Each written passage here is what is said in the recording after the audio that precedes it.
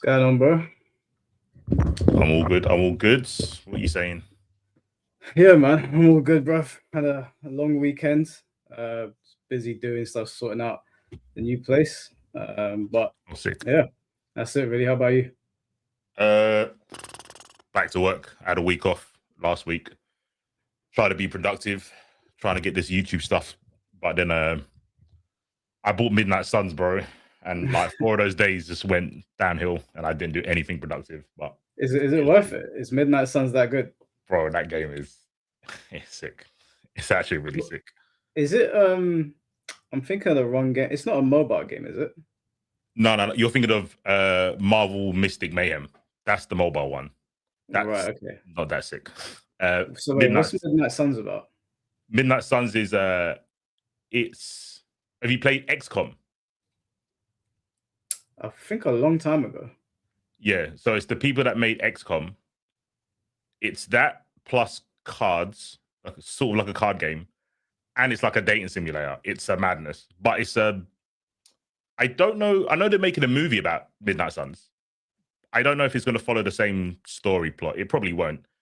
It's kind of Magic Avengers. Mm, okay. So it's Uh, like, is it have any resemblance to like Dragon Ball Heroes on the Wii or on the Switch? no. Oh, what the actual game plan? Yeah, Gameplay? yeah. Not really. It's There was an old game on PSP. It was like Metal Gear Solid something. I think it was Metal Gear Solid Acid, where it's turn based, but you can move. It's really hard to explain. Have you played a what's that game called? Resonance of Fate. Yeah, I have played Resident Evil a long time ago as well.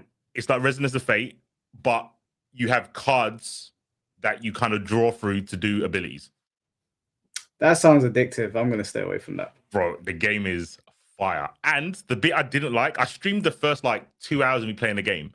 Mm. The game is a dating simulator. You will love it. It's you have to like Hey, actually, well, hold on. Don't slander me. Don't slander me. bro. Your VODs are there. I don't know what to tell you.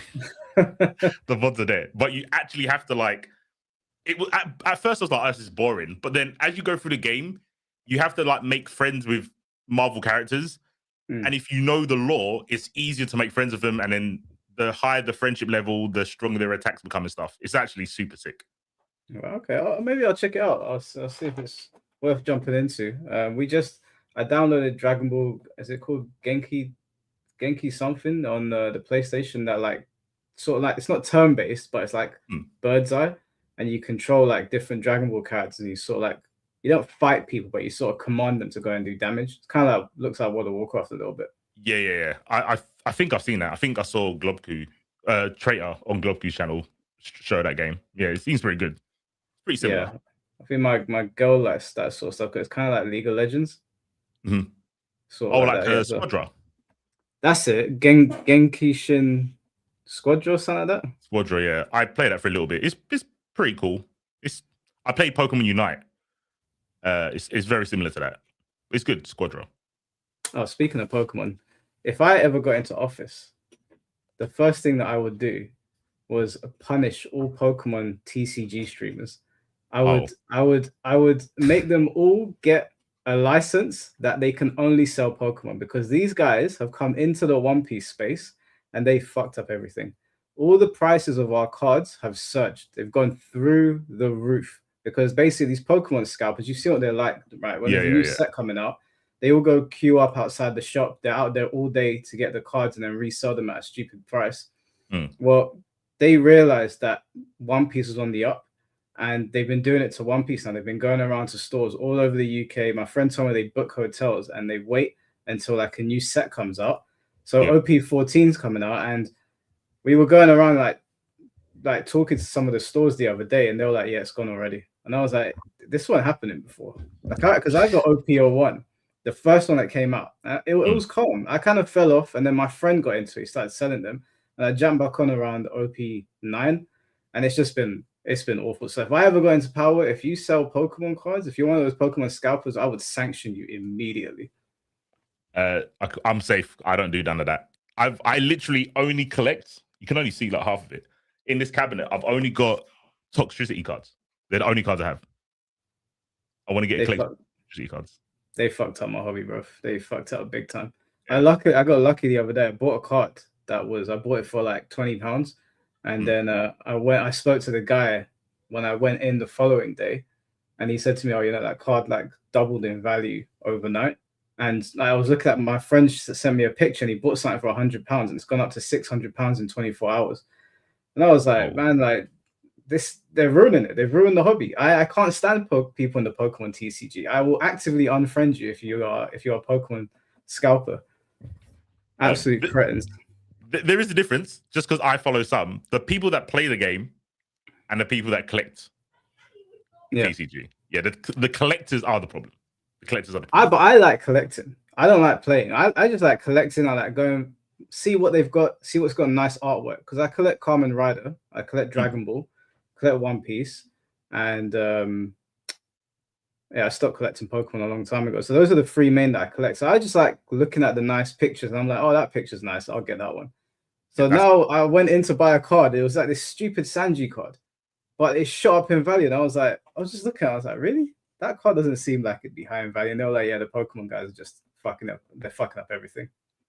Pokemon collectors. The players, they play the base cards. They don't care about all the graphics. They just go, this is what this card does. I'm gonna buy the cheapest form of that card. Like some of the cards, like what was it? A Buddy Puffin is like 10p, and you get 4 in a deck. So yeah, there's people that most of the TCG players will do stuff like, oh, build this tournament winning deck for under a $5. So it's the collectors that are making the price go up. But yeah, unfortunate for you.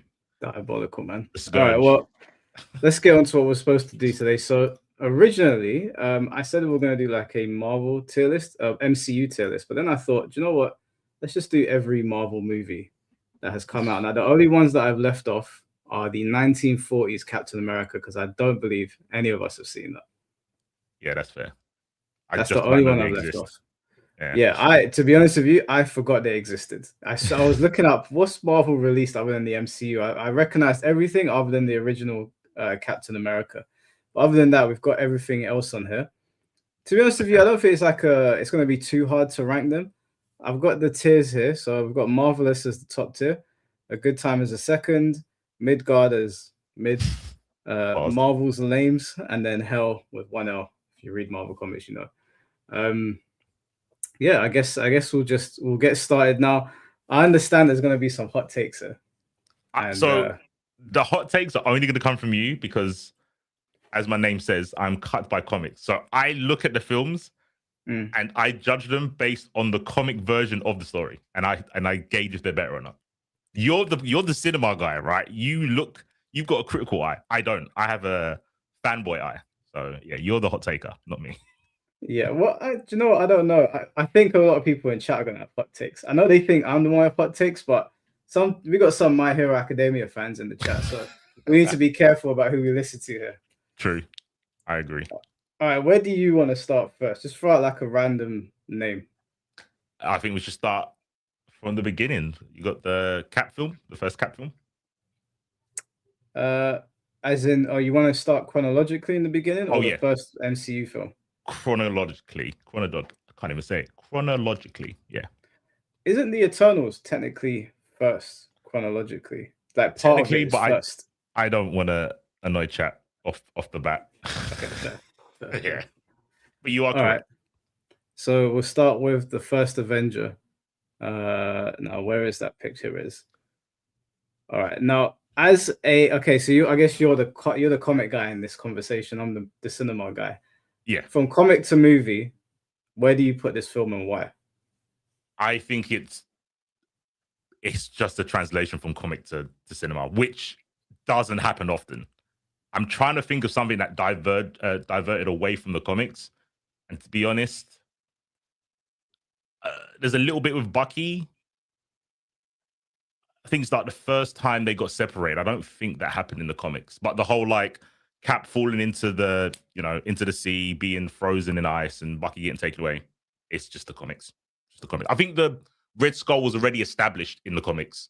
In the film, he turned into the Red Skull part of the film, but it makes sense because otherwise you don't know where the Red Skull came from. It's like an origin story.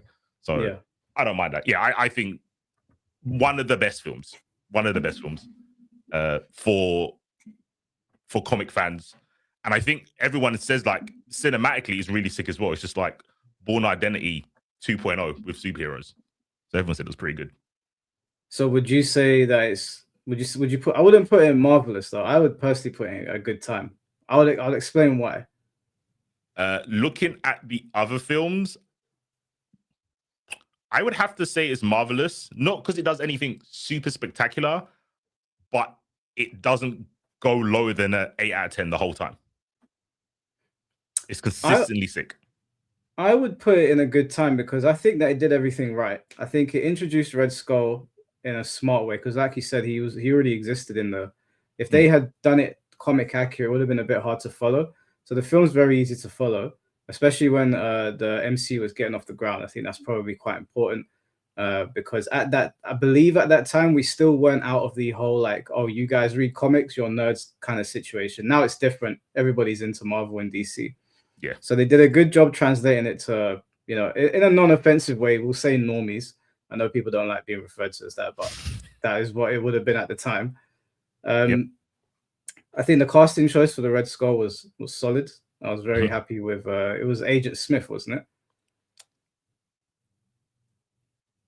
Yeah. Mr.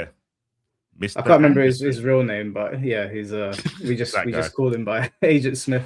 I think that was good casting. Obviously, Chris Evans, right? His name. I always get them mixed up. Is it Chris Hemsworth or Chris Evans? I can't. I think Chris Hemsworth is Thor. Oh yeah, you might. Yeah, you're probably right. Yeah, because his brother's Liam. Yeah. So I think the casting was good. I didn't like. So even back then, I didn't like the whole like CG'd head onto the skinny body. It looked stupid. It don't look good. It didn't age well at all. It wasn't good back then. Like I remember I saw it, I was like, "Are they fucking joking me right now?" Yeah, that's a like a bobblehead. They didn't shrink his head size, just the body. Yeah, like it looks so weird. Like I half expected him to fall over when he was running. So that was hard to look at, but it wasn't in the film for too long. But I think he looks like Captain America. Like if I could picture Captain America in my head, it would be Chris Evans. Like so, sometimes you see a casting and you're like, that's not what I imagined. When they picked Chris Evans, I was like, okay, that's pretty good. Peggy was, I think, perfectly cast. I couldn't have thought of anyone better than her to play Peggy. I can't remember what her name is. I think the writing was, again, it was simple. It was easy to follow. It was good. It was pretty accurate to its origins.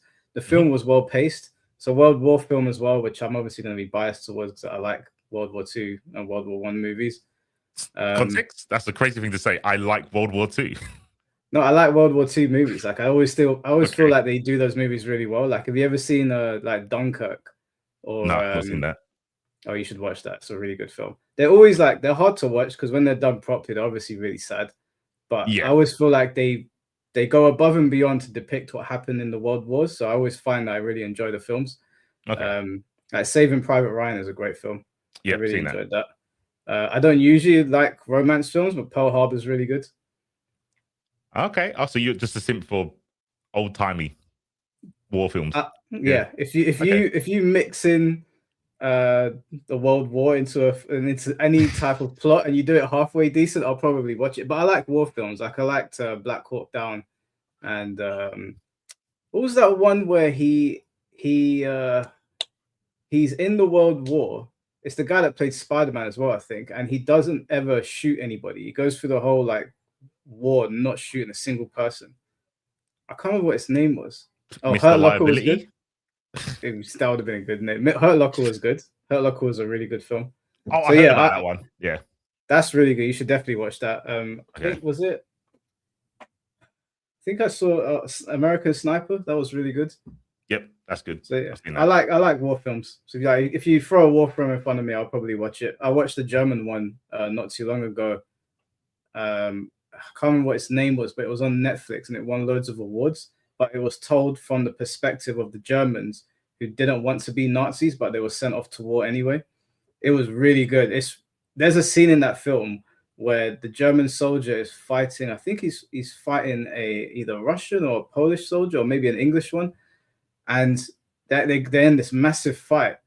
and like you're watching one of their lives you're watching him die slowly, and you can tell the other guy doesn't want to kill him, and it's just like, and this is rough to watch because it was done really, really well. Damn. Okay, I might check that out. Right. So I personally, I would put this in a good watch. And one of the main reasons why I'm saying that is that I think it was good. I think it set the tone. I think it was all done really well. But there's other Captain America films as well that we're going to be ranking, and I don't know if it is as good as those Captain America films. Those are tough acts to follow. Okay. Can you say that First Avenger is as good as Winter Soldier or Civil War?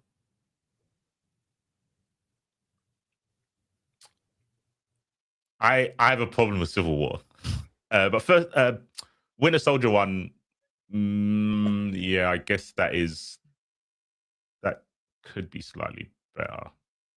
Winter Soldier feels like it took it to the next level. Like First Avenger seemed really good, and then Winter Soldier was like, "This is an excellent film." Okay, fair. All right then. Yeah, no, fair enough. I hear you. All right, so we'll put Captain America in a good time. All right, so we're gonna do random films. I'm not gonna do it in chronological order. Yeah, I go feel for like it'll it. get boring. So the next film I'm gonna pick is the original Fantastic Four, the one that came out in the early 2000s. Not Rise of the Silver Surfer, the first one. Oh, okay. Yeah. So I actually think this film is quite good. I think as time has gone on and like films, more Marvel films have come out, it doesn't hold up as well. But I think it's definitely better than that stupid reboot that came out a little while ago. I would say it's mid. I think the casting in this Fantastic Four is better than the most recent one. I agree. Yeah. The new one didn't sell me as the Fantastic Four. Yeah, yeah. I think they got Reed spot on the first time. Yeah. Respectfully, every Reed after that one is just not. It's not hit. It's not. Yeah. Probably actually all of them, even Ben, Sue, and Johnny. I don't think any of them hit the same since the first one. I don't know if that's just like nostalgia glasses being on, but I look at that film and I'm like, yeah, that's what the comic book translation to film would be. Those four. Yeah. I think this film was. I think it's okay. Like I didn't watch it in its entirety. Like I was watching clips of it earlier today. I think it's all right. I think it was fun. I would say it's a good time, but I'd probably on the tier list. I'd say it's probably at the bottom of the good time tier list. I wouldn't say it's mid. I think Rise of the Silver Surfer was probably more mid than the first one. I'm a Silver Surfer fanboy, so I'm biased. Don't ask me. Oh, I'll okay. just chat. Yeah, I'm a Doctor Doom fanboy, so well, I would say. Yeah, I don't know if they didn't like. I think he was. I'm trying to think. Well, the first one, the one that we're doing now, was Doom was the villain, right? But it was just Doom. What in the latest one? No, the one we're doing now, we're tiering the first. Yeah. It was just Doom. Yeah, he's in all Doom of was the them. main villain. Yeah. Yeah, I think it was just the origin story, right? Them going into space. I mean, they're all pretty much origin stories. Yeah, I don't think the Silver Surfer one was that bad, but I know it's cool to hate it. So I would have put this one Midgard, a high Midgard. I could agree to that. High Midgard, I could agree to that. Yeah, I think the Silver Midgard. Surfer one, though, I think the Silver Surfer one is like it's a mid film. Like it was not as good as the first one. I like Silver Surfer as well, but the one memorable scene in that film is when he's on the surfboard and he sort of like goes like that and looks at them from upside down. That's the main thing people remember. And then when I think Doctor Doom knocked him off his surfboard and took it for himself, I was cracking up. Yeah, I didn't like it, but I was like, I mean, Doom probably could do that. He probably could, yeah. Doom probably could do. When he was flying through the tunnel, I thought that was sick. The way he was just like leaning forward. It reminded me of like when we first watched anime and then we go like when we were in school and we start running like a fucking Naruto. Yeah. It reminds me of that when he was on his surfboard and he was just leaning forward. I was like, this character's so sick. What did they do to Galactus though, bro? That okay, so that's one of the reasons why that film can't be beyond mid because the disrespect to Galactus in that film was insane. Yeah, that I was like, that was bad. That was that I couldn't believe they did that. So for that reason, like we'll put it in. You know, it's got some good moments in it, but it's probably low mid. This film, Yeah, hella low. The dialogue in this film is also pretty unbearable. I couldn't. I hated it. When I went back and looked at clips, I was like, they were having too much of a good time filming that. I don't know if it's a Fantastic Four problem where dialogue always seems shit, and it might be because Doom's in it. So whenever Doom talks, it's normally pretty good. It's just the character's dialogue is always like super dramatic and stuff. And I think everything outside of Doom talking just seems whack. I don't know if it's a Doom problem more than a writer's problem. I think it's a writer's problem because I guess whilst we're talking about the Fantastic Four, we might as well talk about the reboot as well. Mm-hmm. The reboot, not the new reboot, the other reboot, it was abysmal. Like this is one of the worst Marvel properties. Easily. The ending of that film, that when they were trying to come up with their name, I remember I was sitting in the cinema. I was like, "Please shut up! Don't say it. Please don't say it." It was so embarrassing as a fan of the Fantastic Four, because I obviously grew up enjoying Doom. So I'd watch the old cartoons where like Doom had his Doommobile and he'd try and chase them around and whatnot. Yeah. As a fan of the cartoons, as a fan of the comics and Doctor Doom, that film is insulting beyond all measure. I can't accept any higher than hell. Bottom of hell as well. I'm here for it. I think they also did a bad. Some Marvel films I feel are a case of, okay, normies, check this out. Would you be interested in this? And they stray so far away from the comics because I think they think it's too nerdy that they do their own thing. And I think they alienate both crowds. They alienate people that just want to see a good film, and they alienate fans that want to see, their childhood on a big screen. I think it did that perfectly. It just alienated everyone. It was just not hitting for no demographic. Yeah, awful film. I know somebody in the chat said there's no way you guys have seen every single film on this list. There's only one film on this list I haven't seen. Really? There's only one on this entire list that I haven't seen. And it's no, I saw Eternals, unfortunately. This is gonna sound really bad because I should have seen this film because everyone said it was good. I don't know why I never got around to it. I was meant to watch it this weekend. I just didn't watch it. It was Guardians 3. I've never seen Guardians 3. I've seen Guardians 3. That's not the Ego one, right? It's the one after that. Ego's the second one. Oh yeah, I've seen the third one then. Yeah, the third one's good. I think the third one's where they go over. Yeah, because everyone said it's good. Because I didn't like the one with Ego. I was really like put off by it. Yeah, it wasn't that good. Yeah. Number 3, you should watch number 3. That one is good. Yeah. I will definitely watch it because I've seen. Actually, no, sorry, that's a lie. There's one other film in here that I haven't seen. I haven't seen the second Miles Morales film.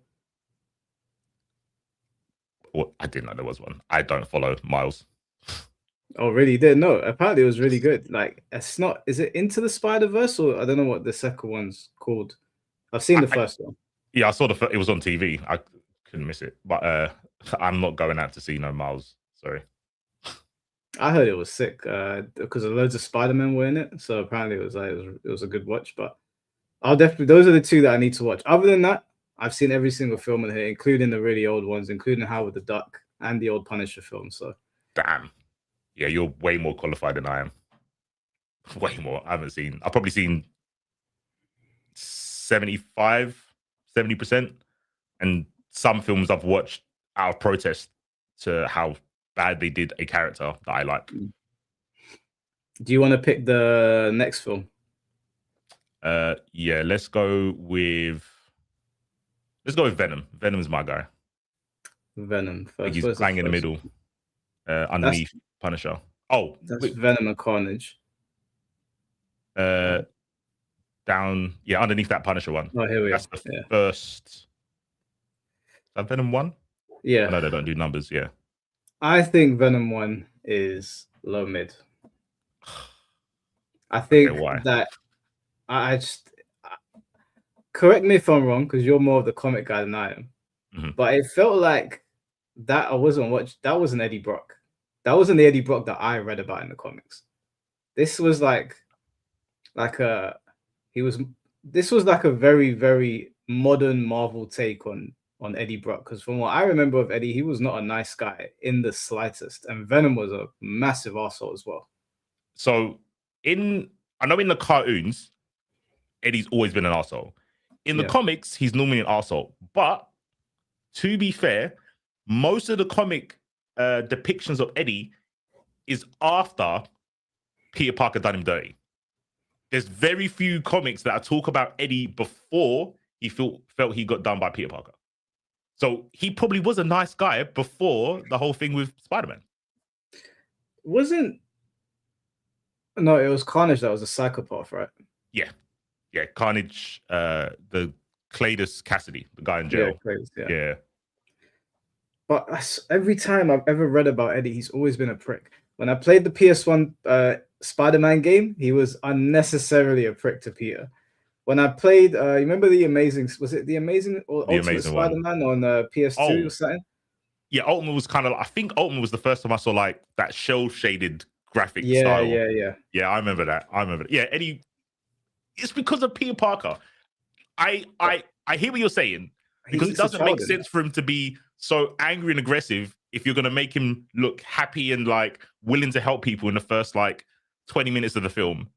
I think it's a more reasonable origin story for Eddie because it wouldn't make sense for him to be angry off rip to me. Was he not a criminal? Nah. He was just a photographer and kind of a detective-ish. I think it's good because Eddie and Venom are only really bad guys against Peter Parker. The symbiote is calm. The symbiote is chill. And Eddie's chill is only when it's Peter Parker they both go psychotic. And I think they do a better job in the movie than they do the comics because the comics, you just think that Eddie and Venom are just crazy. I just want to fight people. They only like that to Peter Parker. They only like that to Spider-Man. They're not like that with anyone else. Are there different depictions of Venom though? Because in Ultimate Spider-Man, he eats a child. Yeah, he does eat brains. That is the thing. But he ate a child. He didn't even go after like a criminal. He ate a whole child. I don't know about that. There probably is a Venom that does that. You know, the different universes. I'm thinking of like the normal one. And to be fair, in the film, they talk about him eating people. They do depict that side of him. But mostly... I've seen him eat people. Yeah, mostly he doesn't care about civilians. When he's fighting Spider-Man, he's like dashing boulders here, there, and everywhere. He doesn't really care. But he is not psychotic when he's not fighting Spider-Man. He's just not. He's just any guy. But I think they did a good job with the chemistry between Eddie and Venom. I think, is it something Hardy? What's his name? The actor? Tom Hardy, yeah. Bro, I'll simp for Venom. He's my guy, bro. Venom is the guy. Yeah, I think the dialogue between Eddie and Venom, I think is really sick because you don't really get in some comics. Obviously, it depends on the writer, but for the most part, it's them talking in unison. It's them having a common goal. But with this origin story, you see the nature of the Venom suit, which is kind of naive, and Eddie, he isn't so distracted by Spider-Man. You get to see a side of Eddie without Peter Parker. And I think that's super sick. Because you hardly ever saw that back in the day. Then he turned into like the anti-hero, lethal protector, and that's without Spider-Man. But before that, it was just you had to have Spider-Man with Venom. Do you know what? As a film goes, when I first started watching the original Venom, I was kind of into it. But by the end, I felt like I just wanted Venom to shut up. That the jokes were too much. I was like, you need to bring it down. Like, I know what you're trying to do right now. Marvel at that time, everything was jokey. Everyone was getting on board with it. Then they started to push it too much. And I was like, you just ate someone, bro. And now you're busting jokes. Like, it's funny the first 5 times. It's not funny anymore. It got hard to watch. So, like, from a movie perspective, Like the visuals are good in it. I like the fact that they made Venom look more comic accurate because Spider-Man 3's Venom didn't really look like Venom. He just looked like a black suit Spider-Man. So I like that. Tom Hardy's a great actor. I think he did a good job. I don't know much. I don't know as much about Eddie Brock as you do, so I don't know if he depicted Eddie Brock well. But I enjoyed watching him be Eddie Brock. So I would say the film is mid for me. Like it's probably like a high mid. Like I had fun watching it. I probably wouldn't watch it again. There's a couple scenes in there that I thought were pretty cool that you see referenced a lot.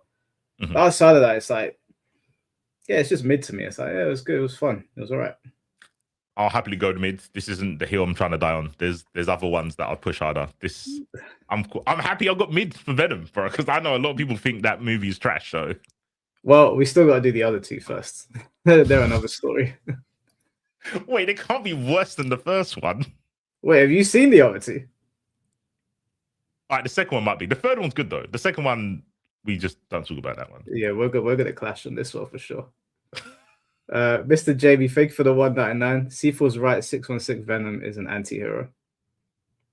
Fair enough. Lethal Protector, bad man. I always get confused because like when I buy a lot of like Marvel comics, or at least I used to, and I never used to like I'd read up until a point in the story, or like sometimes I'd finish them, and then I'd buy a different Marvel comic story, and I'm like, wait, this guy's acting like a prick now. What's going on? Like I used to get, now I'm better with it, but I used to get really confused. Yeah, it's only got worse with tie-ins. There's way more tie-ins than there was back in the day.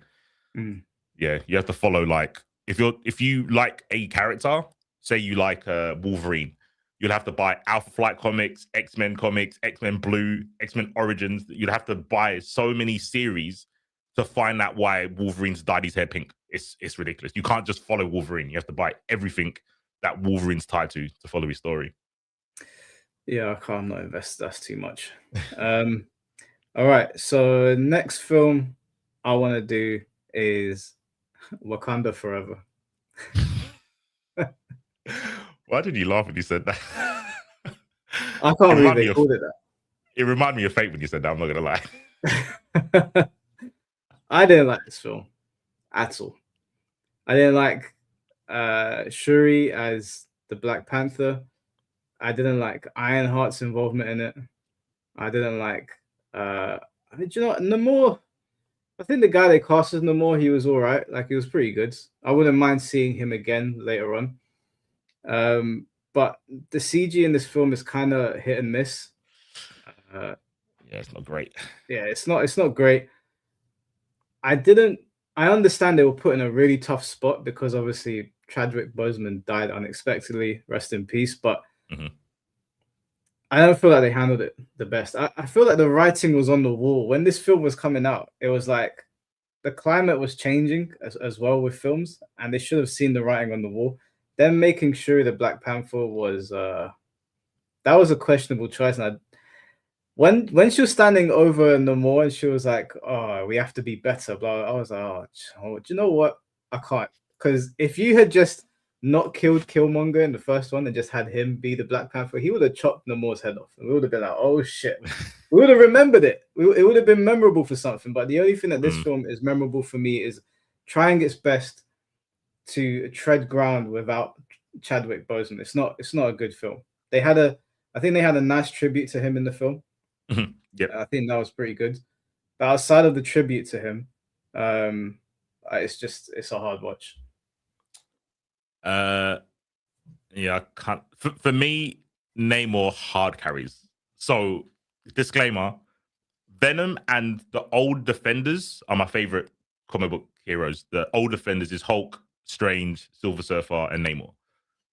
Namor, everything's on his shoulder. I don't get why they put Shuri and fucking Ironheart, because Shuri's just a non-dickhead Ironheart. That's all Shuri is. They do the same thing. They just got slightly different personalities. One's a bit more happier and cheerful, and you would be if you fucking lived in Wakanda and you was like a princess. Obviously, you would be. And then you've got like respectfully, the ghetto version of Shuri from New York or whatever.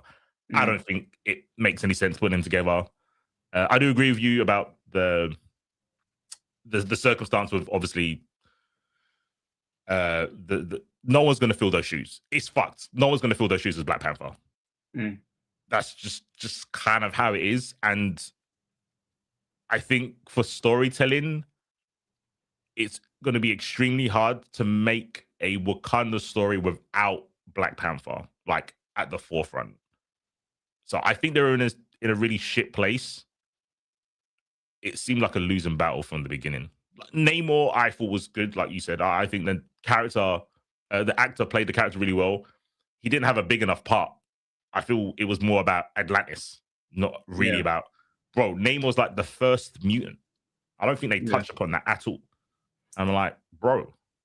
I don't think they've mentioned. They don't mention he's the first mutant because I don't think they were referencing that stuff at that point. Yeah, but they mentioned that he was like, he's from a long time ago and he was born with like, because they talk about the origin and how the people went into the water and then he was born and he had feet on his, he had wings on his feet. I think they should have not done this film. Yeah, I think they should have had a memorial for Chadwick Boseman with all of like the Avengers and all the characters there, but without it being a Black Panther film. I don't feel like it was right to just jump straight back into a Black Panther film when he passed away.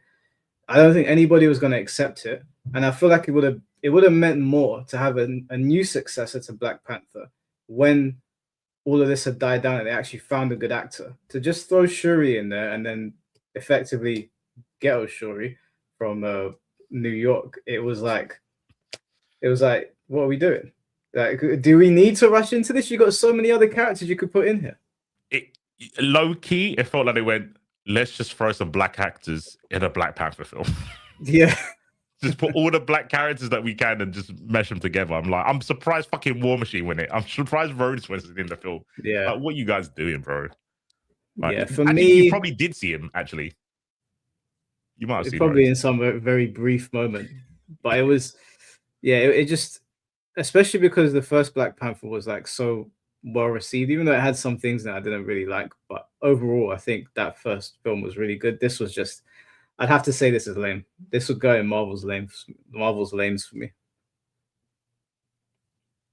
Yeah, I wouldn't say it's hell. It's not hell. It's not like I wasn't sitting there like trying to pull my eyes out, but I was sitting there going, "This ain't it." Yeah, me personally, Namor stops it from being hell. Namor's casting was good. I hope to see him. I hope to see him in the future, like them do more with him because he is obviously very important to the world building in Marvel. Dirty Dastardly Archives, thank you for the $4.99. Just wanted to make sure, did y'all watch Madam Web, aka Peak Cinema? We're gonna get there. We'll get there. Okay. We're gonna get there. Say less. They were tripping with that one. All right, what do you want to pick next? Let's go with. Oh wait, hold on. I just see Yaya said I'm way in too deep with MCU movies. Wrote 2 dissertations on Marvel movies. I feel like Yaya should come and weigh in. Maybe he could check us both. No. I mean, obviously it's your show. You can bring him, but this ain't anime. You know how everyone checks me from like, oh, you don't play Tekken, you don't know what you're talking about. Now the roles are reversed. I will bring up all the comics I've got to show you, like, I have the authority here. But you can bring him. He's going to be wrong because, like you said, my hero. Do you know what? It might be good to bring him in because you have more comic knowledge than I do, and I am very harsh with movies. And maybe Yaya is like somewhere in the middle, so it might be a decent balance. Okay. Let me send now. It's C4. I understand, that you're the comic guy. I get that, but let's try to be gracious to our friends. You know what I'm saying? I'll be gracious, but don't try to talk me out of my legacy, my comic book legacy, because I will spin it. All you taking, guys. I'm gonna use the same thing you guys do to me. I'm just saying. I'm gonna say you don't know. Because I do read comics though, so like there are certain comics that I'm pretty well versed in. Yeah, I know you do. I'm talking about Yaya and people in chat. Yeah, there's do you know who I love in chat that's always yapping? JJBA is always like, oh, Mike doesn't know cinema, and then you read his takes and you're like, Jesus Christ, but just that's cool. Give it a rest. Where's Yaya on here? There he is. Yeah. Jump in when you're ready. Right. I've seen the link, yeah. Was it your turn to pick a film? Yeah, I'm gonna go. Oh, have you got Craven? Is that Craven there? We have got Kraken. Big up Craven. I actually thought that film was pretty sick. What? That film is majority action, which I'm about, bro. Okay, what do you think of the dialogue? I weren't listening, bro. I wasn't listening. I watched it on the plane, and I think I listened to the first bit because I thought, oh, they're gonna do an origin story for Craven. They didn't really do anything. And then I tuned out when I didn't hear the origin story. I was like, okay, let me see what kind of sick things they're gonna make Craven do, because he's kind of a not very well-known character. He's kind of power-wise, he's very mid in terms of showing it on screen. He's kind of like an animal version of Captain America. If Captain America got stranded in the wilderness, he would turn out like Craven. My problem with that film is that I felt like it was written by the same people that did Morbius. Like it didn't feel like they had a proper grasp on the character. And you're right, the action scenes in that film are really good, because when I saw the trailer, I was like, oh, I need to see this. But you can't tell me to go to the cinema to watch YouTube clips, basically. That's what that film was. Like I said, I watched it on the plane. I agree with you. It was. I would put that film in lane, because if all you have to offer me is some cool clips where like you're jumping on cars and like growling, then I might have a respect for that. I have to put you down. I don't know if you disagree. No. Put it in lane. I just want people to know, if you watch it on mute, it's probably better. Yes, and that's not good. That's not good. Yeah. Let me say something. You can't see my screen. There we go. There we go. Oh, okay. All right. Just to let you know, like, just because I'm anime coded doesn't mean I don't know comics. I C4, I know you know more, but like, don't get it twisted. I saw comics before I saw anime. Bro, like, I keep it a green stack. Screen. You've got a green screen. This is real, fam. That's what I'm saying. I mean, okay, we're not the same. We're not the same. Fair, because I don't have it put up right now. I'll let you have it. But literally, I have the big ass cutout kiosk of movies in a storage unit. They're just there. I'm just saying. Have we got time to do dick size stuff? I'll do it. I'll pull up stuff. Yeah, no. You got it. You got it. No. You can't try to legitimize yourself. Let me legitimize myself. Hold on. Oh my gosh, bro. All right. First of all, I'm gonna let y'all know, chat. When it comes to Marvel, it's not about gooning. Okay, this is some serious shit. All right. Like literally, my favorite movie in the MCU. Yes, it has a lady in there. I'm not even a Black Widow fan like that. Keeping it a stack. Black Widow is your favorite MCU film? No. My favorite MCU film is Captain America 2. That is my favorite MCU film. Okay, that's fair. But also, I'm Silver Surfer Origins. I knew he had that shit, and I can't beat that. He got it. I know you can't. No one can. Well, obviously someone can. Actually, do you know what? I've got the what's it called? I've got the Amazing Fantasy. Oh yeah. Amazing Fantasy. I think that's the first time he's in Fantastic. Oh, not Fantastic Four. Spider-Man. That's it. Yeah. So like, I just want to say, sticker book, bro. I want to go before we go back to the tier list though. That's pretty. That's OG. From McDonald's. Yeah, because I have relax, bro. This is that's not McDonald's. This is before I was born. That's great. Yeah, that's grade one for me. 1986, bro. That's grade one for me. Yeah. But like, just to let y'all know beforehand, right? Talking about Marvel movies is a very touchy thing, because for some people, they won't rank something simply because it's not like a comic, or they don't know the inherence of that. I'm also in the boat where like, I like Marvel, I know the comic, but I also know what things make a good film. So like, for example, like I heard y'all put whatchamacallit in Marvel Lamos or Marvel Lames. I think that's Black Panther 2. Yeah, right. Wakanda Forever. Yeah, Wakanda Forever. I can see where y'all coming from, but as a movie, I just cannot sit there and see it being below Midgard. But I get where y'all coming from in it. Like if the What's good about premise it? characters don't hit for you, Well, I get it. What's good about it? Because me and Mike agreed, but we're coming at it from different angles. He was saying like movie wise, it's bad. So what's good about Well, Wakanda Forever? the big thing about Wakanda Forever as a movie is that my hot take, and y'all gonna be like, what the fuck? My hot take is that as a movie, it's better than the first one. Right? Oh my lord. No. Now hear me out, because you're looking at me like, what the fuck? But I'm saying in terms of like what goes into the movie from a lot of the shots, the mise-en-scène of how they reveal things in the scene, the opening sequence of the movie is honestly one of the best in the MCU. And I'm not an MCU glazer because there's stuff I like the first movie at the top of that row. I fucking love that movie. Okay, I think that movie's so hard. Wait, but hold people on, hate it. yeah. Isn't one of the opening scenes from this film the memorial? Yes. Yeah, but we can't like That's not that fair. is that's not fair because it's kind of they can't. That I mean, was you can. unavoidable. I mean, okay, it is unavoidable. However, it's the way they depicted it in the movie. It's not about like what happened because of it, because it being there is kind of cheating. I can see where y'all coming from. But from a film perspective, like the way it was filmed and done, a lot of the shots in the movie are really like world class as its own. Now, if you talk about it in terms of the MCU, because it just feels like it came out of fucking nowhere a lot of times for some people, and how it relates to like Black Panther comic, for example, I don't know shit about Black Panther's comic. My granddad, before he passed all them damn comic books. I have not touched them. I'm gonna be real honest. So I don't really comment on Black Panther stuff like that. But as a movie, I still think it is a good time on one watch. For me, what this movie did for me, and a lot of people may not see this, but I started really liking Namor outside of what I've known of comic Fantastic Four growing up. So the Namor iteration in that movie was pretty cool to me. However, it has been done better in other places. I think it's Midgard, but there's worse movies I would put in lame-os than Wakanda Forever. Like if anything out of that phase, I'm thinking like 3-4 things could be in there out of lames. Like that's kind of crazy.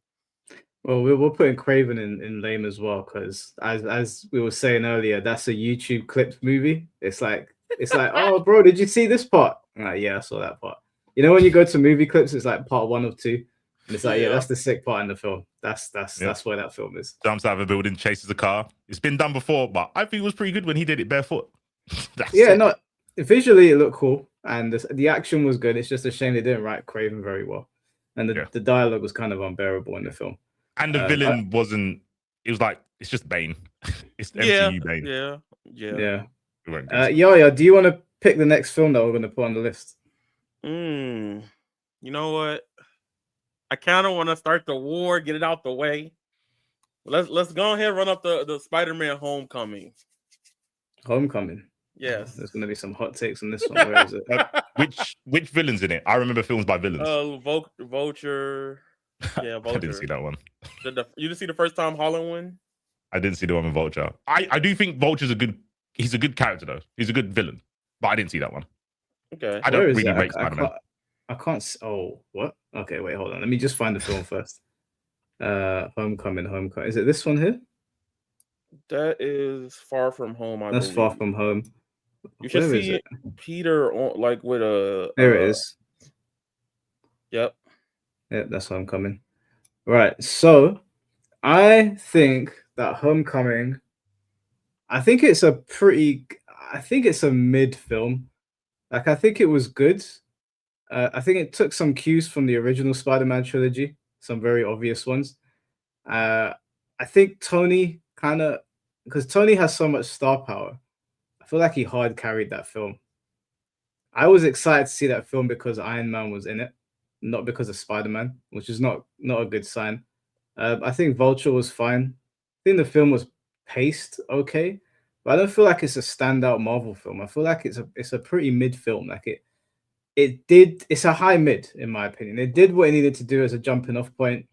I like the part where they, in the comic they got that iconic panel of Peter like stuck under rubble and he's sort of like pushing it up. They recreated that in the film. I like that. The dialogue between Peter and the Vulture, like when he realizes that it's his date's dad, I thought that was pretty funny. Yeah.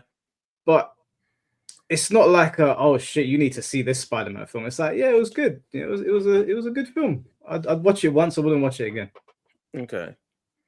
So for me, that's a good time. I've rewatched that movie at least 10 times in the last decade or so.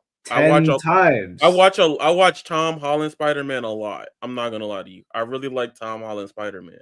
There's But I nobody do agree. old enough in that to goon to. What were you watching it 10 times for? But I'm a film person, right? Like if you ask me outside of Marvel, what's my favorite movie, I will tell you stuff like Inception, Gone with the Wind. Like I really just You seen Gone with the Wind? Kingsman. Yes, I've seen a lot of old movies. I used to watch a lot of let me French ask movies. you, as a cinema guy, my favorite film is The Last Samurai. What do you think of that? Yes, that's pretty cool. Pretty cool. That's. Yeah, Oh no, I was like, why he know about that? A lot of people I talk to don't know about that. I was like, okay, yeah, like yeah, I like Kurosawa films, and then obviously Last Samurai and blah blah blah.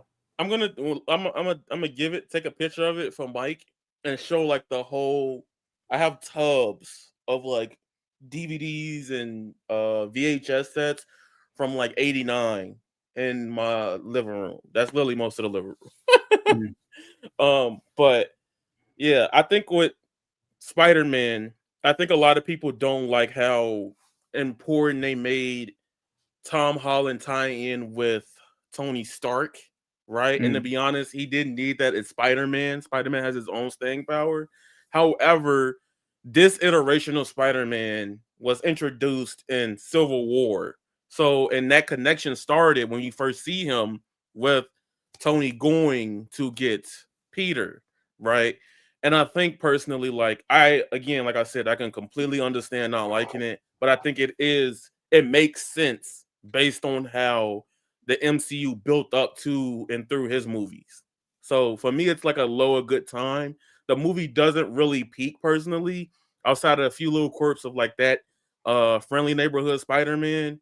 But like you said, the best parts of the movie don't really happen until he finds out that his date is Vulture. So Yeah, it's like a low A. I can understand if you feel like it's mid though. So yeah, it's gotta be a mid film for me. I think it's better than Venom for sure, but it's hard to say it's a good time. Like, we got a lot of films here. Need to be conscious of the fact that there are actually some really sick Spider-Man films as well. All right, I'll pick the next film. Now I'm gonna get this out of the way because this I feel like I was personally insulted when this film came out. We're gonna do the first Ghost Rider film. Now, I like Nicolas Cage, and Ghost Rider is my favorite Marvel character. And I watched this film and I hated myself because I enjoyed it, and I knew I shouldn't have enjoyed it. It's so corny and so cheesy and just not what I wanted from Ghost Rider when he was first making his first cinematic debut. But it's so stupid that I enjoyed it. I think the effects in it are actually pretty good. I liked the casting of Blackheart. I thought that was pretty cool. All of Blackheart's I can't remember what their names are. He's like servants of hell or whatever. I thought they were done pretty well. Even like Mephisto was like, he wasn't in it for very long, but it's a good film for all the wrong reasons. I shouldn't like this film. Ghost Rider deserved better, but it was still an enjoyable watch. I had a good time when I watched it, and I don't know if that's because I'm a Ghost Rider fanboy and I really wanted to see Ghost Rider, or if the film was actually well done. But do you get what I mean? Like, it shouldn't have been done that way because it's Ghost Rider, but it was actually pretty entertaining. I think I would say Ghost Rider is like a guilty pleasure film. Yes, no one wants to admit it, but when you're gonna watch it, you're gonna have like your 2-ton tub of ice cream, your popcorn. Like, you're just gonna, you know what? It's premium slop. See, Yeah, you know what? Him saying that made me agree with you because I have a take about. I've actually read Ghost Rider comics.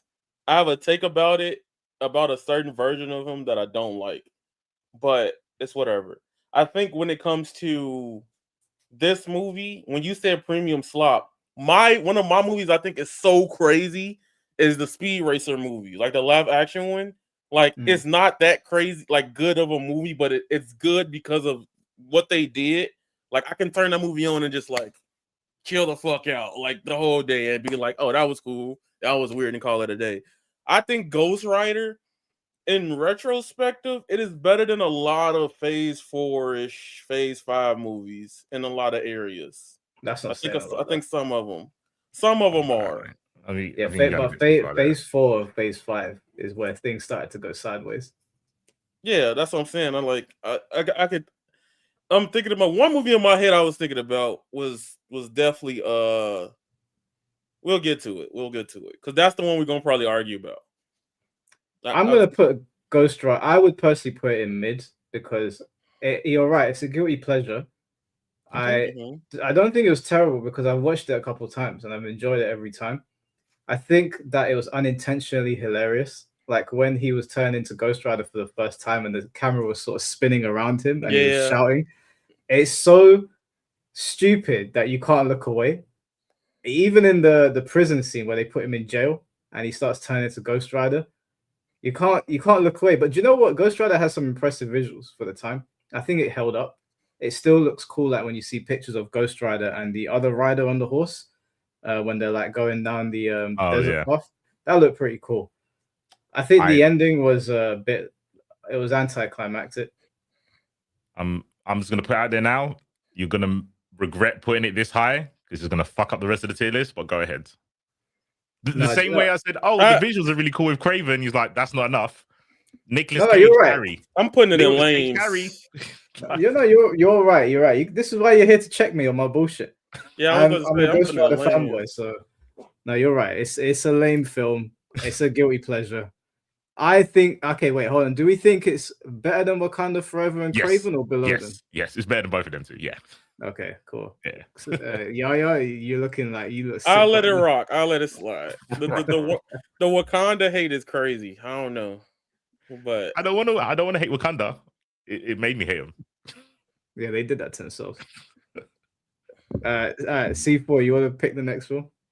Yeah. All right. If we're speaking of hate, I'm gonna go with Captain Marvel. Oh boy. All right, Yaya. You know, I know you're gonna say something stupid. I'm not gonna say nothing stupid. I'm not gonna say nothing stupid. If it makes you feel better, Yaya, you can go first, but I like it. So you go first. Damn. Okay. I fucking like it. Yeah. Okay. All right. Well, I guess I'm gonna beef both of you. What do you like about this film, sir? I'm just curious. You wanna go first, Yaya? Because we're gonna come from different angles. So all right. Number one, it's an origin movie, right? Like as an origin movie, it does everything else that other people, if we speak in MCU now, that people like about it. It's just Brie can be an annoying actress. We've all gotten past that point. I think yeah, because it's another movie here I know you hate. Now, do you know what? Before you go, I'll tell you why I am biased towards Captain Marvel in a negative sense, because I hate her in the comics. Everything she did in Civil War 2, I was like, you need to kill this woman. You have to kill her. Civil War 2 it's a good read, but she is unbearable. What's Civil War 2 about? Civil War 2 is between Tony and Captain Marvel. I remember I'll never forget the scene with the panel where they went with Hawkeye to the Hulk, and everyone was like trying to de-escalate the situation. Yeah, and I was just like, I was thinking to myself, all right, now they're gonna calm down. She starts yapping again. I was like, please kill her. And in the movies, they do a perfect job of depicting, what's her name, Carol?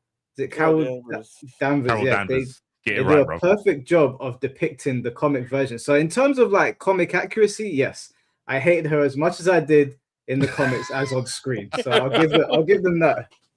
Respectable. Yeah, go on, Yaya. That's cool.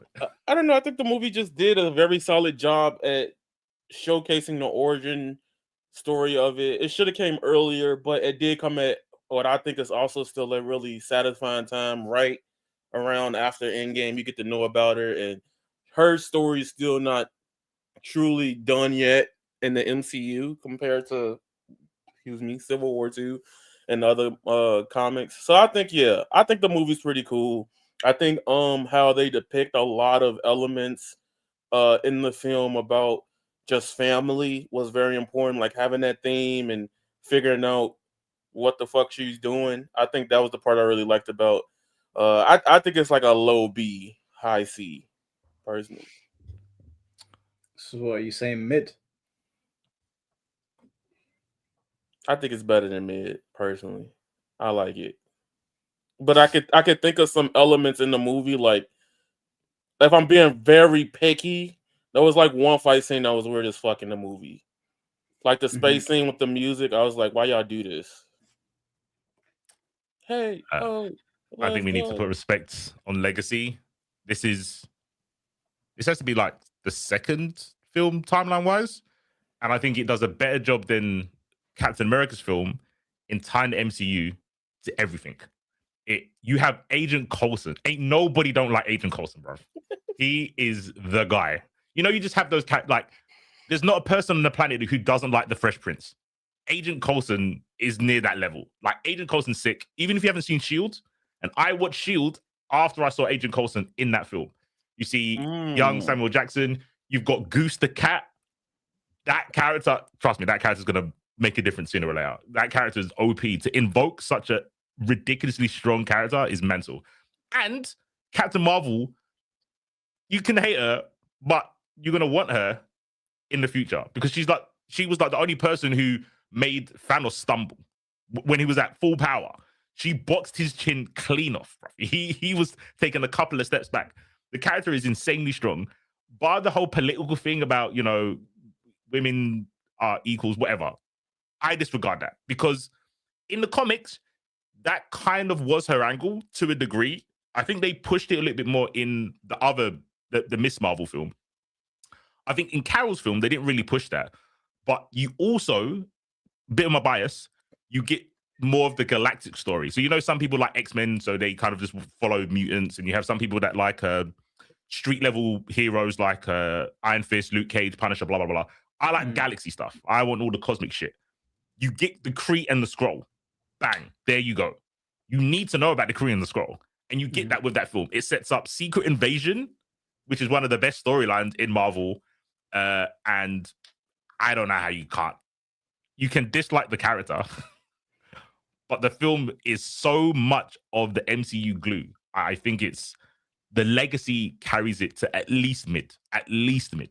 But were you entertained when you were watching the film? Because it does have all the points to pull together the MCU, and it does. It's after Eternals, I guess, in the continuity, or is it before or after Captain America? I think it's after Captain America because Nick Fury wasn't in Captain America. I don't think he was around. Oh no, he must have been around. I think it's after Captain America. I'm pretty sure. Is it a good movie though? Like it pulls all of the plot points together and it sets up a lot going into the future, but that doesn't necessarily mean it was fun to watch. Now I will acknowledge that I hate this character. I hate her in the comics. So when they adapted her on the TV or whatever, I already knew it. I was like, someone has to kill her. When she went up against Thanos, I was like, just kill her. Like, I don't care if you get this wrong. I don't care if Thanos, just kill her. When she came down for 2 seconds to try and clean shit up, I was like, get this shit out of here, man. Probably. But my bias aside, is the film actually good? Is it actually entertaining? Is it something you'll be like, you need to watch Captain Marvel? Like, you have to watch this film. Okay. One real quick defense. Her catch line is, I'm pretty much the boss of space. That's a fucking bar. Because she is. Second of all, it might not be a case of you should watch it because it's good. I'll say you should watch it because it's important. That's the thing. It's an important film to the MCU, and they conveniently placed it between two of the biggest Marvel films because they knew people weren't going to watch that shit. But I'll put it this way, Mike, real quick. I know what you're going to say. If you don't care about the MCU, you don't watch the film. If you care about the MCU, you kind of have to watch the film. But does that make it a good film? Let me tag you in here while you think about that, okay? Because he been trying to difficult, and I know what you're saying, C4. So listen, about the movie, regardless of the movie, you can say that for almost any Marvel movie in a lot of ways. Because if you don't care about the characters on screen, right, you can instantly be like, I don't give a fuck about this movie. That wasn't entertaining. Prime example. That's not true. Hold on. That's not true. Well, hold on. Hear me out. Do you know what the next MCU show is coming out is? Off the top of your head. No, I don't. Do you know anything about Wonder Man? Oh, I saw the trailer, yeah. See, but you have to get reminded of it versus being like, I want to see it versus the It's average not, person. it's But not that. you It's because I tuned out of Marvel TV shows because there were too many of them. Okay. Plus, Wonder Man isn't like that very well known. Well, but I like one. I think Wonder Man's cool. He's got a decent power. My thing is that in a lot of cases with like some movies, like for example, the MCU, the impact of getting to the end game and Infinity War, you have to watch a lot of movies beforehand. The common sentiment, people like you said about Captain Marvel, even early on, people did not like Ant-Man, right? It was a critically rated movie, but it being funny and stuff like that 24/7 was not what people wanted when they first got it. And then the movie came out, they saw the reviews, it raved, yada yada, it blew up in that way. And I think this movie, Captain Marvel, if you want, it's an important movie, like C4 said, for the origin of it, that it's entertaining enough to care about it, because at least one thing about Captain Marvel, her powers is fucking raw. Regardless if you hate the character and the way her personality and mannerisms is, she's just on she's just a raw character to see what she was doing in the film, right? And like I said, I feel like the movie early on does things that some don't, is they showcase a little bit of that along the way and then build off to the payoff of it. So I think the movie was paced very well as a movie, not just because I'm a fan of it. You know, I think you could just watch it. It's like a little fun, 95 minutes, 120 minutes movie. I think it's cool. Real quick, I've got an answer. I think the supporting cast make it a good film. Like Samuel Jackson and the guy who plays Coulson, they make half the film like a really Rush Hour / Men in Black comedy. Not Carol, but Samuel Jackson and the Agent Coulson, I think they hard carry the film to make it an acceptable watch. Yeah, I'd say they hard. So where are you guys putting it then? What you say? It's mid. I would high mid, under Spider-Man, above Venom. Okay, I'll accept that. My hate for her is palpable. So. Unrivaled. That is crazy. Yeah, I know you. Well, I was reading Civil War 2 like this. I was like, Tony, please kill her. Please kill her. Don't let her open her mouth again. She's so gangster. She saw Civil War, was up in space, and then just restarted it, and no one could fuck with her. It's so good, bro. Do you know what? It's been so long since I've read it, but I remember reading it thinking her reasoning is so dumb. Like, and she's being too like militant about it.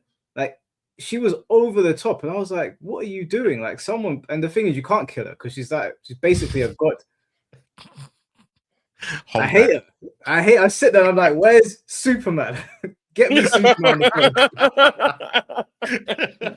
You'll put her right in her place. I get it. There's characters I hate as well. I'm not mad at you hating the character. I get it. Mr. Mars, thank you for the $20. My biggest issues when adapting Venom is they always portray him as a parasitic monster when originally he wasn't that. In the comics, the symbiote race has good intentions to bond with individuals to protect the universe. Yeah. To be fair, I don't know much about, like, I never really got too into Venom. I always thought he was a cool design. So, but I do know that he, one of the Venoms is in the Guardians of the Galaxy, right? Was it Flash's Venom? Is it Agent Venom or something like that? Oh, in the comics, yeah, Agent Venom, yeah. He joined the Guardians of the Galaxies, yeah. That's is that Flash the Thompson. Venom? Is he the one that had his legs taken? Yeah, Flash. I don't know if he's taken. I know Flash was the bully of Peter Parker, and he had an accident. Yeah, I don't know if he's. Yeah, he might have broke his legs or they got cut off or whatever. But I think he had a military background, and then they gave him the Venom symbiote. But yeah, and then Agent Venom did some shit on Earth, and now he's guarding the galaxy. Yeah. Yeah, I remember reading Agent Venom a bit. I thought he was pretty cool. Yeah, he's sick. Mr. Jamie, thank you for the $1.99. That's why Cat Marvel had terrible comic runs. Oh, because she's too powerful. It tends to be when you make a character too powerful, it's kind of hard to give them a good story. So with Captain Marvel, they had to make her a colossal dickhead. So it's like, now I'll read it. Yeah. She didn't have one physically in fights, but audibly for the full breaking, like, people reading the comics, she's very unlikable. I like the arrogance. If I was that strong, I would also be arrogant. So yeah, I suppose. Oh, I don't know. We'll move on from what she makes me sick. All right, let's go. I want to do the Incredible Hulk, the first Incredible Hulk film. let's do it. Okay. Tell me how Sorry, it's not a good time. Not the first one, not the non-MCU one, the MCU one. Oh, okay. Hold on. Let me retract that statement. No, hold on a second. I'm a glazer, so I ain't gonna say nothing. Let's do both the Hulk films. Let's start with the original Hulk film, the one that had the insane comic book panels playing throughout the film. I think that this film was actually a pretty good watch. I was quite entertained by it. At the time, I thought it was really hard to look at because I was like, the constant like shifts with the comic book panels coming up and then shifting the screen. I didn't like it, but when I rewatched it, I actually really had a good time. I wouldn't recommend doing that type of movie across the board. It's probably one of those things where it only works once. But I do appreciate it. I think the depiction of the Hulk was pretty cool. I don't think he's my favorite looking Hulk, but it was pretty good. I think the fight with the big dogs was pretty entertaining. It's not a bad film. Like it's a low good time. I think it's low good time. Yeah, I would say a high good time because I appreciate it was kind of the first comic book. It wasn't the first comic book. So when I think of like Blade, you could watch Blade without knowing about Marvel and it would just be a vampire film, right? I think with Hulk, it was important that they made it like this is a comic book film and they did it the first time. Like you said, I don't want to see it anymore. I'm glad they did it once and I think it worked.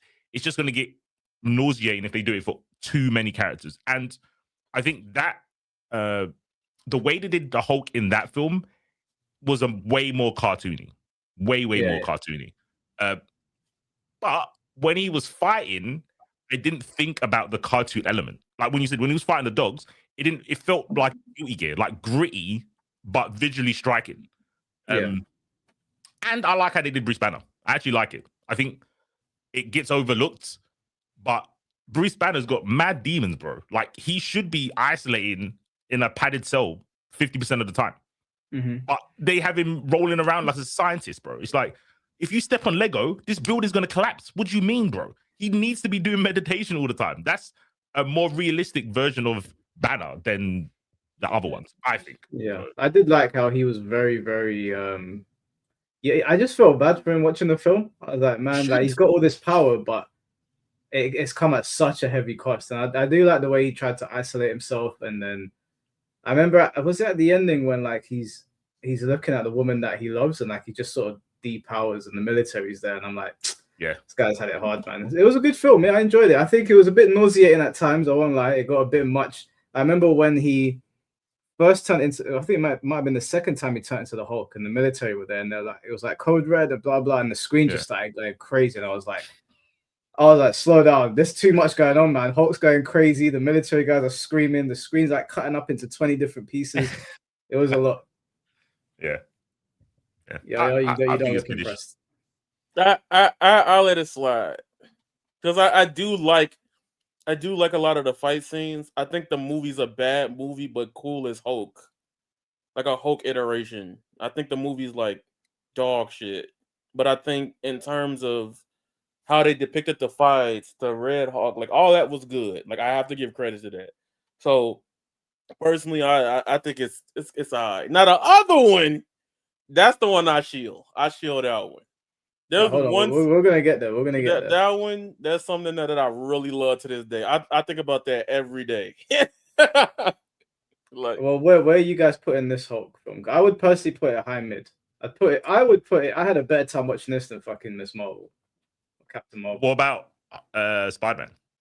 No, I preferred Spider-Man. Okay. I haven't seen Spider-Man, but I think it's better than Miss Marvel. I agree with that. Yeah, go ahead. Okay. Hulk. Midgard. All right, let's do the Incredible Hulk.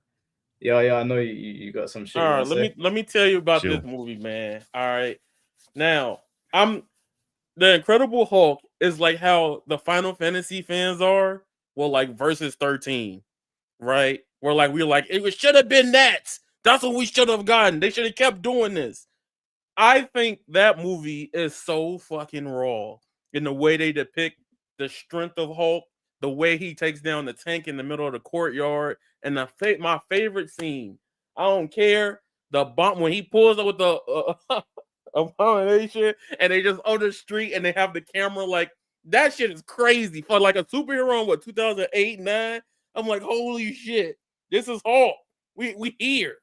Mind you, I was mad young when I saw it, and I rewatched it literally at the end of last year because my homie wanted to see if it was bad or not. He ended up loving it too. Sadly, compared to what we got now with the Mark Ruffalo of Bruce and the Hulk we got today, that shit is ass compared to that movie, right? I personally put it higher than Incredible Hulk. I mean, not Incredible Hulk. I would put it higher than Incredible Hulk and Ms. Marvel. I love that movie. C4? I think it's overrated. I don't think it's bad. I think as someone who's a fan of the Hulk, like I said, he's in my favorite team. The fight with Abomination, that was cool. That wasn't Hulk. Hulk fights in comics are crazy. They're like, if you've seen Invincible, crazy. But beyond that, this guy is lifting mountains. In that film, he punches hard and he throws a tank. That's so basic. I still Such got a the basic I still level. got the Spider-Man can do that. From when I went to go see the movie. Mid. This movie fine. I don't know, man. They took what down one, bro. Mid. I think the guy who played Abomination was cool. I can't remember the guy's name, but then he played it in She-Hulk, whoever that guy is. I like how they did Abomination. I'm telling you, I might get slapped for this. If you think that was like a good depiction of Hulk dashing taxis, you don't like Hulk. Like, no, bro. No. Luke Cage dashes fucking cars, bro. Stop it. No. Bro, I've got a Hulk hat on. If you think that was a good depiction of Hulk, you don't know Hulk. That's what I'm saying. Can I give my take? Go ahead. Wait, your camera's lagging a lot. I don't know if it's the green screen that's making you lag. I can probably take it off. Don't worry about it. Let's see.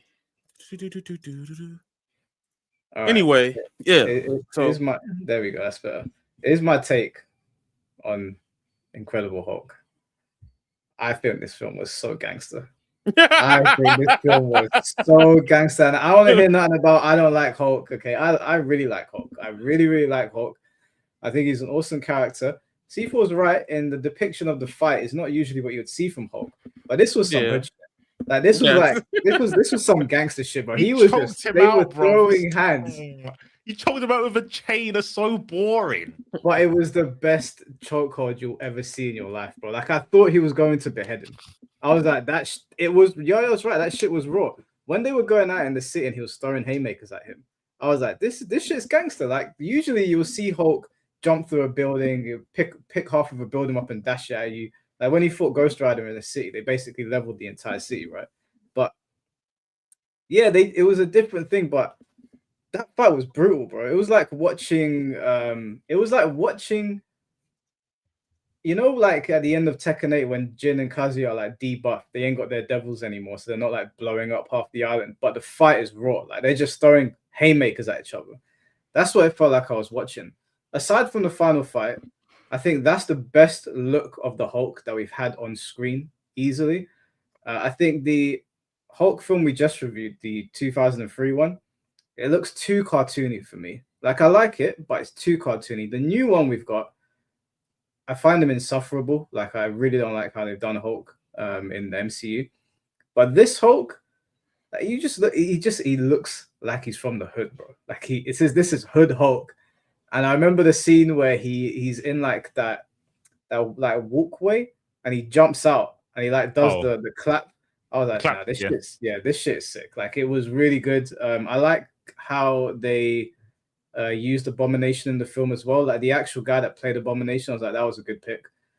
It was a great film. I was really disappointed when Edward Norton didn't come back as the Hulk, and then we got Mark Ruffalo because I don't really like. No offense to him, I don't really like Mark Ruffalo very much. So yeah, I really like that film. That is one of the few films that, because I don't typically watch films back. especially in the MCU. I'll watch them once and I'll move on. That's one of the few films I'll watch back. I'll be like, yeah, this was a good watch. Tourists. Also, let me just say, I knew you were gonna say tourists, bro. the film looks very dark. Like it looks like it's a very dark MCU film, which we don't really get. Everything's very colorful and bright. Even the Hulk himself, he's a darker tinge of green in this film. The Hulk we got now is more colorful, like especially after Thanos beat the piss out of him. Like now he's all sunshines and rainbows.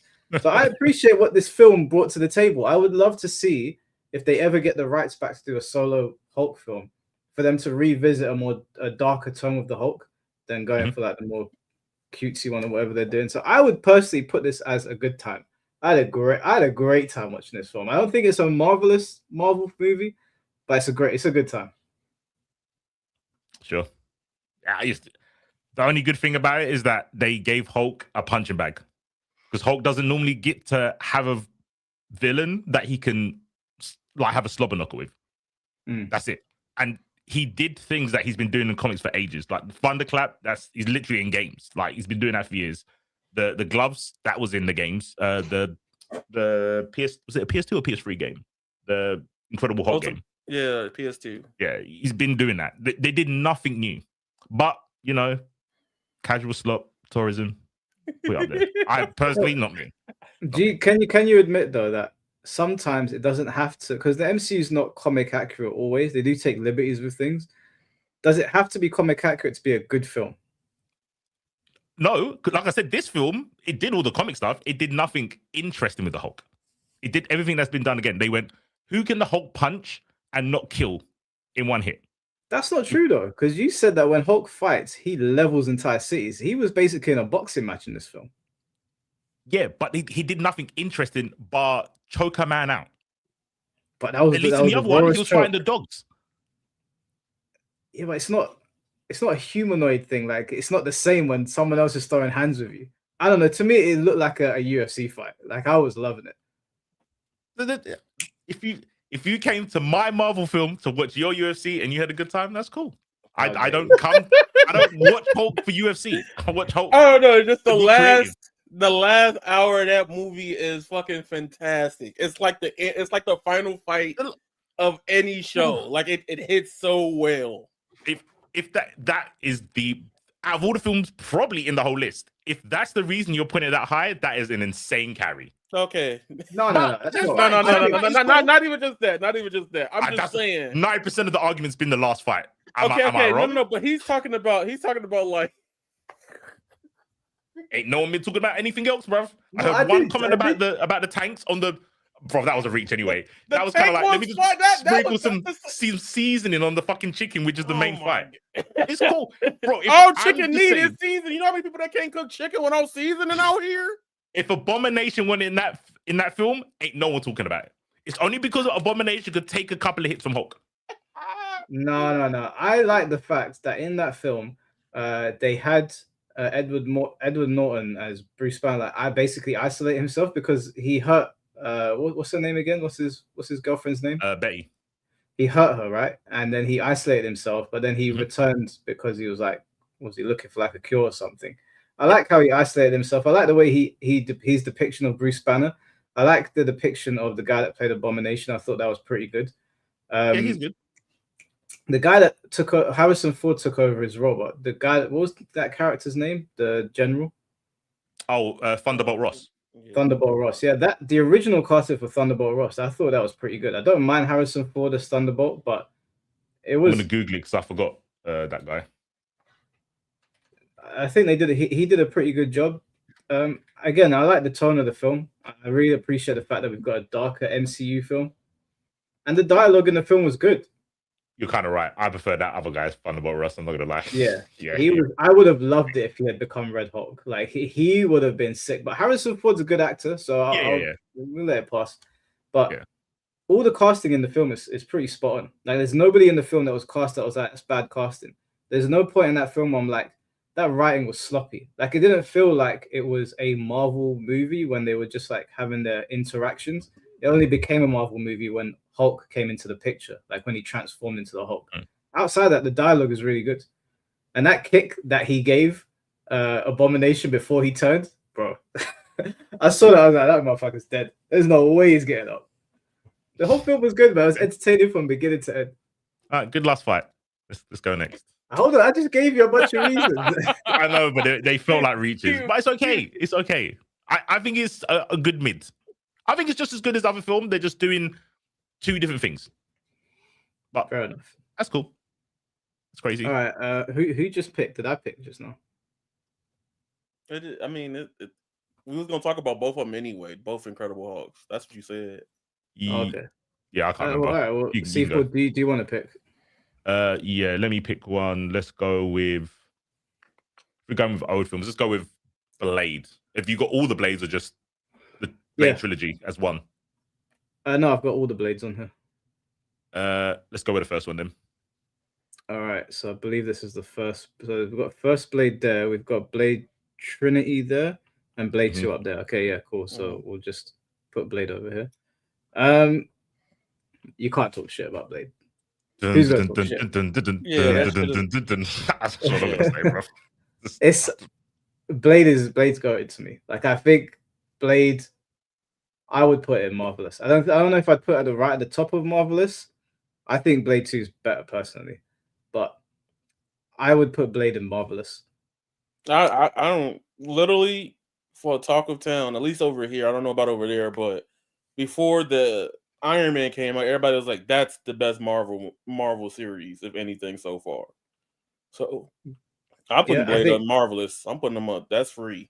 Like, I think the casting for Blade was so sick that didn't they like?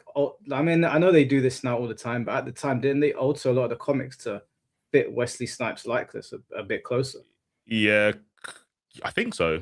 Yeah, I'm pretty sure they did. I don't really read Blade. He pops up every now and again. It's weird. It's like a Mandela effect. I don't know if Wesley Snipes looks like Blade or Blade looks like Wesley Snipes. I actually don't know anymore. They're just too iconic together. Fuck trying to play Blades in 2026, bro. It could not be me. Yeah. Too big a shoes to fill. Yeah, it's long. To me, I feel I don't know which one's better. I actually like the third one, but I don't know if it's because it's got Triple H in it. And I thought that was funny. All right, we might as well rank all the Blade films now since we're talking about them. Yeah. So I'll just give you my ranking. I think Blade 2 is the best one, easily. It's got some of the best like camera work in that trilogy. I think the villain was genuinely pretty terrifying. I can remember watching him as a kid, and I was like, I've never seen a vampire like that before. I can't remember what his name was. It's been so long, but the music, the cinematography, Blade's one-liners. What was his master called again? I cannot remember. I can't remember his master's name. Stick. Yeah, Stick. I think that sounds right. But he was. I don't know if he was cast as well as what is meant to be in the comics, but I just associate him with that character now. Like when I could see him in my head, I can't see anybody else being Blade's teacher. Everything in the film was good. Like I thought it was sick. Like there's nothing that I dislike about it. I really enjoyed the final fight. I thought the pacing was good, the writing was good, the casting was excellent. It's got that cool 90s tinge to it. Like, you know, when you watch a 90s film, you're like, you know when this film came out, it's still got that feel to it. So I would put Blade 2 in Marvelous. I'd put Blade 1 just behind it. Blade Trinity. This film is Blade Trinity's gotta be mid, bro. Blade Trinity was not that good. And Triple H's part in it was kind of ridiculous, if we're being completely honest. Wasn't Ryan Reynolds in that as well? No, that film sucked. You might be right. Blade Trinity sucked. Yeah. Okay, so here's my thing. My ranking would be 1. Oh, wait. Shit, real quick. Sorry, I did make a mistake. It's not Stick. That's Daredevils. It's Whistler. Whistler. That's it. Yes. Whistler. My bad. Yeah, but 3 was the one that I was like, I'm in the same boat as C4. I just like that Triple H was in it because at the time I was too into wrestling. I used to do the thing. I used to get in trouble doing the water thing like 24/7. So I was a Triple H shield growing up. So like I think I like it because of that. But Yeah. You did Yeah. it, bro. Yeah. So for me, but if I had to be real, it's 1. I remember loving 2. Like, I think my granddad used to go like, we're going back to the movies to see 2. It was 2, and 3 was just, it was a fun time. All of them fun to me. I don't really hate them. But come on, man, Blade 3 sucks. Are we being for real right now? I think it's the worst one. Yeah, it's the worst funniest. one. It's the worst one though. And you know why? Probably because it went into the realm of like comedy. It was way more comedy in 3 than 1 and 2. Yeah. Yeah, the comedy in 1 and 2 came from Blade just like being serious, but the one-liners were so ridiculous. Yeah, it was. He's like Blade's just a broody character, so it's funny when he's trying to be slapstick funny. And the last one, yeah, it was just. In defense of the last one, how many films can you do about fighting vampires, bro? Like, you've got to do something. There's only so many Draculas you can beat. Like, he's already a day walker, so they've already established that you can have vampires that walk in a day. Now, what do? You make Morbius. Like, vampire genre in Marvel is just, it's not deep. It's not that deep. Yeah. Well, I mean, for me, like, we agree though. These 2 films go in Marvelous, right? 1 and 2. Or are you guys saying a good time? Also, for those of you asking to call in, we'll do call-ins at the end just to keep the flow of the show going. I feel 2 should go Marvelous. Oh, no, that's not fair. I think 1 should go Marvelous and the other one goes in a good time. Yeah. You think 2 goes in a good time? I think 1's the best one. And 2 Legacy. is like, Legacy. Yeah, it's kind of like, it's kind of hard. Yeah. I think Blade is the unofficial Iron Man 1 to the MCU. I hear that, but being the first film doesn't mean that your film is better. Legacy. That doesn't mean anything, though. I mean, that means a lot for Iron Man shit. So and Tekken players. No, we don't need to be catching strays out here.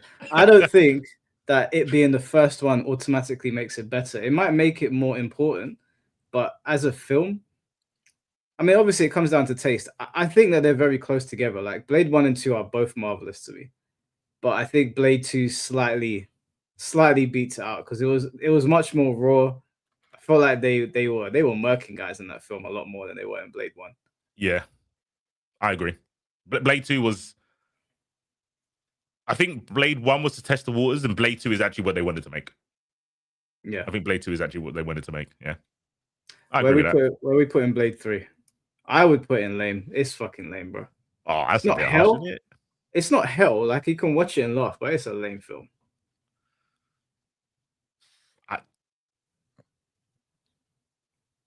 Yeah, go on then. Yeah. Any objections? Just put it in lame, bro.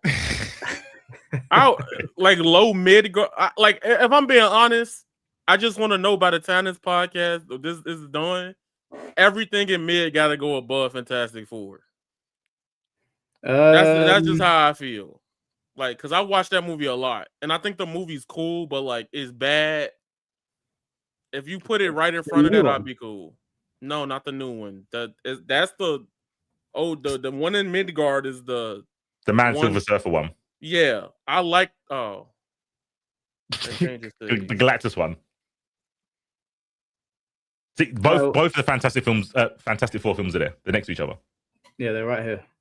And the previous reboot is down here. I mean, we're not going to argue about this one, surely. This one sucks.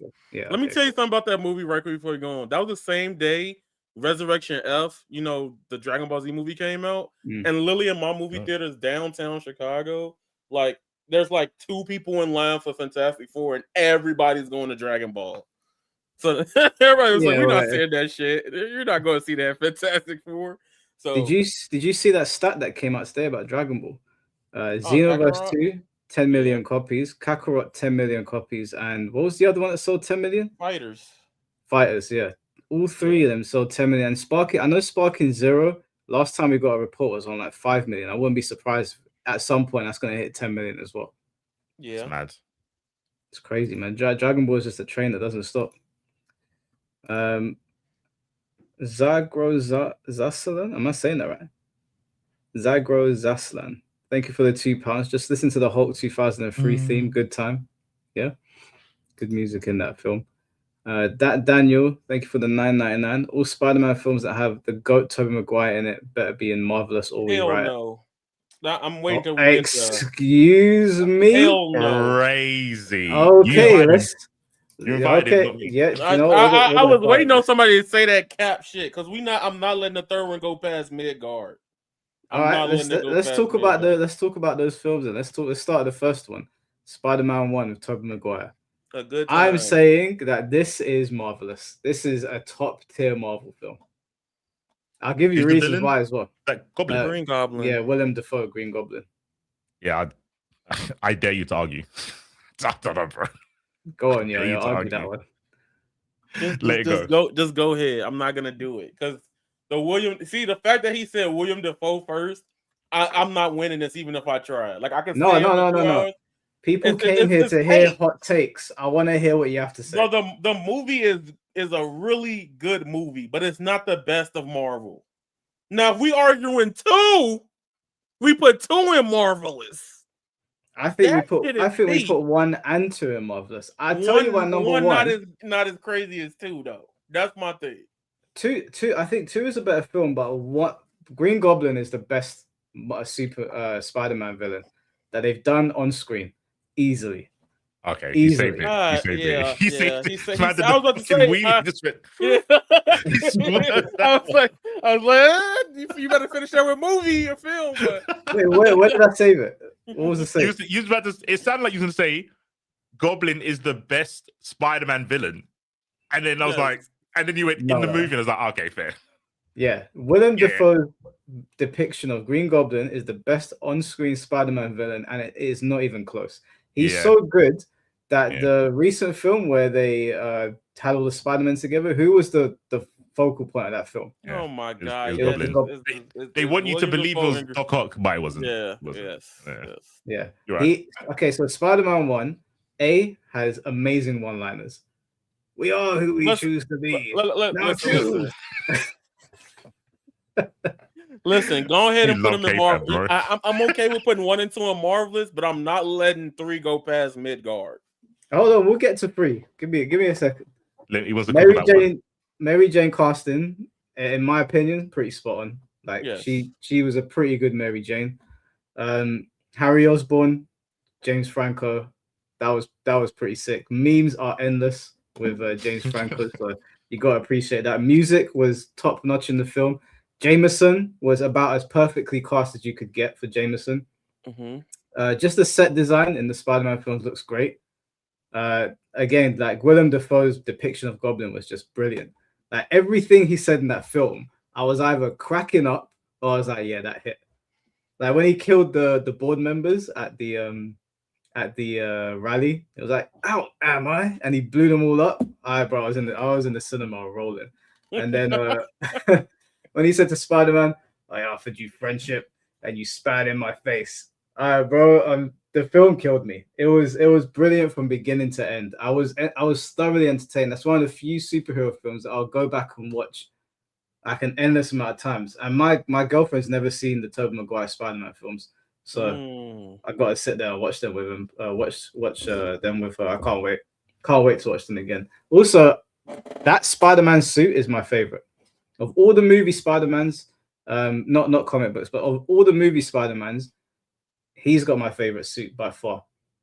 He also looks physically like the strongest Spider-Man out of all of them. Like when you put them all next to each other, Tobey Maguire's Spider-Man looks much more hench than the other two, which I know is not really comic accurate, but it was definitely fun to see. And also, this Spider-Man actually shoots the web out of his wrist, which I know is not comic accurate. Oh my god, that shit was raw. One of those, man. Yes, yeah. So I'm sorry if I got bitten by a spider. I don't also want to have to go and do some work and put web shooters on me. I'd rather just shoot the webs.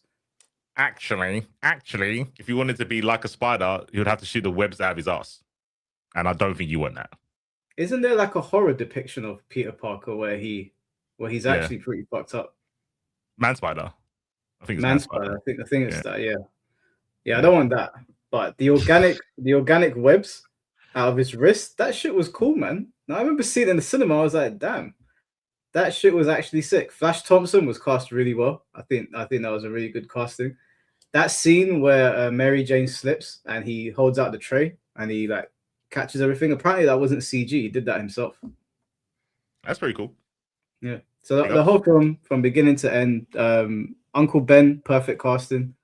That was good. Aunt May, perfect casting.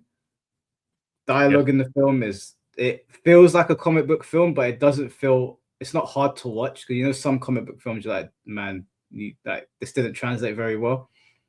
Like when Green Goblin smashed through the window when she was praying, and it was like, finish it. But I'm telling you, the amount of times I laughed in the cinema. You're just twisted, bro. You're a twisted individual. I personally, like, you guys can check me on this. This is above Blade for me, but this is a personal thing. Spider-Man 1 is above Blade for me. But if you guys disagree, then I'll concede. I think the only thing I disagreed with is the Mary Jane. I don't think they've got a good Mary Jane yet. I'm still waiting. We were saying, oh, this is like when you said like Jane Jonah Jameson. That was it. They got the money shot with that one. They're not going to cast anyone, I don't think, better than that. And we said the same about Mr. Fantastic, right? But I don't think they've got an MJ yet. No, they don't. I don't think they've got one. I think they might be good actresses, but they're not MJ. They haven't got that. No, 100%. All right, so what are you? Where are we saying for Spider-Man? It's going in Marvelous, but where are we saying? I'm biased in Spider-Man, so I'm gonna put Spider-Man at the top. I don't even like Spider-Man, but it has to be first or second. Right, I can't believe I just heard somebody say that. You're the first person I've ever heard say that. That's true. I've never heard someone say that like Spider-Man. Spider-Man is such a. Let's go. Let me have a smoke first. I knew where you were going. He canceled that shit real tough. I did the Doctor Strange. I was like, I saw the fucking. The chat was gonna go crazy. Let's do number 2. Who's the villain number 2? Is that the Venom one? No, that's Doc Ock. Now, have you seen Spider-Man 2.5? Or was it 2? Is it called 2.1 or 2.3 or something? Anyway, the DVD extended one. Yeah, I haven't seen that. Spider-Man 2 as a movie is excellent. It is excellent on all accounts. Pacing, fight scenes, casting for Doc Ock, payoff, dialogue, memes, everything about this film. I couldn't name something that is wrong with this film. I think it's almost a perfect Spider-Man film.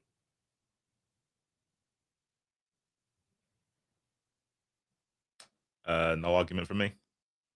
I think it's the best of the Spider-Man films. Period. So, all right. So no objections, yeah. Well, my objection is the comic book accuracy, and you've already thrown out the whole fucking web from his wrists to the cartridges. The cartridges are good because it shows about Peter being smart. Where I think in the original films, you don't get to see Peter's intelligence. You just see him in spandex. No, you're 100% right. The cartridges do show that off. However, the power fantasy side of being Spider-Man, I loved it. I was like, I just never run out of web shooters now. This is fantastic. But I hear it. It takes away from the Peter Parker side of the character. And he has bad matchups because there's some villains when he's facing like Hydro Man or Sandman, he needs specific webbing to obviously like nullify them. So Tobey Maguire Spider-Man has bad matchups. If he goes up against Hydro or Sandman, he's fucked because he can't change his cartridges. He's gonna get smoked. Well, he fights Sandman in Spider-Man 3. He got plot armor. Well, he got cooked. He got cooked. Hold on. Okay, wait. Let's just. So we're saying that this is the best Spider-Man film. So this goes into. Yes. Yeah, you can do that. All right. So Spider-Man 3 now. Now, obviously, this is a highly controversial one. I'm gonna go before Yaya because I know you're about to say something that pisses me off, and I'm gonna end up interrupting you. This film is overhated. It is way overhated. It has so many. I think it did a pretty good job handling all of the characters in the film. And I think that they did a pretty good job handling Eddie Brock as well. Because whenever I would read an Eddie Brock comic, I was always very disinterested because I know C4 was saying that other than when he was around Peter, he was an all right guy. But every time I saw him, he was a raging lunatic. And when I watched this film, I was like, do you know what? I understand a bit more now why Eddie is the way he is. He was a much more interesting character in this film. I don't like how he looked as Venom, but I liked how they depicted Eddie Brock and how he got to where he was. I think the depiction of Sandman was really good. I actually felt really sorry for him in the film. The guy that played him is a great actor as well. I think they did a really good job of conveying what Sandman was trying to do, while still being a villain and making you feel sorry for him. And especially when Peter was fucking him up in the underground, I was like, bro, let him go, man. Like he's just trying to get to his daughter. So they did a good job of that. I think they did an okay job with Harry. Like it wasn't the best. It came in clutch, but it was also arsepool writing. But Bully Maguire, come on, man. We were putting Bully Maguire on a pedestal. That is Marvel God right there. Are you done? Black Suit Spider-Man was, and also the poster for this film is one of the sickest Marvel posters. We're not putting that into play. Too better, bro. No, I'm just interested. I just want to see it. No. Spider-Man. No, Spider-Man 3 posters gas. I'm just being an asshole. Yeah, he's hanging off the building, and there's reflection as the black suit. Yeah, that poster, top tier. Also, the shot of when Spider-Man was like, they were like the workers were putting the cranes out for him because they were like, oh, we need to help him. And then he swings over the cranes and he lands right in front of the American flag. I was sitting in the cinema like this, so I was like, going, get him, Spidey, get him. Yeah, I liked it. I thought it was a great film. I think it got overhated. I really enjoyed Spider-Man 3. Go on, yeah. All right. So I let you yap for like 2 minutes, but that was not a good explanation for the movie. Number one, I don't think I think in some areas for why it's overhated is wrong, but I understand it, and I still understand it because I just watched this movie at the beginning of this year. The movie is absolute abysmal dog shit. That movie is the Sonic 06 of Marvel movies. It has good moments. I'm about to go. My bub, that pissed me off more than that.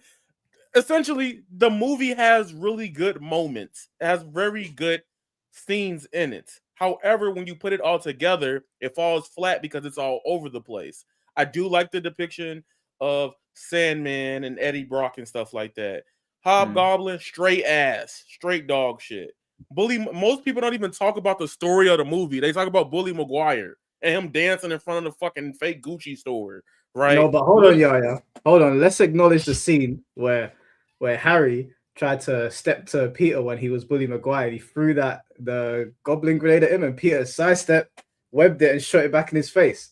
You know how many Spider-Man movies got a scene like that at this point? No, but that shit was cold. The way he did it with the emo hair over his face. Oh man, you Sasuke loving ass individual. That movie is not hard, bro. And then the best part of the movie, right? Like I said, is some of the cinematic scenes, especially that moment you brought up with the workers helping Spider-Man.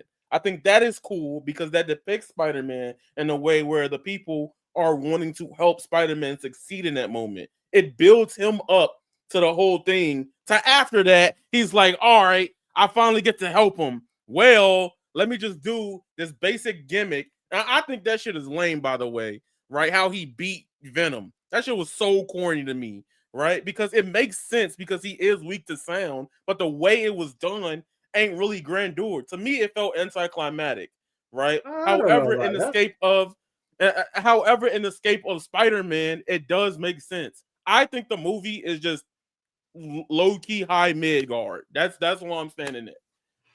No, your problem is with Spider-Man beating these villains. And again, Spider-Man's not a good character. I don't know what to do.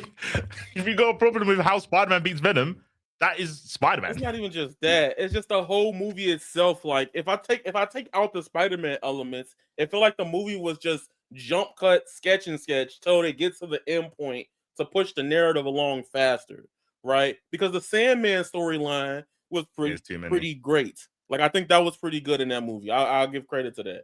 But I think every moment with like the Hobgoblin and Harry pissed me the fuck off because they made this weird depiction of the character and they shorthanded it when they got through those story beats. What 1 and 2 does really good.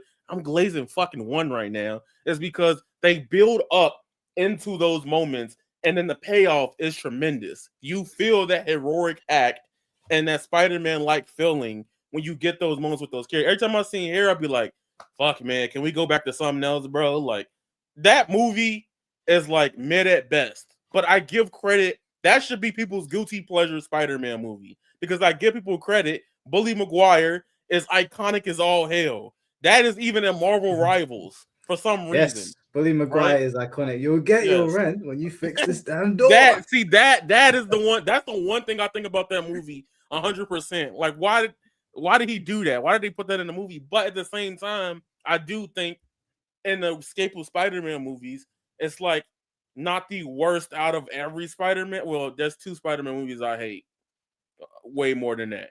But we'll keep that to another day. I'm putting it at Midgard. I cannot see it past Midgard. When I watch this film, I can genuinely say I have a good time.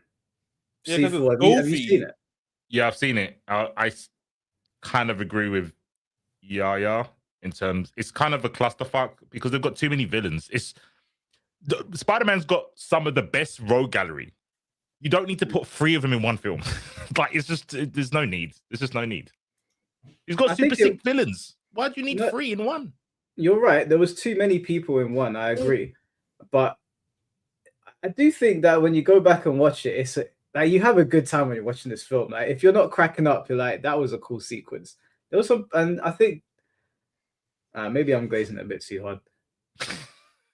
I think that would come under bad writing, having 3 villains and you just getting whiplash going from Sandman to where you're like, oh man, he doesn't feel like a bad guy. He's trying to do the right thing to Venom, who's just being an arsehole, to Green Goblin, to Goblin. I don't know. It feels like there's just too much shit for one film. I think that's bad writing. Mm-hmm. All right, what? So you lot are saying mid? I'm putting it in mid, man. I'll put it mid. All right, I'll agree to mid, but it's high mid. Yeah, it's high mid. I ain't gonna fight that. I would rather watch this over Homecoming. I can't, but I'll agree with that. I'll let her rock. All right, let me see what came in. That Daniel, thank you for the $10. Oh, yes, we read this one. Appreciate you, bro. Don't forget the famous JJ laugh scene. Yep, another iconic scene. That's a good meme. Yeah, that is a good meme. Also, I do like the fact.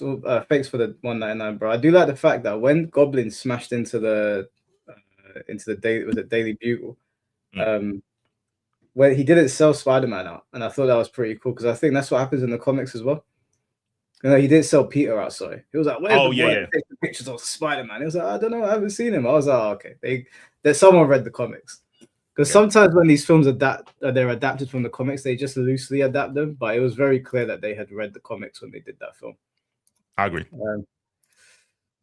Zaslan, thank you for the £2. Remove Venom, not the black suit, from SM3 equals good. Well, do you think if it was just a Sandman movie, it would have been better? In a lot of ways, yeah. I'd have had a way more because the way they built it up, and then like at that time, you know, you don't get a lot of that when that movie came out in the Marvel movies yet. Well, like you had like such a high level of continuity from another film, right? Like I remember like my old grandparents, they were asking like, "Yo, wait, is that from the first one?" Yada yada, and like seeing how like even from the part where he was like when he looked at, and this is my favorite part from the first movie. When he looks at, he's like, "Why you even stop?" He's like, "Why you ain't stop him?" He's like, "You look at me like that's my problem." Yeah, like, and they put that back in the movie, but that line is they used a lot of iconic lines from the first movie, right? That I'm like, okay, that's pretty cool. So everybody else outside of that just felt thrown in and rushed, that it just shit was happening versus the Sandman segment. They tried to do a really good job weaving it at the end with all of the other characters, but at that point, you already experienced so much clusterfuck. You just like, fuck it. We here for a good time. At that point. That's what I'm saying. It was a good time. Shut the hell up. You're not changing that, please. Mr. Moss, thank you for the 199. Birth of Sandman scene was peak. Yeah, it was. That was a really good scene. Everything with Sandman, the film was really good. I also it was Spider-Man 3 where he saves Gwen Stacy, right? When the cranes are like smashing into the buildings. It was that one, right? Gwen Didn't She's There's played no by Gwen. that Bryce woman. oh Gwen's Eddie's girlfriend in Spider-Man 3, isn't she? Or like he was asking her out on dates. yeah, Yeah, my brain's I just you mix both me the things up. both the things have like melted together because Gwen was the first girlfriend of the love interest of Peter Parker. Yeah, And she's the but one who in the comics when she got her like spine snapped. Yeah, from Yeah, Peter he Parker saving saves her, in the middle of the city. Yeah, I had to yeah. look that up. Yeah, And to me, that's a very important part of why Spider-Man is how he is. Obviously, that and his fucking Uncle Ben. Shout out to Uncle Ben Rice. But yeah, those two things make Spider-Man who he is. Like the Gwen dying thing is so important to like his outlook on life. But I forgot they didn't do that in the MCU, did they? Gwen's alive. Yeah, so they do that in the Amazing Spider-Man, but in Tobey's Spider-Man, he's with Mary Jane first, and then he meets Gwen. Okay. In the MCU Spider-Man, I don't even think Gwen has shown up yet. She's in the Miles Morales films. no, she's not in the MCU Is as of right now. You know the Spider-Man film with all three of them are together? No Way Home. No Way Home, that's it. The one with Strange. I swear one of the Spider-Men say, yeah, my Gwen's dead. Yeah, that's the Amazing. That's amazing. That's Amazing Spider-Man. Okay, cool. Yeah. All right. Say this. All right. Yeah. We'll come back to Spider-Man. Yeah.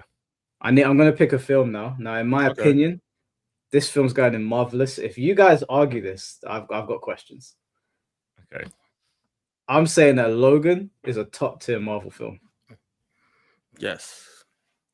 Top 2, top 3. Sifu, why are you pulling that face? I'm pulling the face because I know you read the comics. Yes, I understand that the Hillbilly Hulks, they weren't in it.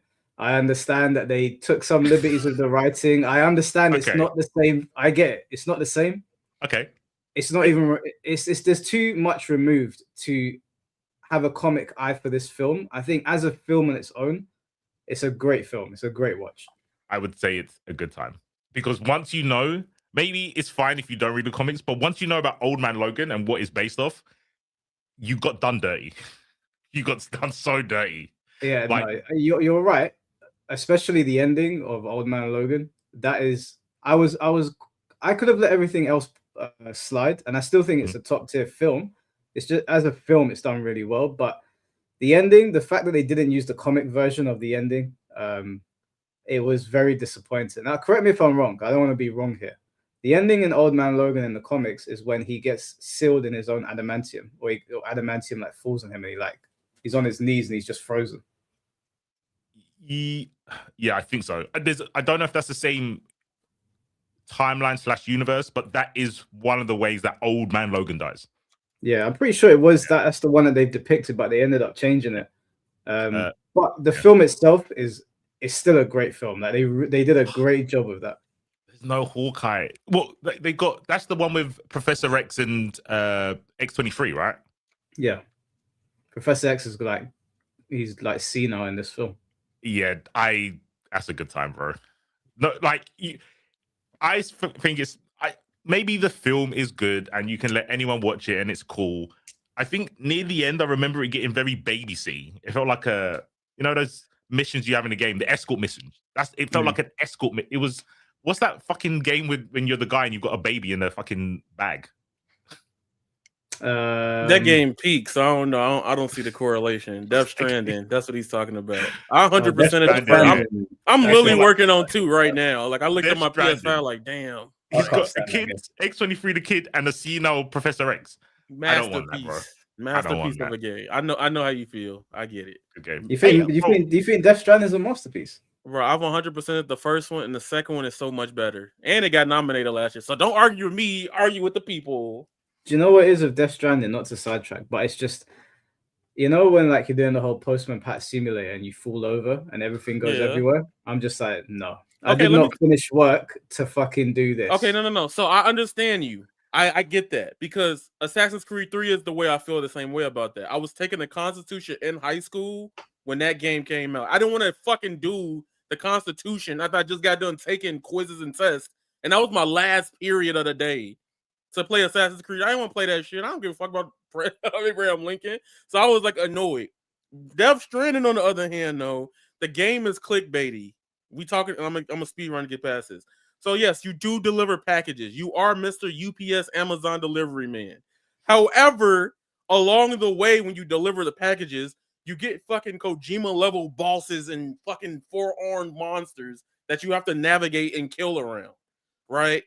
So 2, people hated the first one because they saw Amazon delivery. So Kojima was like, "Oh, y'all ball and gun gamers want guns now." So he added it to 2, and now the game is way harder. You have like traps. You can literally dash, cancel, drop kick somebody off a bike, like half map in Death Stranding. Like the game is really crazy. It's just, Do you know what it is with Death Stranding? Either you love it or like yeah, that's what it is. You didn't play it for long enough to. I don't hate it. I was just like, man, I've tripped like 3 times. I can't bother. Like I was really getting annoyed. I was like, that's it. I'm done. Because when you trip over in that game, it's got like a good physics engine, so shit just flies everywhere. So I'm sitting there like, oh my god, I've got to travel down the hill to pick up my shit. But that's the point. It's supposed to make you pissed off. Yeah, it was too much. I was like, I've just finished work. I've sat in traffic. Now I'm picking up shit off the floor in a digital world. No, thank you. Too much for me. All right, where we put in Logan? I would it's put Marvelous on for me.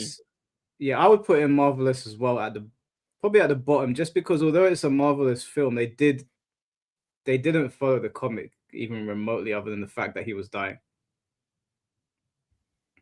C4, I think he's gone for a smoke. Yeah. Yeah, we'll put it there. You guys like being cucked. That's all I'm saying. We'll go for it. What? That's being cucked. You're gonna put that in Marvelous when you know the actual story is way better than the film. No, the story is better in the film, but the film was still great. It was still a great film. It wasn't that great. It could have been better. Okay, wait, I don't know why did they add Professor X? What was he necessary to the story, to the ending? I don't think he was. He was necessary to the story, but I think it was also that I think at the time they were trying to do a send-off for a lot of the X-Men. And I know they tried to do a send-off 100 times for the Fox's X-Men, but I think their idea was that he's so old now, like burying him would be it. But obviously he's back now, so I don't know. That works for him. That works for Xavier. That doesn't work for Wolverine, because they tried to bring X-23, and what happened with that? Why have we still got Wolverine? Well, this is a different Wolverine that we've got now. So the Wolverine and Deadpool and Wolverine's not Logan. He's actually still dead. Yeah, but then why invoke X-23 if he wasn't going to put X-23 instead of Logan? I don't know why they invoked X-23. I'm not entirely sure about that. I haven't got an answer for that. But so my great films don't have fluff in it, and that sounds like a whole load of fluff. But this only has more fluff in it because of what they did after, not because of Logan at the time. X-23. Oh, you mean because we've got hindsight? Yeah. Yeah. So back then you could say it's good, and now I'm going to say it's not good because they invoked X-23 and did nothing with her. There's a reason why they couldn't do nothing with her though. It's not like a Kang reason, is there? Yeah, it's kind of like they didn't have the rights to it to keep going with it, so they got rid of him, and then they realized, well, we could have waited because Deadpool and Wolverine existed, but they didn't have a future sight for that. So that's why like Doomsday is gonna be like. Also, when we had that talk about Doomsday last time, I was fucking tripping. I didn't see the full trailer, and then I saw the full trailer. I'm like, holy shit! I have to remember that. But literally, your chat is triggering me. I think okay. So my take on it is that like the actual comic story is arguably better than what they gave us in the movie. But based on the line of movies, it's not arguably. It's the comic ones 1,000. Whoa! What I'm saying is, I'm being nice, but it is better than the actual Logan. Logan as a film, I can also argue that Logan as a film precedes about 99.9% of this list as a movie. So like it's Marvelous in that point. Like the way the movie is done and portrayed, like. Okay. I would give it that energy. But if you put it in terms of like the Marvel comic I can see you being like, this shit lame. Yeah, 'Cause there's it two ain't. lenses to look through it. Like, Yeah. if I showed Logan to somebody that doesn't watch Marvel movies, they would think it's a brilliant film. Yes, If you show tourists it would to agree. somebody, Yeah, I get it. That's what I've been saying. Tourists will think it's good. no, but what I'm saying is that, like, okay, I'll use Winter Soldier as an example. You can Yeah. show Winter Soldier to anybody who loves films, whether it's like some director in Hollywood that doesn't like Marvel, down to a regular Joe Schmo, and everyone will have a good time. I don't really think that comes down to, oh, you're a tourist. I think that just comes down to this film on its own merits, can stand up, where a lot of other films can't. Like, for example, Captain Marvel. That's just required viewing for the MCU. But that's not like you need to watch Captain Marvel. But Logan, I would tell people, watch Logan. I would tell people, watch Winter Soldier. You don't need to watch any other Marvel films. If you don't like Marvel, but you're just looking for a good film to watch tonight, you can watch those two and you'll have a great time. That won't work on a. If you said that to someone who reads comics, they would laugh you out of the room. If you Yeah, but told that's someone what who I'm reads saying. comics to watch the film when they could read Old Man Logan, they'll be like, "Do I look like a tourist to you?" But it's cool. That's what I'm You can saying. put it there. It's okay to be a tourist. I'm a Tekken tourist. You can be a Logan tourist. It's all right. I am not a tourist. How dare you? You know full well I'm not a tourist. But I'm just saying that, I like, specifically said Logan tourist. I did say Logan tourist. I'm not a Logan tourist. I'm not a Logan tourist either. I'm just saying that when you take the cinematography into consideration, you take the acting, you take the set design, you take the sound design, you take the pacing. They did a good job. Like, as a movie, they did a solid job with that. They just didn't depict the comic as accurately as we would have wanted them to. That's fair. I think it's solid. That's why I don't think it's marvelous. I think it's solid. I don't think it's a bad film. I think it's got filler that it doesn't need, and I think a marvelous film doesn't have filler. It's literally got the Dragon Ball episode where they're learning to drive. There's no need for X-23. There's just no need. That episode is peak though. If that's your filler, then I'm good with it. Okay. Piccolo and Goku learning to drive is peak. Hey, you know what? The key dangling and jingling in your face while they're making up episodes. That's cool.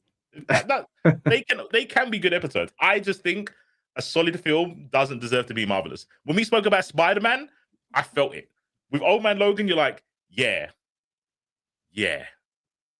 Logan. I'll put it like this. Look, no. I'll put it like this. When you put the Marvel side into it, I see where C4 is coming from. But only some people are going to agree to me when I say this. Just walk with me here. Logan is like the Last of Us of superhero films. Meaning that, like, the way it's done, the way they shot the movie, the sound, a lot of the ways they depicted that character on screen in that specific movie is marvelous. It's S tier, right? However, right, because you sound like my one homie. Well, we haven't got to the movie yet, but I'll bring up the example. Civil War, right? I love Civil War. He thinks that shit is ass. Like, he thinks it's like the worst of things because he keeps bringing up the comic level accuracy and he feel like he got robbed, finessed out of it, right? So, again, I see where you're coming from, but I do personally believe as a movie, I could turn that movie on right now and I'll probably watch without pausing and be like, yo, this shit is a marvelous fucking movie. Just so you know, I'm not biased to comics because I think the depiction of Thanos is better in the MCU than in the comics. I think comic Thanos is boring. This whole simp over death thing, I don't think is that good. Okay. So I think the universe is better. So I'm not just going, oh, it's not like the comics mean it's bad. I'm saying, no, the comic is solid. The film is solid. Logan's solid. What it's based off of is way better, and they put fluff in it. That's what I'm saying. So I don't think it's marvelous. I think it's a good time, a really, really good time. I don't think it's anywhere close to Spider-Man 1 or 2. Fair. I think the chat and Yaya have outvoted GC4. I'm so sorry, bro. It's all right. It's okay to be wrong in a tourist. Oh my god. All right, let's go back to Venom and do the second one, the one with Carnage. So let me tell y'all. Wait, let me go. I think first. this is mid. All right, go on. Let me go first. Let me go first for this one. Specifically, I watched these movies. I went to a wedding in Canada last year. Shout out to Navarga. I went to the wedding for that. And on the plane, everything wasn't working but Venom. I've been trying to avoid these shits my whole life. Right, the movies. But I was like, fuck it. Let me go watch Venom. Venom 1, I personally think is okay. But 2, literally the first 20 minutes kills the rest of the movie. because everything else doesn't make sense. Like the motivations, why the shit he did what he did, why the lady acted the way she did. I think that shit is lame. Super lame. Like, I think this film's shit, and I'll tell you why. Wait. Before you go, I'm gonna go for a Why, smoke man? because like I don't want to be here. I want to defend Venom, but I can't defend number 2, so I'm gonna go for a smoke real quick. I can't defend it. That should tell you made everything at you need best. to know about this film. This film is so shit that I've watched it twice and I don't remember it. I don't remember it. That's how shit this film is. So let me tell you something, right? Essentially, the first movie happens. You know, with the I keep forgetting her name. Whatever, the girl he likes from the beginning, right? Mhm. They go through the whole ordeal, like, you know, beating the enemy of the first one. Second movie starts off. They get a divorce. They break away. Then the character motivations is like, well, I hate this. I'm gonna go do my own thing. I'm gonna be this Venom thing. And then she's bringing her new man around, and everything that's happening is because they act like they don't love each other, but they do at the same time the whole movie. And the whole movie is just nothing. Like, there's nothing in there for you to like really go back, right? At least we ain't got to it yet. Venom 3, you got the damn I'm gonna miss you, buddy thing. At least you got something out of it. You get what I'm saying? You don't get shit from this movie. Not a meme, not a cultural reference. I put it in hell. Personally. Yeah, I'm not gonna disagree with you. I don't think it's as bad as Fantastic Four reboot, but it's pretty fucking awful. Yeah. It's such a shame because Carnage is such a cool character. You could have done so much more with this character. I'm saying that as somebody that's watched it twice and I can't even remember why I hate this film. I just remember the feeling of being annoyed watching it, and that's enough for me to put in hell. Yes. As whilst we're on topic, Venom 3, Venom 3, I think it's shit. I think it's not as bad as 2, but it's pretty shit. I'll put it in like me personally. I'll put it higher than 2, but I could see lames at best.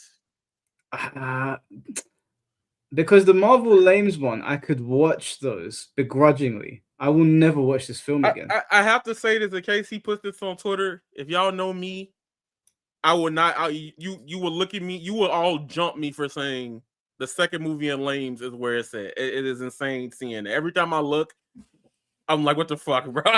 Like, literally. It's so disappointing. I get it. I get why. But yeah. the Venom movies. They trash to me. Put it to rest. So it ended with a piece of the symbiote breaking off whilst he was in the MCU side of things. So yes. I'm guessing we're gonna get Venom at some point. Apparently, we should get him at some point, but we haven't seen anything from it or no mention about it. So it's like, it's weird. We haven't got that element of it. I guarantee you, when he comes to Venom, he's gonna be at least low beat, because it's whatever. I don't know.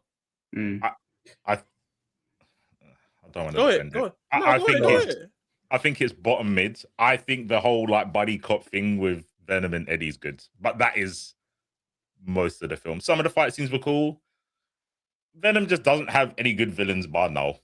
It's well, and I guess Spider-Man, but Venom just doesn't have a good foe. I think that's Venom's biggest problem. The second one had potential because you would have learned more about the symbiotes. And then they kind of teased to like, oh, here's the other symbiotes. And some of the other symbiotes are sick because they've all got different powers. But they scuffed it. And then, 3 was just like, yeah, let's just dead this, right? And they just wanted to find a way to end it. But Anti-Venom, there's Slash, Lasher. Slasher, Agony. They've got 6 symbiotes, but the second film teased it and then just said, nah. So until they bring Null, Venom's not got anyone to fight. Yeah, trash, garbage, rubbish. We'll never watch again. Want them to move away from that completely and start again. Mr. Mars, thank you for the $4.99. Logan is a perfect example of adapting a comic and changing the story without ruining it. It's volume 1 for me. Oh, it's number 1 for me. Yeah, okay, I think, and Mr. Mask is I think he's a comic reader as well. So can't do that tourist stuff with him. I can't. That's why I just said he's incorrect. You just can't, bro. When you had that. There's only one, I think, better version of Hawkeye, and that's Ronan. Old Man Logan Hawkeye is fucking sick. Absolutely sick. And the whole Hulk thing, bro, tearing out of the Hulk's belly, that's so gangster. That's gangster. Fuck that Hulk thing you're talking about. Comic book, Old Man Logan is gangster. I think it's a disgrace to even. I mean, they didn't say it was Old Man Logan. They just say it's Logan. So that's fair. Yeah. They'll probably. I reckon in the future when Hugh Jackman is actually like done and I'm actually old now, they'll probably revisit it and do it again and probably do it properly now because they have the rights to everyone. Yeah, that would be cool. I'm going to get this film out of the way now because I'm pretty sure most people haven't seen it and I barely remember it, although I remember not having a good time. Howard the Duck. I did not like this film. It looks awkward.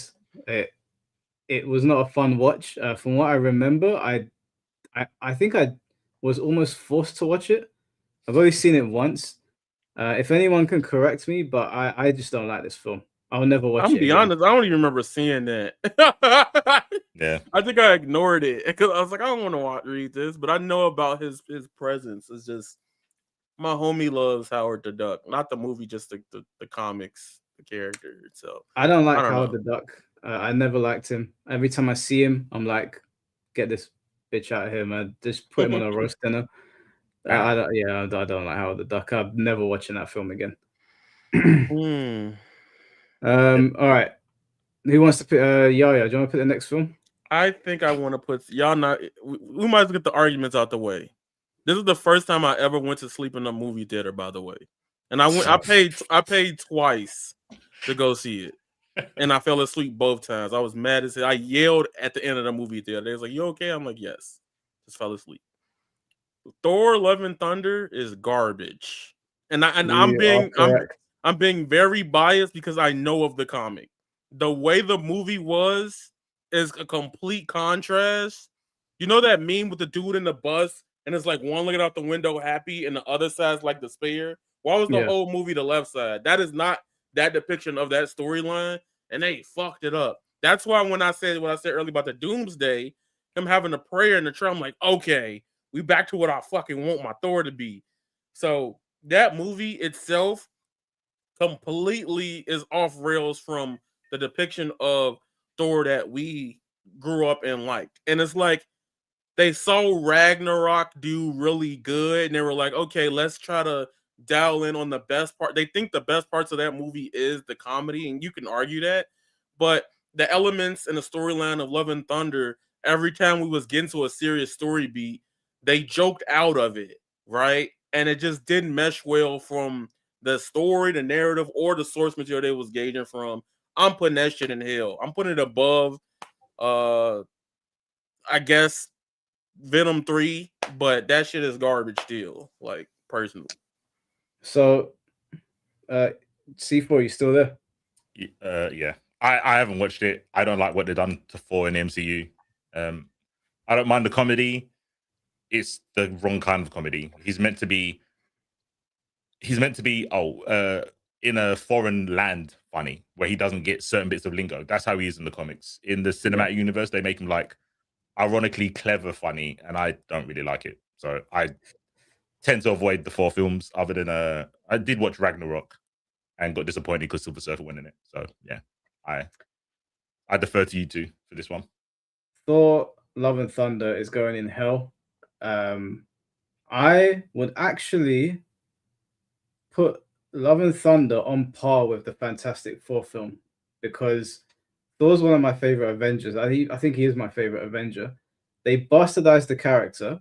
They made him as dumb as possible. Like Taika Waititi's sense of humor does not work for Thor. I think he just about got away with it in Ragnarok, but he pushed it way too far in Love and Thunder. They had Gore, the God Butcher, as the main villain, and they treated him like a bitch. And not only did you have Gore, you had Christian Bale playing Gore. Christian Bale was not a problem in this film. He did a good job for what he was given. But the way they depicted him overall and the way he went out, and like even I don't like Jane Foster in the comics as Thor, and they didn't do a bad job of depicting it, but it was already a bad story in the comics, in my opinion. I didn't like it.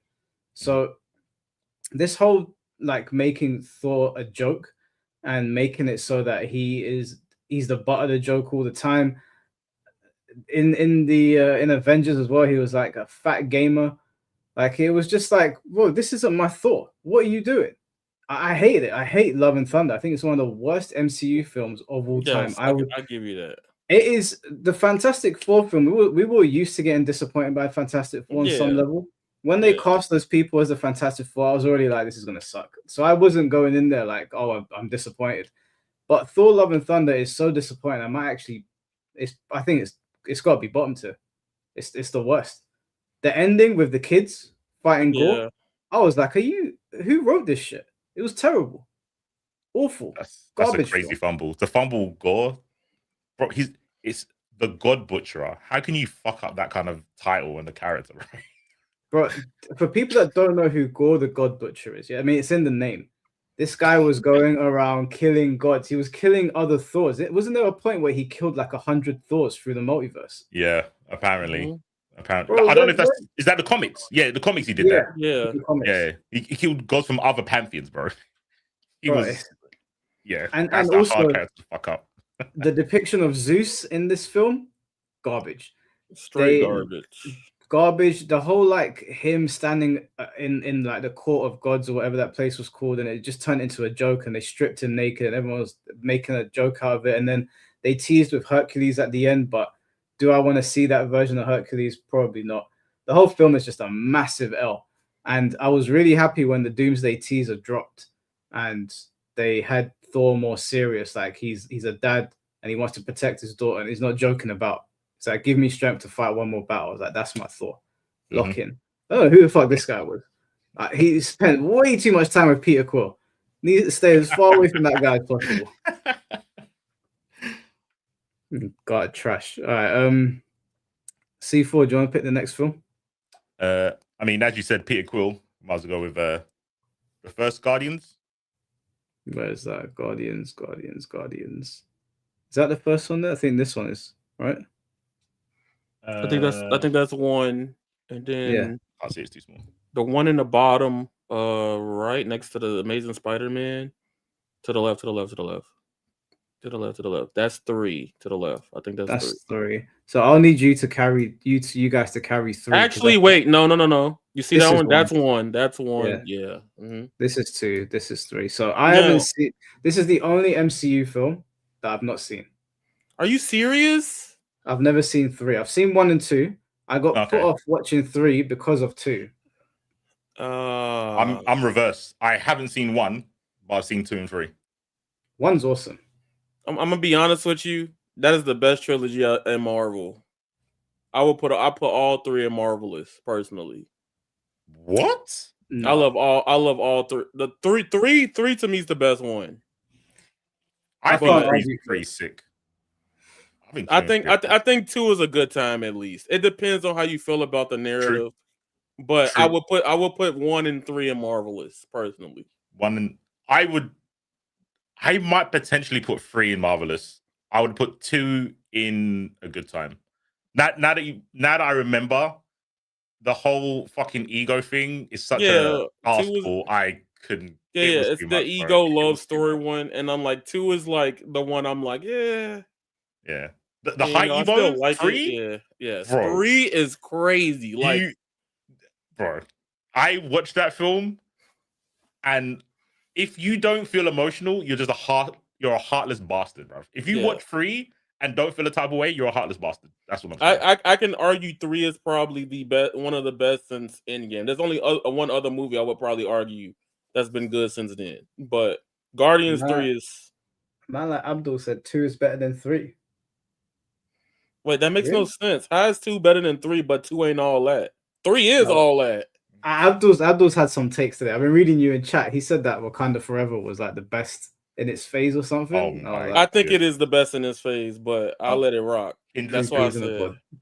But like that statement didn't make sense to me. Because 2 depends on if you like the love story depiction of it.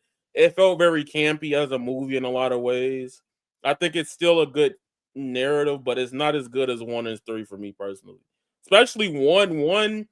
can be argued. You can even make an argument for a lot of the Guardians 1 be as good as some of the Avengers in a lot of areas. I think 1 is a really strong, especially for like an introduction movie, is crazy.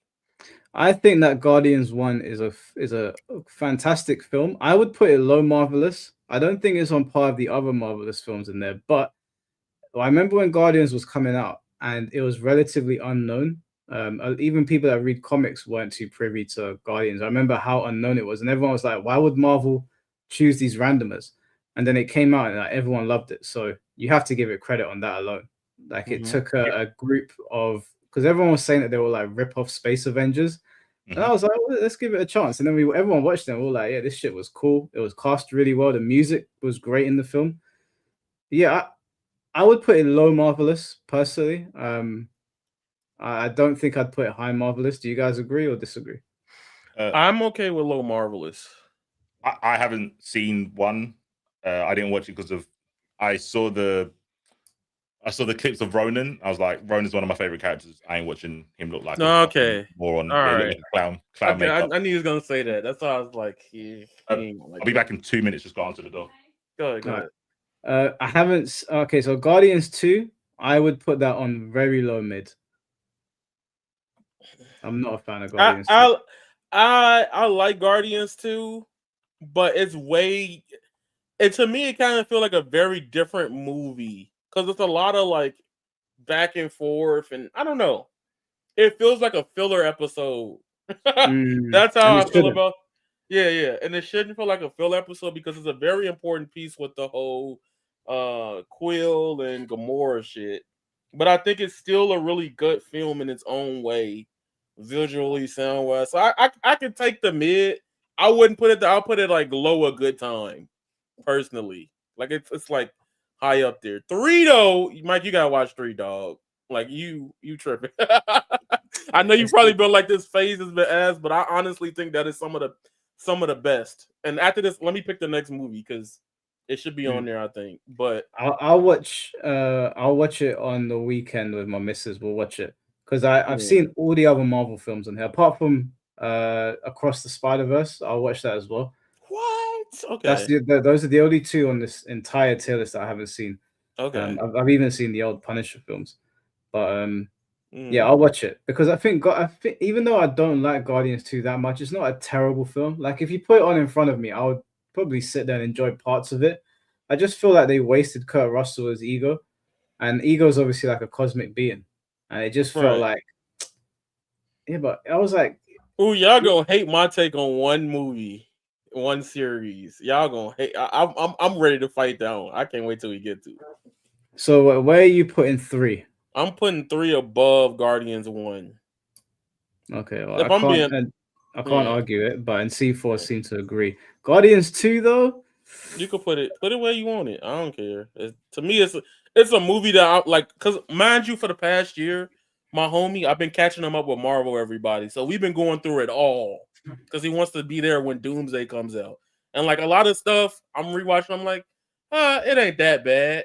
Oh, this fucking sucks. Like now I'm thinking about it. So I'm okay wherever you put Guardians. Yeah, Guardians. Like you can tell how much hype there is around Doomsday because everyone's tuning back in now. Yes, yeah. Everyone's tuning. Like even me, like I remember I told myself I was like, that's it, I'm done. That Marvel's finished. You guys have killed it. You've dragged it through the mud. As soon as they invoked Doctor Doom and they started like bringing everyone back, and then these teasers started, I was like, oh man, I've been pulled back in, and I've been watching the films now. So I just got one more MCU film to watch, and then I'll be up to date. I can't wait for Doomsday. That's what is it? Boxing Day is coming up. Yes, I think it's December. Yeah, that's gonna be that feels like that's it's gonna Christmas movie too. That's insane. Like that's so crazy to drop a Marvel movie in December like that. Yeah, but we don't really have like events anymore for movies. Like it doesn't feel like people go to the cinema and it's a big event. The last one that I really remember was Barbie and Oppenheimer. But for Marvel, it hasn't felt like that for a long, long time. Oh, speaking of movies, I could say JJK was like that. The JJK premiere for the new season that was packed, but Demon Slayer, I actually was terrified for my life going to the movie theater to see that. Oh yeah, Demon Slayer was packed. Yeah, it was too crazy over here. Like my city, like it's weird because I never had this, and I don't like feeling like this when people notice who I am. And like I'm in the movie theater, and it's like a whole bunch of people yelling out like "Kaiser," like Akaza. Like people are just yelling this shit out, and I'm like, okay, I feel like I'm in the 40s cinema. So like I had that experience in such a long time. So it's gonna be exciting. When Dragon Ball Super Broly came out, that was a pretty big deal in my area as well. Like everybody was in the cinema watching that shit. And I remember when the fight got started and Vegeta backhanded Broly, the cinema exploded. I was like, holy shit. People, I was like, I'm surrounded by my people. They understand Vegeta's the GOAT. Yeah. So what film are we talking about on Marvel? Thunderbolts. Is Thunderbolts on here? I don't think this so. Is Thunderbolts here. Okay, it is Thunderbolts. All right. Now I think, and a lot of people, if you haven't seen it, I can't really attest to it. I'll be honest. Thunderbolts to me is marvelous. I've watched that movie 4 times. I think what that movie does is what superheroes are supposed to do. It tells you, it's like Marvel realized we're superhero films. We could tell you that you can fight through the shit you're going through, right? The impact of the message of that movie, right, is something that should be told not only in just a Marvel movie, but by life. And I think that movie reminded Marvel and people who watch the MCU, like that was one of the last ones we got, by the way, that movie showed us the power of being a superhero or just doing the right thing. The message is really strong in that movie because it's throughout the whole movie, even though they're bad guys. The cast of characters are not the S-tier actors, anything like that. You got a couple in there that we've seen before, like Bucky, Yelvana. We have like that family line connecting together. And what that movie does well is they really make everything feel very menacing throughout the film. My favorite part of the film was I'm a big Sentry snob because I just like seeing them from shit like old games and stuff like that. But what they did with Sentry is they weaved him in a way that's very satisfying to where like his on-screen presence, to me, he scared me more than most villains in the MCU. The way he was just in there just throwing and killing people, erasing them, evaporating them off the planet was really crazy. I think that is a solid, like, if you don't want to put it in Marvel, it's definitely a good time. I could go turn on Thunderbolts right now and rewatch it from beginning to end multiple times. I think Thunderbolts was marvelous. I'll be honest. I think Thunderbolts had such good character arcs. Oh, I will acknowledge I'm somewhat biased because I think Florence Pugh, is that how you say her last name? Florence Pugh, whatever the fuck it is. She's one of my favorite new actresses. I think she always does a fantastic job no matter what she's in. I like the fact that she did her own stunts as well. I thought that was really, really cool.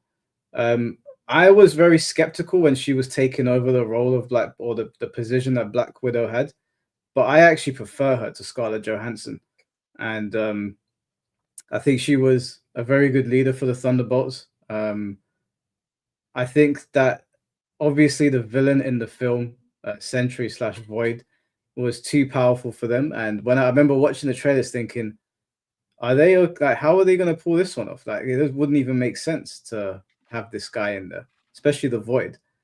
But they wrote it more around like mental health, and that's how they managed to like pull it off. And I was like, it didn't feel like gospel. I was like, this guy is genuinely mentally challenged. He's being manipulated, and they all had their own mental struggles, especially Yelena with all the stuff she was put through with like the Black Widow training. So it was a believable team to me. It was like a bunch of B-tier heroes that came together to form like an A-tier team. And when they got to the end and they were like, these are the new Avengers, but they're not the new Avengers approved by Captain America, I was like, okay, they're doing that thing now that they did in the comics where there's 2 teams of Avengers. And I was like, yeah, I'm here for it. I really enjoyed it. I would watch Thunderbolts again. I liked everybody in it. So I would put that above Guardians 1. I don't know if you guys would put it above Guardians 3 because I haven't seen Absolutely not. Whoa, damn. it. God damn, you just shut it all down. Guardians 3, I was in the movie theater crying. I'm not gonna lie to you. I came out that shit looking like a baby after that movie. That movie affected my soul in some way. Yeah, Guardian 3 hits different. What about you, C4? Yeah, I think Thunderbolts is, I don't know if it was a genius move or a very lucky one.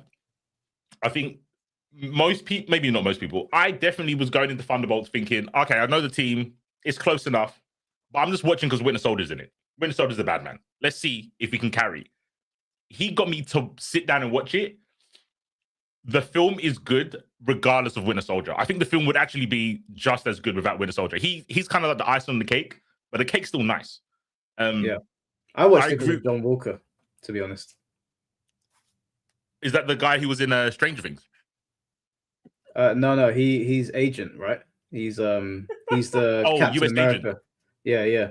I watched it for him and for Florence Pugh. Those are my two go-tos. But I went into the mentality that I went in with the Guardians of the Galaxy mentality, where I was like, let's see what they can do, and I was pleasantly surprised.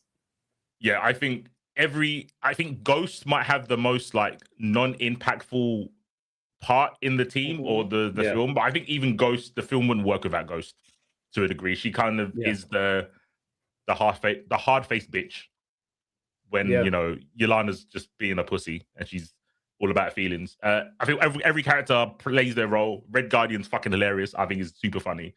Yeah. I'm like you. When I saw the Sentry thing, I was gonna watch the film to mock it because I was like, "Ain't no way these guys are being the Sentry. This is no shot, bro."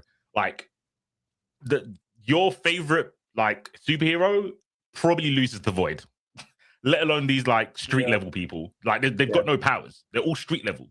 But like Mike said, it wasn't a rug pull. It actually made a lot of sense. And the underlying message about mental health, I think, is it wasn't super in your face. It was obvious, but it wasn't like pushing the point of why the Sentry kind of was made as a character back in the day.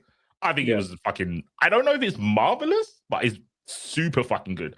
I guess for this generation, it's one of the best films we've had in this generation of Marvel films. Yeah, I also do I really do need to stress that I love the fact that they killed Taskmaster, because I like Taskmaster as a character and I hated what they did to Taskmaster in Black Widow. So I was like, get that shit out of here, recast Taskmaster, make somebody else Taskmaster. So when they did that, I was like, okay, they're clearly listening to internet sentiments. They got Taskmaster out of there and then they moved forward. Didn't really mention too much about it after that. And it was paced really, really well. I thought that I never felt like I never got to a point where I was like, oh my God, can we wrap it up? You know, you get to some films, you're like, okay, I feel like we've hit phase 3. Can we go home now? Didn't feel like that with this film. I genuinely enjoyed it up until the very end where they were running through the office building and they all sort of hugged at the end. I was like, yeah, this was, if you were going to do a film about mental health, that was probably the best way you could do it. Yep. And I feel, actually, I guess this is up to you guys to answer. I don't mind the female characters, but I feel she's one female characters that is doing the whole, you know, we can hang with guys, we're just as strong, and it didn't feel like proper shove down your throat. Yeah, I agree. She, in my opinion, she is the best female. Florence Pugh's version. What's her character called? Is she Black Widow as well? Or does she have another name? White Widow. White Widow. Yeah. She is the best female character in Marvel right now, in my opinion. I think Hela was pretty good, the way they depicted Hela, but she was like a one-off for Ragnarok. I think in terms of like characters that are sticking around, yeah, she's the best.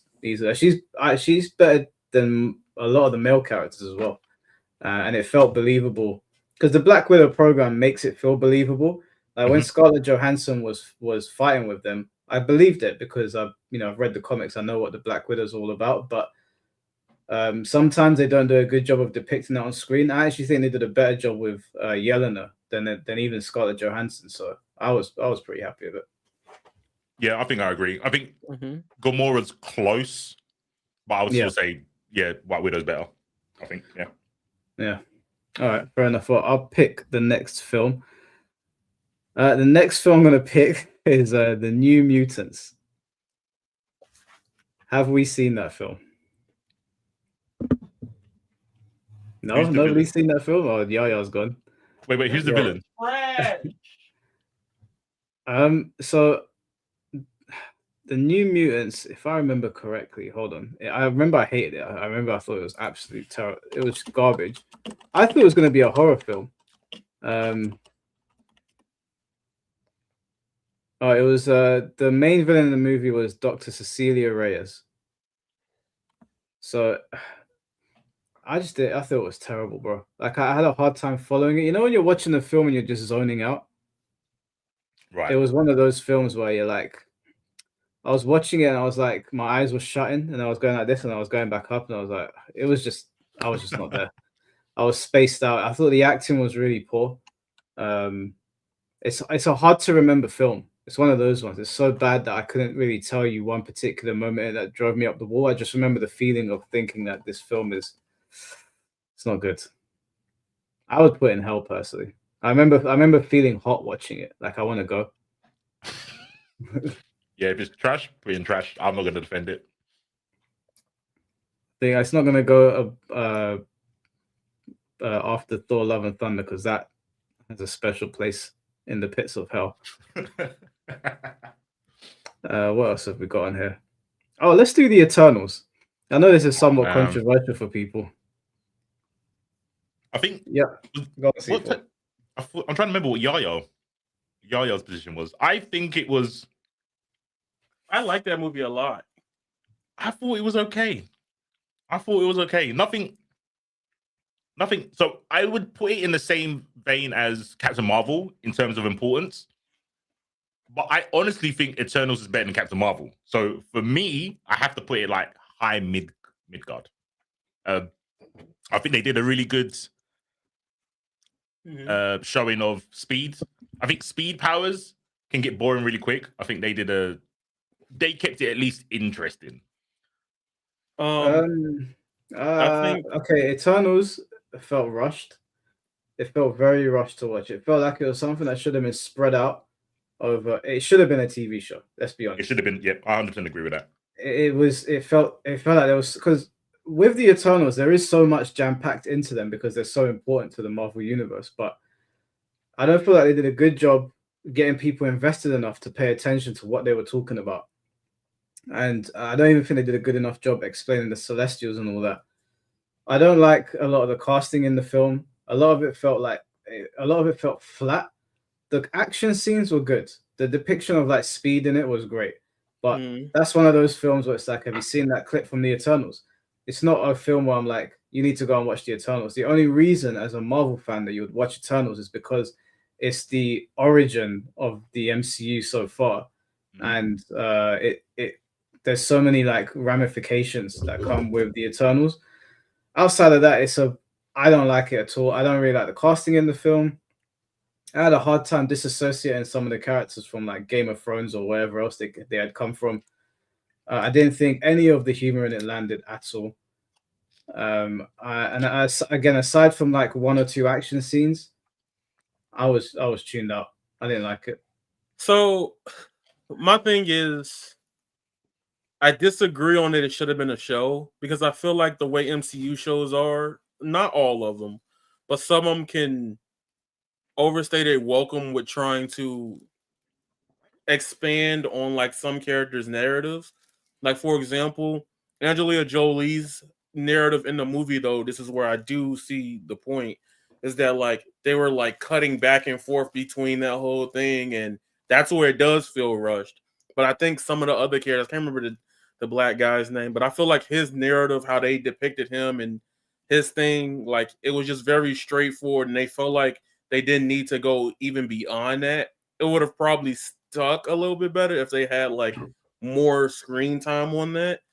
And that's been like MCU's phase 4 and 5-ish little issue, is that most of the films or most things either undercut or overdo what needs to be expressed to the viewer, the audience. And that's where Eternals loses me a little bit. I do think, to me personally, Eternals has the coolest depiction of speed for my liking that I've seen in any of movies and things like that. Outside of that, I think like the I was about to say final boss, but the final scenes were very flat. Like the fight scenes at the end wasn't really doing anything crazy. I think the best thing about it, because I'm a big shill of that character, the Warlock stuff at the credit. But other than that, I wouldn't get mad if you put it at Midgard or even Marvel lanes. But I think personally, I've seen it so many, and mind you, I've seen that movie back to back the same day when it came out because one of my homies was like, you forgot to take me to the movies to go see it. And I was like, oh my god, I ain't got shit to do today. Fuck it. So we went to go see it. I went to go see it again, and I appreciate how like a lot of the pacing was, but some character parts were very weird. Like Angelina Jolie was probably like low key the weakest part of them. Even if she's supposed to be like the big thing. So I don't know. Yeah, I gotta get the just door. felt like it missed too much. Yeah, go on. I think I just disagree with with Yaya when he said it should have been a film. I think if they did a series, there's like what 9 Eternals. There's 8 or 9. That's too many people to wanna. There's too many people in that film to draw any attachment to. The only way you can attach yourself to a character is by looking at their powers and go, oh yeah, I would like that power. I care about this character. They've got the biggest origin story, like you said, the Celestials, the aspirants, all that sort of stuff. And their life was basically the beginning of time. They would kind of mingle into different civilizations. So if you did that as a series, that would be sick. Yep. You could go through each character. I have like 2 episodes of one character, show them how they got from point A to point B in the story of the world. I think that'd be way more interesting than then forcing all these characters onto you wearing these like really poorly designed Power Ranger suits and then go, oh yeah, they're super strong. No one's ever heard of them. Watch out. Now there's a fucking Celestial that they've got to fight. Yeah, they did it bad. There was too many people to share an origin story in like 2 hours. It was just, I was sitting there like, if I didn't know who the Celestials were already, I'd just be like, what the fuck is going on? Like, it's too much. You cast Angelina Jolie in the film and she felt like a background character almost. I didn't even know it was her until after the film. Yeah, like it was just the whole film. It shouldn't have come out now. I mean, I guess it had to for the MCU, but they should have done it as a TV show, 100%. Yeah. I'd put this in lame. Like it wasn't executed well. The only saving grace again is when you're watching them use their powers. Can it be above Wakanda though? At least. I think we got to move Wakanda down a little bit. Okay. Well, Yaya's not here. I can live with that. Yeah, under Blades, I can. Oh, hold on, Kraven ain't that good, bro. You're right. Kraven was a hard watch. Mr. Jamie, thank you for the 199. Thunderbolts was a better Suicide Squad movie. 100% agree. 100%. Which is not a high bar since Suicide Squad kind of sucked. Although I didn't watch the second one. I only watched the first one. Frost, thank you for the 10 RON. Mike, MK1 story or Love and Thunder? MK1 by far. Love and Thunder is that bad. Damn. It's that bad. Love and Thunder is awful. Bro, I know you haven't seen it, but if you think I'm exaggerating, just turn it on. Give it a watch. You got nothing else to do in your day? Watch that film and tell me if I'm exaggerating. It's fucking, I was livid. You know when you watch something and it makes you angry, you start getting hot? That's what I was like watching that film. And that's, I don't really walk out of the cinema, and I almost did with this film. I've walked out the cinema once, no, twice. One of them was The Nun Part 2 or Part 3. I can't remember which one it was. I just thought it was fucking terrible. And what was the other film I walked out of? I can't remember. It's probably another shit horror. I'd reached my boiling point with horror at one point. I was like, there's just no good horrors for 10 years. And I started walking out of the cinema. Fair. I'll wait for it to drop on YouTube. What, Love and Thunder? Yeah. Do you watch movies on YouTube? Yeah. What is it like you pay for them? Premium, you get some for free. Oh, okay. I didn't know that. I've got premium. I've never checked. All right, fair enough. Let's rank Elektra. Do you remember it? I don't remember it. I am back, and I heard that That Wakanda shit. Y'all are wild. That was not it. No, I was like, okay, man, you lucky I'm not here. But I'll give Wakanda a C. I mean, Electra a C. Now, hold on. We got to take a little detour here. Mike is just wrong about horror. Horror is holding down the cinema. This is a My Hero fan, by the way. Oh. Don't group me in that. Don't do that. Oh, shit, Horror, Ken. horror is holding down the cinema. Are you being for real? Horror movies have been trash for a long time, okay? American horror films and British ones. They have been really bad. I went to watch this one that was hyped up, yeah. It's called Keeper. We were hyped up for this film. Oh, wait, that was in cinema. That was in cinema, bro. They hyped this film like crazy. I thought it was like a Netflix thing. I'm not gonna lie, bro. That is Bro, I was furious watching that film. I was so mad. Like, I turned to my girl and I was like, I can't fucking believe this. The way the trailers depicted this film was like it was going to be the second coming of Jesus or some shit. Like, they made this out like it was top. They even had Del Toro on the trailers going, oh yeah, this is the horror film to end all horror films. Bro, it's garbage. what?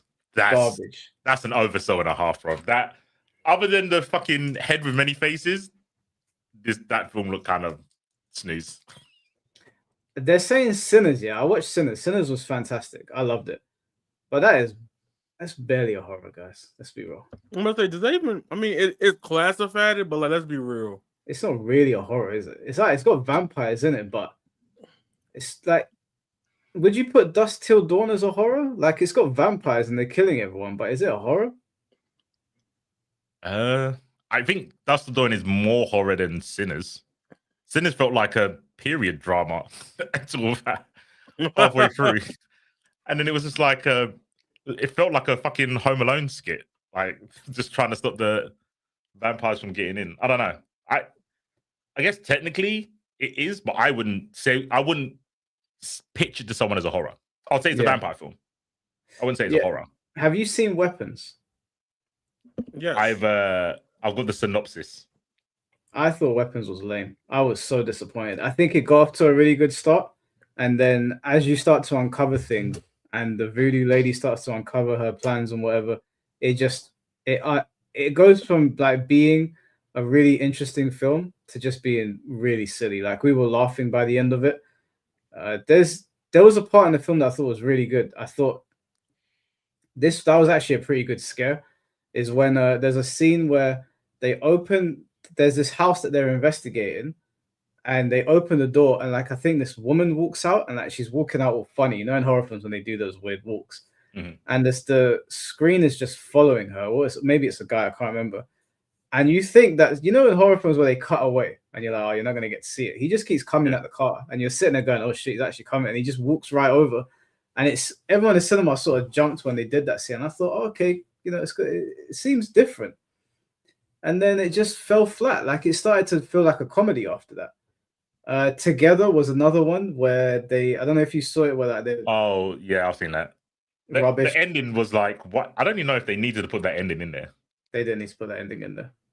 That was rubbish, bro. Like, again, me and my girl watched it and we were like, if that was a Netflix series and they fleshed out the lore behind that god and all those things that the cult believed in, I thought it would have been good. But there was too much packed in too little time, and I don't feel they did a good job of it.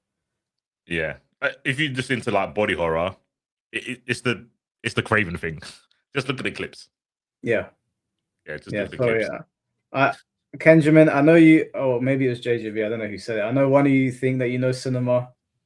I'm sorry, but no, those are not good horror films. I'll tell you what a good horror film is. Have you seen The Exorcism of Emily Rose? I have. That's a good horror film. I have. That's a very good horror film. I watched another horror film. This is a really obscure one. It's on Tubi. If you've got a PS5 or whatever, like, you can get Tubi. It's free. There's a horror film called Triangle about this girl that gets on a boat. That is so good. I've seen that. You seen it? Yeah, it's a mindfuck. I watched it once and then I watched recaps because I was like, I didn't understand it the first time, bro. It's a madness. I understood the first time.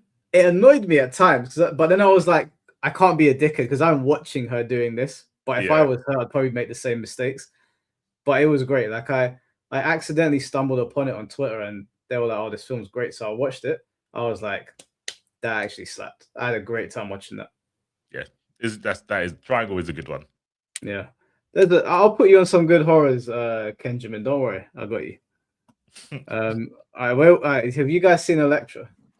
Yes, I have. I have. What do you think of it? It's okay.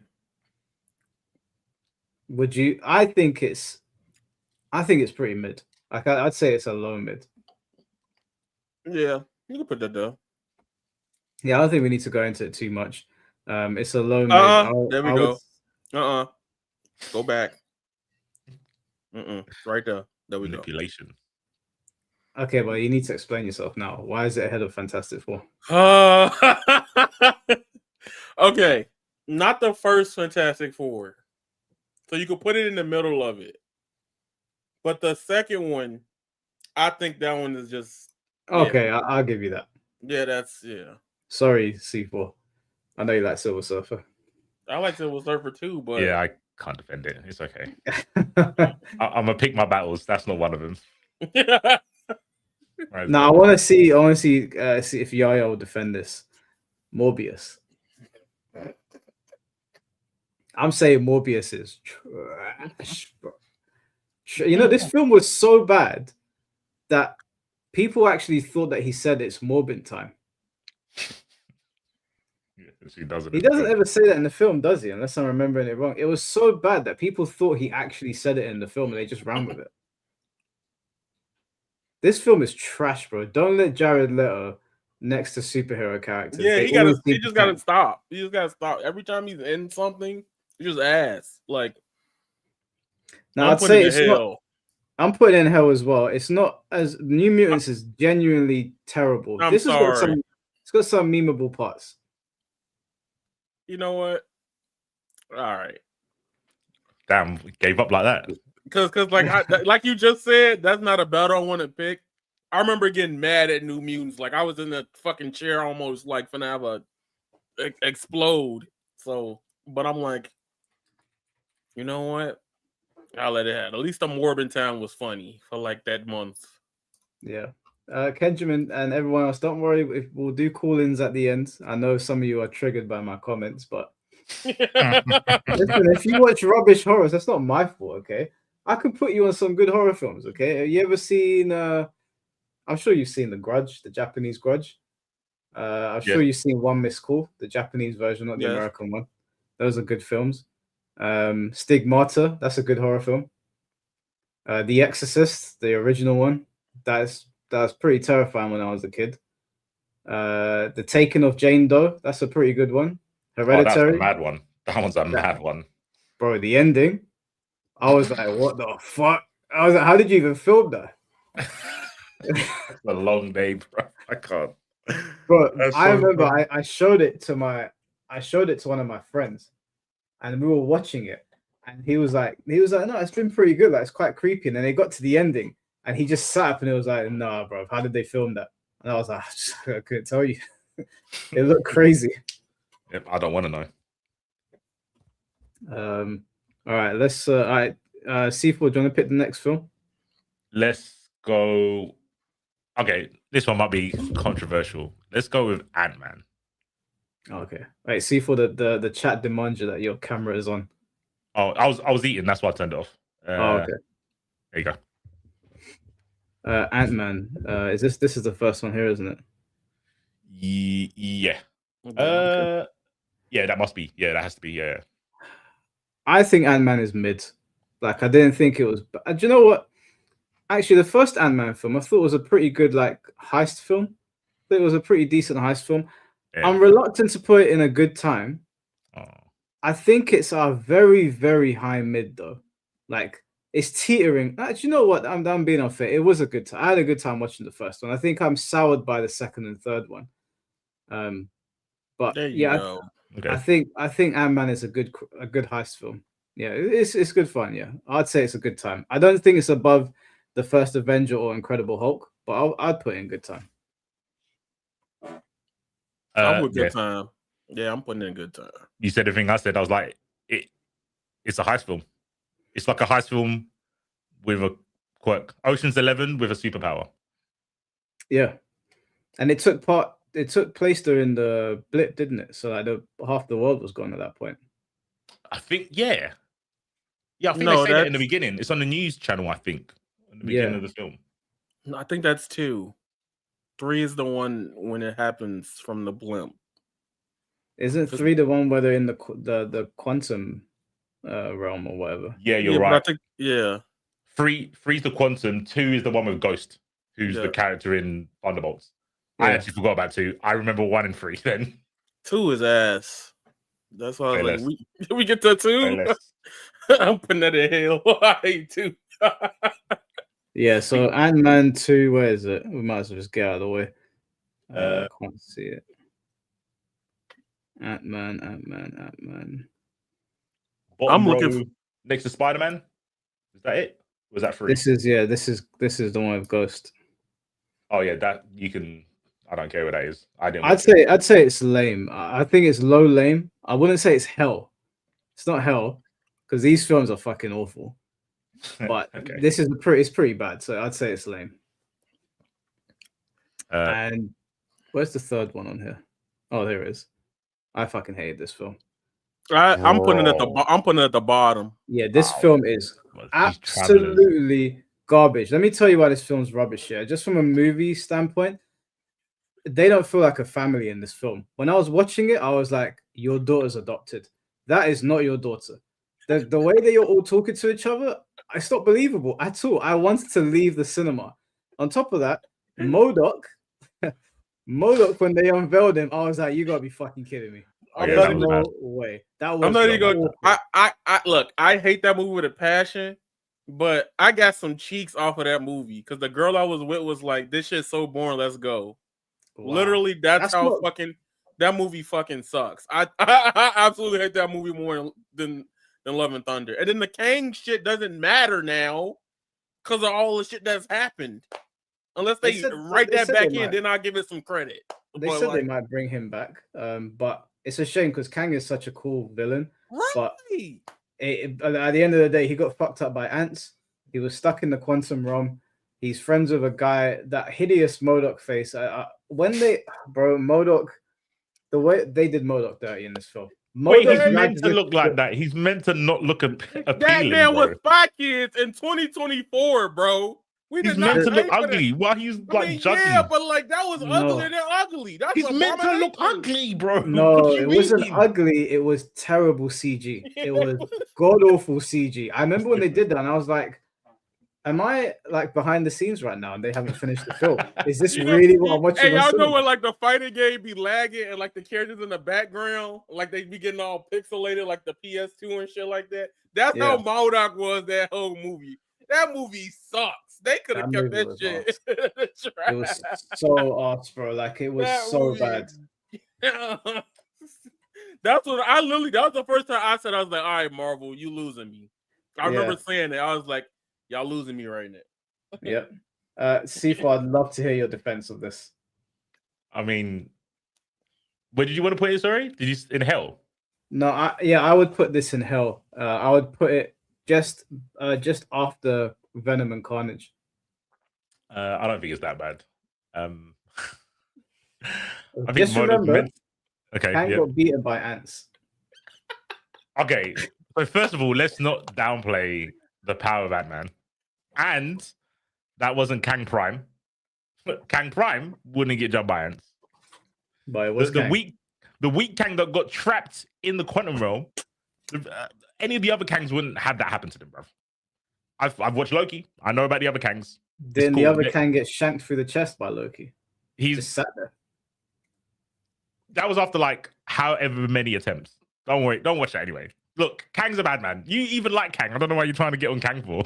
Why is he catching strays? Not MCU Kang. I like cartoon Kang and comic Kang, but MCU Kang, awful. Okay, well, they have to start somewhere. I think they can do Kang pretty well. I think the quantum realm stuff was a cool angle. I am biased because I think Hank Pym is one of the best characters in the Avengers. in Marvel, honestly, I was kind of gutted when they didn't have him when they made Age of Ultron, because in the comics he makes Ultron. Yeah. I think what they did. Who's the person who played Scott Lang, the guy from Friends? Yeah, the one that never ages. Yes, he's an actual vampire. He's playing the wrong role. Literally. I watched him in Anaconda the other day. That was a good film as well. I enjoyed that. I haven't seen that in years. It's a slow burner, but Yeah. it was fun. So yeah, I think what they did for the moniker of Ant-Man by putting him was try to do like reputational rehab, because like Ant-Man, even though it's Hank Pym, has a terrible reputation in comics. Like, he does all the worst stuff, bro. He done Yellow Jacket and turned like kind of psycho. He hits his wife. He has been getting dragged, and I think putting that guy as Scott Lang made people a bit more warmer to Ant-Man. So I think they did a good job, even though it's not the same Ant-Man that I like. Ant-Man's got so much variation in what his powers can be as well, and that character, that actor, I feel no one dislikes him. Am I wrong? No, everyone likes him, and that's the reason why I watched the new Anaconda film, because I saw him in it, and I was like, and it was good. Like, I had fun. Like, I've never watched a film with him, and I felt like, this was dog shit, man. Like, he's normally good, apart from this one. Shit, this film is fucking awful, bro. He couldn't even save it. Okay, I try. The one liner at the end, I think, is sick, when it's like it's a bit corny, but it's I don't need to win, I just need to make sure you lose.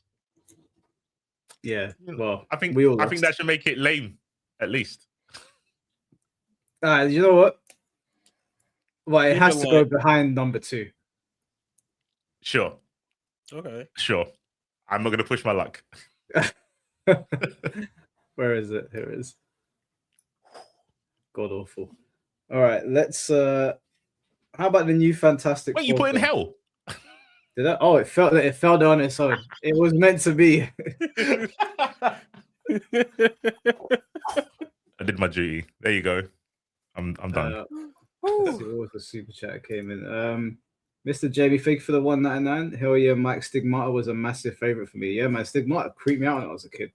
That scene on the train where she's getting whipped by the demon, I was like, damn, man. Let that not be me. All right. Fantastic Four, first steps. I think that this film was insanely mid. I was very disappointed by it. I was not sold on Reed Richards. I was not sold on Johnny Storm. I was not sold on what's his name? The Thing. Oh, Ben Grimm. Yeah, I was not sold on. I was sold on Vanessa Kirby as Sue Storm. She's the only one that sold me as Sue Storm, and I think she was the best out of all of the Fantastic Four in this film. The green screen in this film was absolutely diabolical. I couldn't believe it. You know what? I know that I'm critical of films sometimes, but even my girl, when we were watching it, yeah, the ending when they hold Franklin up, I was like, who greenlit this? It looked horrible, bro. Like that, you shaved 10 points. It's so bad. They green screened holding a baby. Yeah, because obviously, Franklin's got power cosmic. And at the end of the film, Sue dies because she uses her powers to push Galactus into the back into the other side of the universe. Yeah. And Silver Surfer also helps them. But in doing so, she dies. She uses all the energy to push him. So they put Franklin over Sue when like Reed is crying, like he's holding Franklin, and Franklin like touches her face and she comes back to life. But because the baby's supposed to like touch her face and use power cosmic, it looks so awful, bro. It's so bad. Okay, I'm not watching that. I'm good. It's awful. And the entire film it's not a good Fantastic Four film. I think the set design in the film is good. The music is good, but the effects in the film are terrible. Galactus doesn't look particularly good. I was a little bit disappointed and underwhelmed considering who Galactus is, but to be fair, considering what they did to him last time in Fantastic Four, this was a big step up. That isn't saying much. This isn't a good film, but I suppose because it's Earth 818 or something, I suppose it was important for them to show this side of it, but it's not a good film. I would put it I would put it in lame. To be honest with you, I would put it probably at the top of lame, but in lame. What about you, Yaya? So I disagree. Well, I have disagree. The reason why, hold on, let me out. Did you see this? Did wait, you see the green screen? wait. Let me go get this wait, lighter, bro. I need to smoke. Hold I'm on, gonna smoke go for Yaya. ahead. No, I will let you light up so you can hear me. So, look, here's the thing. Okay, so when it comes to this movie, I seen it in theaters, right? And I think the movie was lame as hell. To me personally, it's still better than the other Fantastic Fours, right? But I think personally, because I just think all the Fantastic, like there's the one with Black Torch, can't remember his name right now, Michael B. Jordan. That's garbage, and the other ones are just like okay and Ranger from that, right? When I saw this movie originally in theaters, I was like, "What the hell is they doing?" And I didn't say my opinion on the movie because like the timeline was enjoying it, but I was like, "I'm not gonna get jumped," because I thought it was very like as a movie, it was bad. As what they were doing at first, it was just missing a whole bunch of elements. Then Disney Plus, I watched it on Disney Plus. There's a director's cut specific version of that movie that they put out there, That's right? the one I watched. And what? I watched it on Disney Plus as well. Okay, so the Disney Plus one, what I've noticed with that one, and I looked it up, the Disney Plus one, they added more context to some scenes, and it was less jump cutty as a film, right? So from the story beats, I generally like how the director's cut version of the movie was it, and the person who did this said, well, he wanted to make a fast-paced Fantastic Four movie, but it had the reverse effects of it. Now I agree with you on like Reed Richards. Seeing Pedro Pascal pisses me off. Like I don't know, it just irritates me. Yeah, I'm also I'm not a Reed Richards fan. Every game he's been in, he's pissed me off too as a kid. So there's that. Then like Johnny was like douche lame kinda, and I was He was like, trying to be funny, and it wasn't funny. and it came off as like you asshole. I really do like Ben and Sue. I really like them too. Ben wasn't too bad in it. Yeah, I think a lot of the CGI, which I think they're gonna have, that's a struggle they're gonna have to tackle early in the future movies, because doing Mr. Fantastic CGI, like stretchy CGI, is like probably some of the hardest to do. Like even with One Piece live action, like people question it, but I think it's solid there at least. Here, they just show him just do stretch in the same climbing building sequence over and fucking over again. Like it's something new. You don't get anything like creative from it. So I was gonna go like Midgard, but the director's cut version, I thoroughly did enjoy it, but overall, it ain't too crazy. It's a very safe Fantastic Four movie when that's not what I was expecting from the MCU with that being how big they're pushing them. The only thing about that film that I enjoyed was the very ending when Vanessa Kirby's walking back or Sue Storm is walking back into the room and Doom is there. I was like, oh, but he doesn't turn around. So it just says the Fantastic Four will return in Doomsday, and you're like, oh. So it's got like, it hooks you at the end, but that's 10 seconds. So personally, like special effects was awful. Acting wasn't particularly good apart from Sue and the Thing. Galactus was underwhelming. Silver Surfer was pretty underwhelming. Didn't like the female Silver Surfer. I know that like his wife is his wife in the comics that is also a Silver Surfer. I've never heard of that. That might have happened. I've never heard of. There's another Herald of Galactus who's is it Frankie? But she's fire. She's not silver. Yeah. I didn't like it. I would put this in. I think it's like Fantastic Four is the like most important family of Marvel, and they didn't do a good job. I would put it in lame. I would never rewatch this film ever. They really need to land a Fantastic Four film, because if they don't, I almost want to. I don't know what the reverse of a boycott is. I think we should all just keep saying that we like the film because it's the only way we're going to get the maker. And if we get the maker, that's going to be peak cinema. If you think Doomsday is going to be good, if the maker doing it, it's going to be Pedro Pascal as the maker. He'll have a helmet on the whole time, though, innit? No, they'll just make it Robbie Downey again. Fuck it. I'll take that. Put a helmet on and make it Robbie Downey. They need to stop casting Pedro Pascal and everything, man. I'm sick of seeing this guy and everything. Narcos was fine. Game of Thrones, fine. After that, you're just pushing it.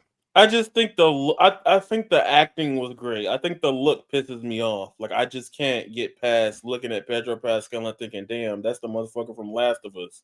Like every time I see him, I just be like, "Man, I don't know." Yeah, why was he cast as Joel, man? That shit still He makes pisses me off. okay. He makes sense as Joel. I can fight them. He's damn that close to how he look. No. If you're talking looks, I guess He's like right there. Personality-wise, it doesn't seem like. I don't know. mean, okay, yeah. But yeah, looks-wise, I guess you could just change up his hairstyle and he looks like Joel. But Joel's hard, bro. Guys, put him in the MCU. Body. Yeah, for real. Well, at least Last of Us 1, they bastardized him in Last of Us 2 before they bashed his brains in. All right. Next film. All right, let's just get Madam Web out of the way. Now, I'm going to say, just before anyone else says anything, that every time Sydney Sweeney's in a film, the film sucks. I don't know what it is about this girl. Every time. Now, I did watch The Housemaid the other day. I actually liked that. That was pretty good. I went to watch it because my girl reads the Housemaid series, and they've turned it into a film now. That was good, but it wasn't because of Sydney Sweeney. It was because of everybody else. Sydney Sweeney reminds me of... you ever watched Twilight? Yeah. You know Bella Thorne, how she's always got this deadpan expression on her face, like she doesn't want to be there. Yeah, that's Sydney Sweeney. The only reason people go to watch Sydney Sweeney films is two very obvious reasons. We all know why people tune into Sydney Sweeney films. Now, I personally could have done without her in this film. It would have been better to have somebody else cast, but it was still a good. Housemaid was still a good film. Madam Web was. Bro, I'm gonna sound sexist. This is like Ghostbusters remake levels of slop. Awful film. Now, this film was so bad that I'm pretty sure the actresses on the film also were like, let's not talk about this film again. Is it that bad? I haven't heard anyone say good things about it, but it's just boring. It's boring. It's like, who wrote the dialogue? Why is this film even being made? What the casting choices don't really make any sense. Do you want to defend it? Hell no. That shit ass. Say less. I know someone that worked on that film. I'm sorry. Don't. That's not a flex. Don't tell nobody. Keep that to your grave, man. My condolences. Yeah, Batman couldn't have beat that information out of me. That is not a flex. That's like coming in the chat and being like, "Yeah, my best friend worked on Dragon Ball Sagas." Like, be quiet, bro. Just now, Dragon Ball Sagas. I did. We know we not doing this. I'm joking. I was about to say. All right. What's the next film? Do you guys? I shall pick. Let's get it out the way. Iron Man, baby, is marvelous. Well, one. Yeah, first Iron Man film. Yeah, I'd agree. Yes. First one's overrated. Really? Oh my God! I think it's overrated. Okay, well, let's hear it. I don't think any. I'm not really an Iron Man hater. I think the first one is the best one, but when I'm looking at Guardians, I still don't know why Logan's there. When I look at Blades, I don't think Iron Man 1 is there. Personally, I don't think it's there. But I think Iron Man 1 is a good time. I had a good time watching it. I think it was a good kickoff to the MCU. I think it was pretty funny. I like the whole, like, he was abducted by terrorists and then he had to reconcile with building weapons, and now he was captured by the very people that have his weapons. The villain was cool, like the guy stealing money from his company and then selling him out. I can't remember what his name is. Hammer, something Hammer.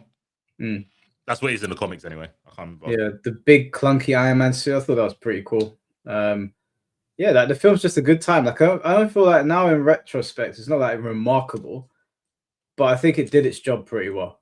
So I would put it at the bottom of a good time. I think Captain Marvel, Hulk, and Ant-Man were more enjoyable films now, but I had a good time watching it. I'd probably watch Iron Man 1 again. I enjoyed it. I think it's a good time. Yeah.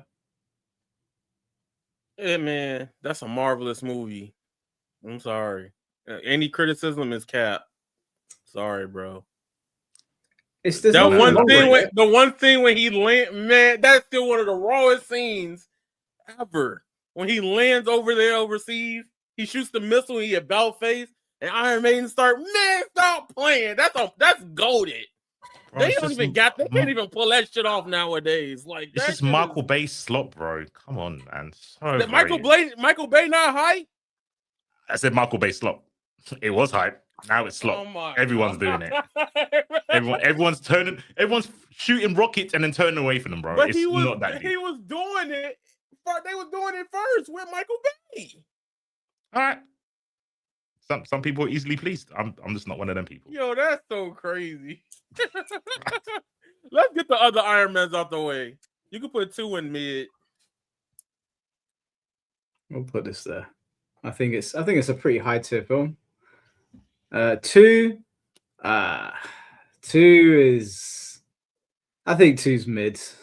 I think the scene with War Machine and Iron Man was pretty good. I think when they were fighting together was pretty cool. Oh yeah. Was it Whiplash was the main villain in this one? Yeah. Yeah, Whiplash, and then you had the Black Widow scene down the hallway. That's it. Yeah,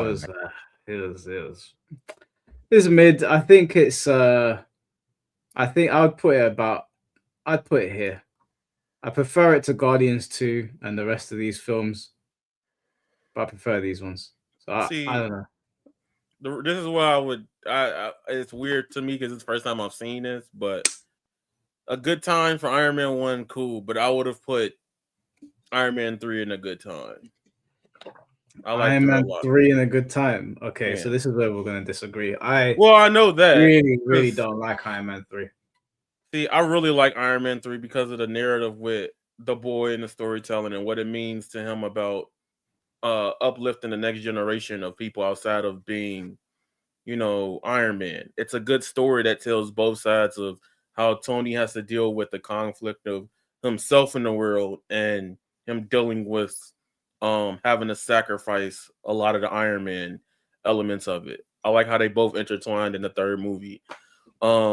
Villain could be whatsoever, but I think a lot of the other story beats uplift it all entirely because it seems like everything in the movie has some sort of level or stakes to it that felt really engaging for me to watch all the way to multiple times, which is why for me it was a good time. But I know a lot of people don't like 3. So yeah, I was underwhelmed by the entire film. I also thought Tony was a bit of an idiot in this film. Like there was some really stupid decisions, like when he just gave out his address. I was like, that ain't you one of the smartest people on earth? What the hell are you doing? Tony wouldn't do that. Yeah, that was a complete that's not Tony Stark. Like fucking the dumbest person in the MCU probably wouldn't have done that.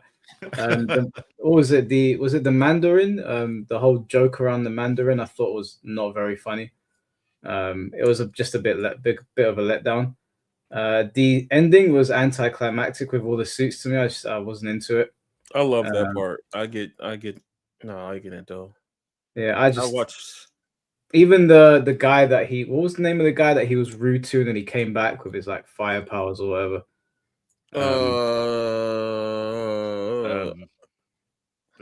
What, from the first film? No, in Iron Man 3, there was a flashback where Tony was really rude to like one of the interns, and then he like hated Tony, and he came back and he'd done experiments and that. He was a fucking idiot as well. Like the whole film, I was just like, man, this is just lame. I was really taken out of it when Tony was like, yeah, my address is 123 Boulevard, and I was like, and then he got bombed and he didn't even have a counter for it. And I was like, is this Tony Stark or Tony Dumb? Like, it's just so stupid. So dumb. That's not my Tony Stark. I don't know who that was. Not my guy. Not my Tony. All right, we need to vote. There's 3 of us, so I'm saying that this film is I'd put this in lame. I thought it was pretty lame. I'd put it high lame. That was lame. I'm happy with lame. Sorry, Yaya. I ain't make this list, y'all. Just letting y'all know that. You are the weakest link. Goodbye.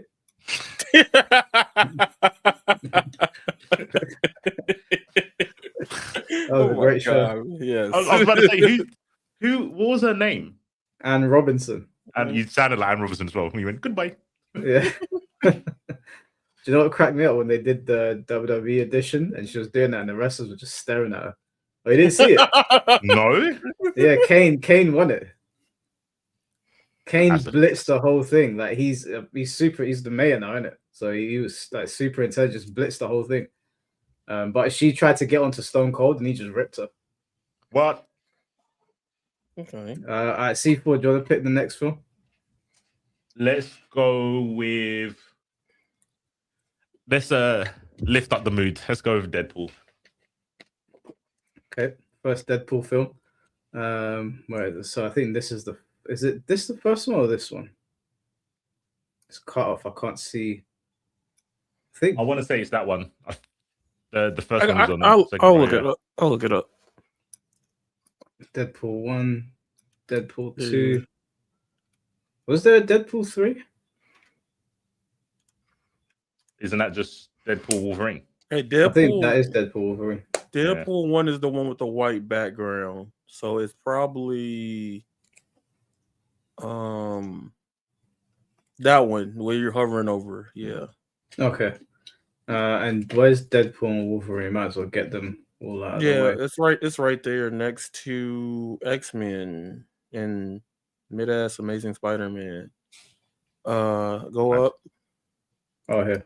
Yes. Okay. So, Deadpool 1. I had a good time watching it. I think it's. I wouldn't say it's like a marvelous film. I think it did its job pretty well. I would put it above. I had more of an enjoyable time watching Deadpool than Iron Man, I'd say. So I would put it just after Incredible Hulk. I think Deadpool 1 is marvelous. Like that shit. Yeah, that's a marvelous movie. Okay. I'm trying to think of a criticism. I think Ryan Reynolds is Deadpool now. Yeah. And it's funny that they had him in. Was it one of the X-Men films where he actually had his mouth like? It was Wolverine. Yeah. Wolverine Origins, I think. Or Wolverine Origins. That's it. Origins. Yeah. So he's always kind of been. He's always been Deadpool. He fits it to a T. I don't think they could get anyone better, to be honest. I think with people having MCU fatigue, a lot of it that is because of the jokes. But Deadpool can always do jokes, and I think it's almost timeless, even without the fourth wall breaking. I don't know how much of it is the character that's carrying the films, but I just don't see how I can't envision a world where they make a bad Deadpool film. Yeah, and this was the first one. Good. I think this is the first one, and it set the trend for like a different type of superhero films. I think a lot of the problems with the MCU now is because they're trying to make everyone like Deadpool. Yeah, Deadpool definitely came in and changed things, especially for like rated R superhero films. Yeah. My only issue with Deadpool, not the film itself, but just like I wanted to do Deadpool and Spider-Man, and I don't know how that's gonna work because in the comics they do a Deadpool and Spider-Man, right? But on film, Spider-Man kind of appeals to everybody, whereas Deadpool it kind of pushes the envelope quite a lot. Yep, I agree. Maybe he can do Deadpool and Punisher. That might be a lot of fun. Deadpool, Punisher. I remember I used to collect the Deadpool and Cable comics. Yeah, those were good. Deadpool, That's Cable would be Deadpool 2, right? That's why they brought Cable in. Yeah. I wanted them to do that more than Wolverine, but it kind of makes sense with Wolverine. So where would you put Deadpool in Marvelous?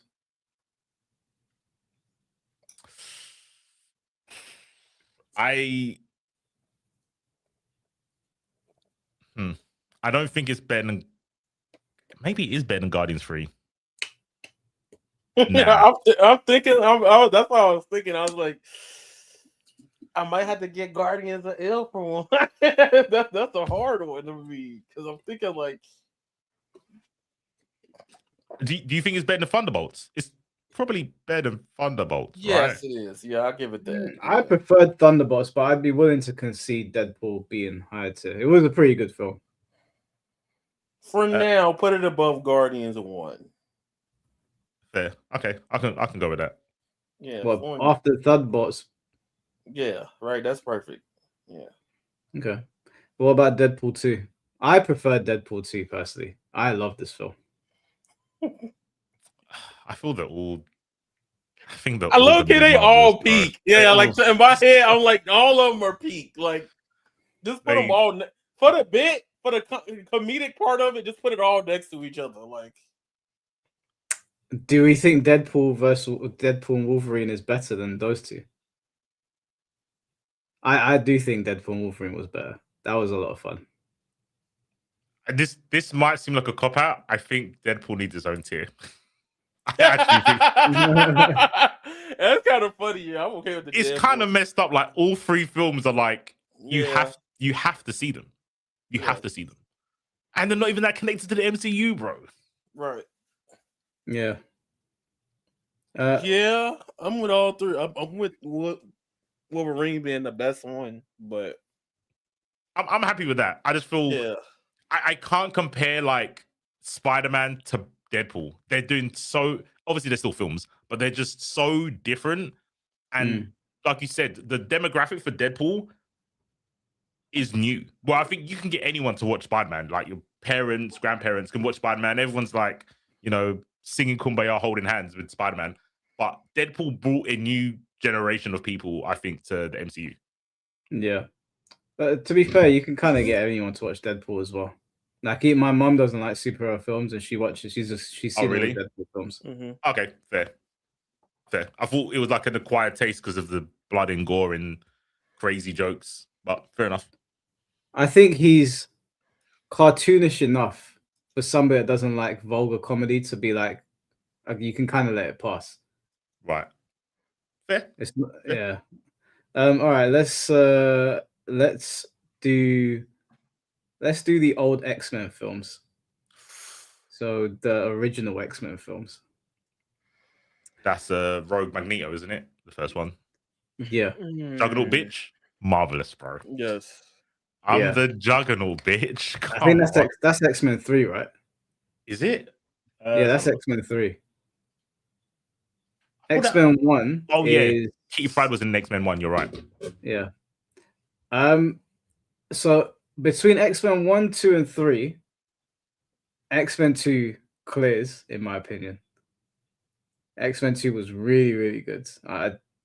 X-Men 3 is it's a bit hit and miss. I am not buying Wolverine walking through Phoenix losing her shit. I'm sorry, I like Wolverine, but I think if Phoenix really did ramp it up, considering what Phoenix is, she could have killed him if she wanted to. Maybe she was holding back, or you could have said she's holding back a little bit because she loves Logan, but yeah, that wouldn't really explain how everything else around her was literally being turned to dust.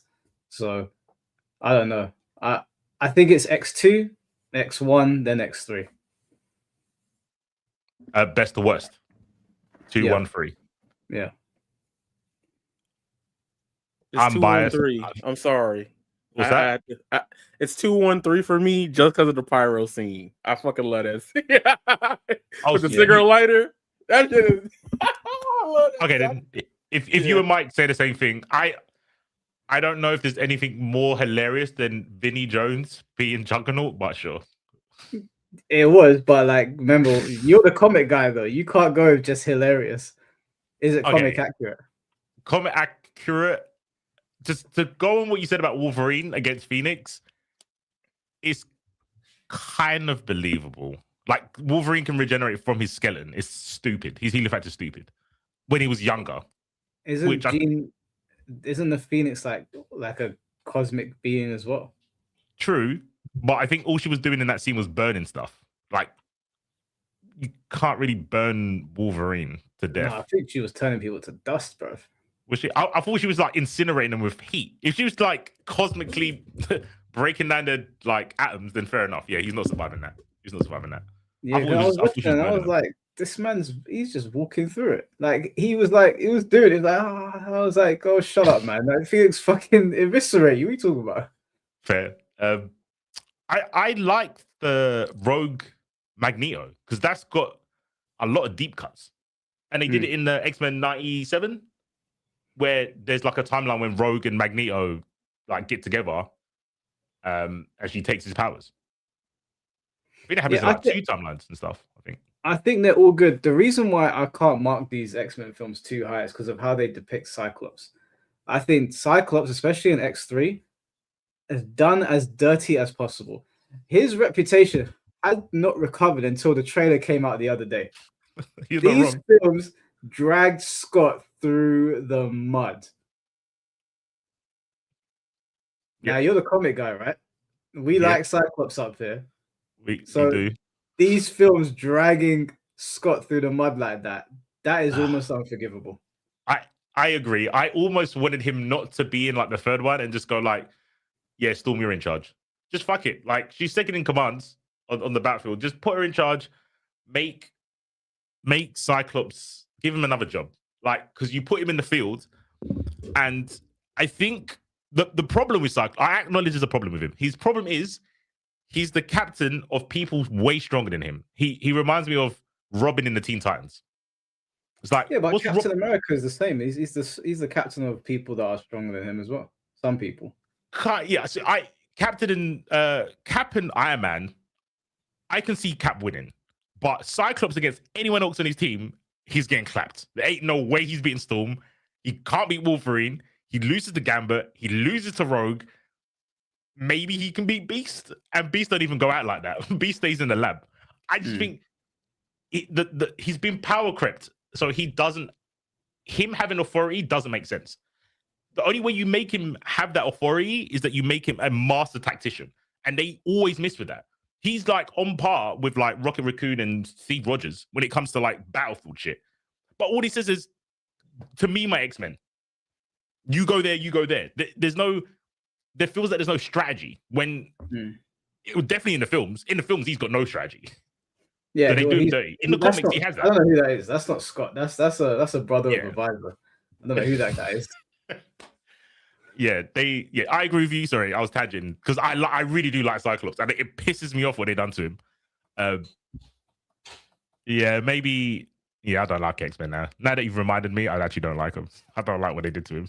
Yeah, I would put all 3 of them in. Like, thing is, like, I remember them fondly. I have fond memories of these films, and I think the casting in these X-Men films was great. Like, they really did get a good cast together. Yeah. So much so that every time they tried to recast, they just end up going back to these guys in the end, even Scott. So I can't lie, I had a good time watching all of them. I think comic to movie, they did take some liberties. They trashed some characters, and then X-Men 3, Scott walking into the lake and then just dying, I was like, that's unforgivable. I'd put them all in a good. I'd put X1 and X2 in a good time. I'd put X3 in mid, personally. Real quick, someone in chat said Cyclops took down a whole Sentinel on his own. Bro, look around you. You think no one else can do that on his team? Yeah, that's not a feat. That's not a flex, bro. That's all of them can. That's literally not a flex. Gamma's gonna run up to a Sentinel and touch, and it's gonna explode, bro. Like, who said that? Let me scroll up.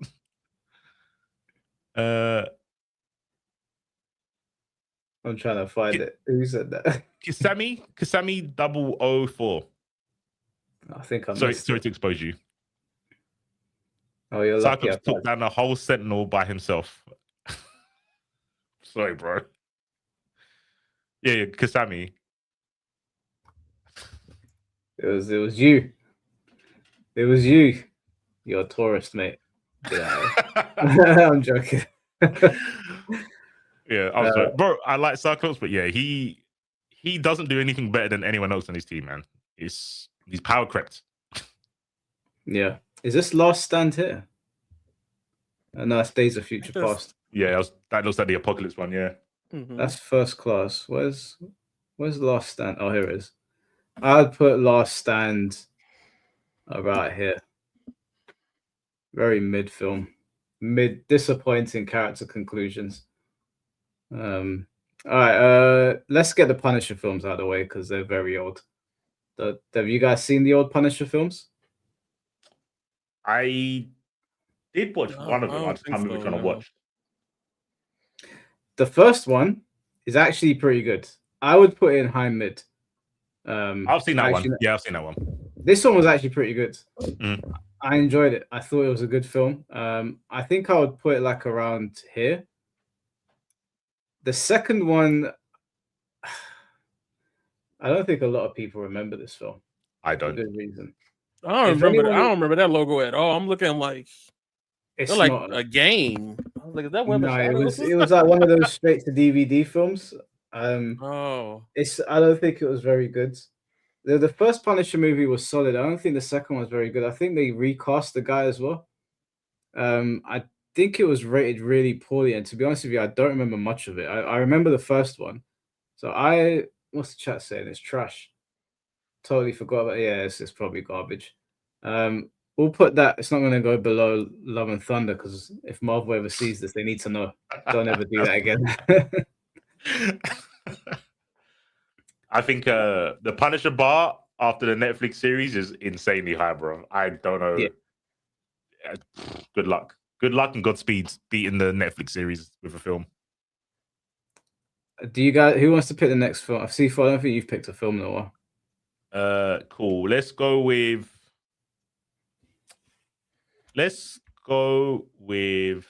Red Hulk. Oh, sorry, my bad. There's also this Punisher film. I'll put this right here. Oh, yeah. So, what? Brave New World. Brave New World. Yeah, let's do this one. I actually like this film. It got better the more I remembered it. When I watched it, I was kind of like, all right, when's the Hulk gonna fight? Okay, the Hulk fought. And then I went back and was like, no, they did the leader pretty good. They didn't just pass the torch down. There was kind of some friction with like Falcon and other people around it. I think the story was way better than I gave it credit for watching it in real time. I think it's a good film. All right, hold on, wait, Kenjamin, are you leaving now? Because if you're leaving now, I can bring you in here real quick and cook you on your horror takes, and then get back to the tier list. if you want, I'm very happy to do that. We can pause real quick. We can get, what was the film that we were just reviewing? Brave New World. Brave New World. Okay, we'll come back to that. I'm happy to school you on horrors if you want. Oh, I think he did a runner. Ken? That's all right. Ken, listen, I wouldn't want to do that to myself either.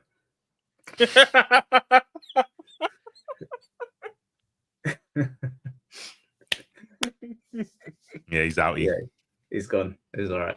He'll watch this back and kick himself. Yeah, I enjoyed Brave New World.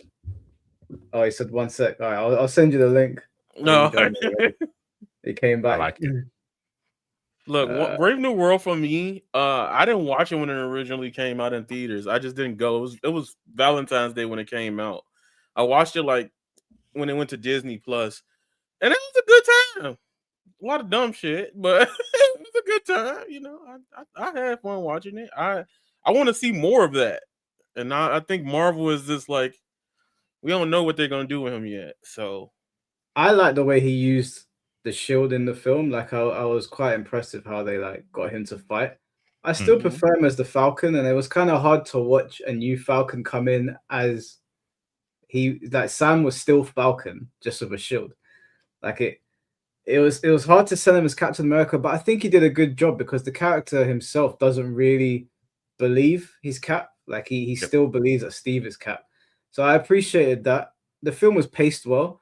I like the fact that the other super soldier, the black guy, he got some screen time because I liked him. He's a good actor. Blue Marvel, something Boucher. Boucher? Yeah, the soldier that they experimented on. I can't remember his name. But yeah, I know you're talking about. Harrison Ford did a good job picking up for Thunderbolt Ross. I think that It was very believable that he was trying to win his daughter back. Like his acting seemed very remorseful, and I felt bad for him. Like when he was on the phone to her and she didn't really want to talk to him. And then obviously when he turned into Red Hulk, I was like, oh, this is sick. Like he went full planetary destruction. Like everything just got murked as soon as he turned into Red Hulk. There wasn't as much because I know Red Hulk, like his powers, like he singes things the more he gets angry, right? Yeah, he gets hotter. Yeah, they kind of showed it up a little bit when they were near the cherry blossoms, but not as much. But I was like, that's fine. It's his first time as Red Hulk. It's not a problem. Yeah. I don't I think thought they. it was a good film. Yeah, I think besides the comic part, I think they dropped the ball in the comic part. I don't think maybe they didn't. I didn't remember. I don't think they mentioned the difference between Red and Green Hulk. I think they just said, we've got a Hulk who's red colored. But yeah, their powers are different. Like in a drag out fight, Red Hulk always loses to Green Hulk because he doesn't get stronger. He gets hotter. That doesn't really help you against someone who's got a healing factor. And out of all of the films, I think this is the biggest liberty they've taken with a fight, because ain't no way that Falcon is blocking a punch even with the shield against Hulk. He ain't a super soldier. He's a regular dude. He's a regular dude. He ain't got the muscles to hold a punch from the Hulk. But I allowed it. Steve, I can buy it, but that's the same as like you don't see Hawkeye going up against these guys because he also can take a hit from a Hulk. But didn't he block it and also block it with his wings that were reinforced with vibranium? One of the maybe he did one of the times. I thought there was a time when he just blocked it with the shield. I'm sure. Maybe because he did break his arm in the end, so possibly broke his bro. The shockwave from blocking with the shield should have broke every bone in his body. Yeah, no, I agree. Like I did like the fact that it was asked for, because when I was watching it, I was like, bro, this, like, if he touches you once, you're dead. And I did like the fact when he got up and it was like, I know you can kill me in one punch, so let's just talk about this. I did appreciate it. It's kind of like they nodded to me like, look, we know this ain't believable, even though it's like a Marvel Universe comic thing. But I want you to know that I lose. I insta lose. I get TOD'd. Can we talk about it? It's like, no. And then most of the fight was him defending or flying away. I get that. It's just that there is no other way to do that fight. Like I said, there's a Hulk problem. There's not many people Hulk can fight. Yeah. Green or red. It's a Superman problem as well. Like, where do you put him? Yeah. Well, I think it was a good film. I had a good time watching it. I'd put in a good time. I put in like low good time. But I can't say that like I had a better time watching it than I did Spider-Man Homecoming. So that's fair. Yeah. I'm gonna let you have it. Yeah, I'd put that in low mid. Low good time. All right. Next film on here. Let's go for Shang-Chi. So I'm gonna let y'all go. Have you seen it? Yeah. Yes, I have. So I haven't seen it, but I've heard everyone say it is a good film. Not a good Marvel film. They said it's a good film. I have a take out of that. There's a take that I'm gonna say, and y'all might lean back. That movie proved to me that there can be a good Dragon Ball Z live action. To me, that movie is top 5. What, MCU? Yes. No, you're smoking.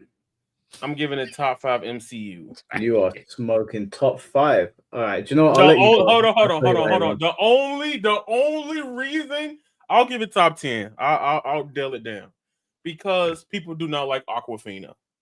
Aquafina is probably the part that's madly unbearable. But from the action, the score, the music, the designs, the way they did the villain, the 10 rings, the CGI in that movie was outstanding.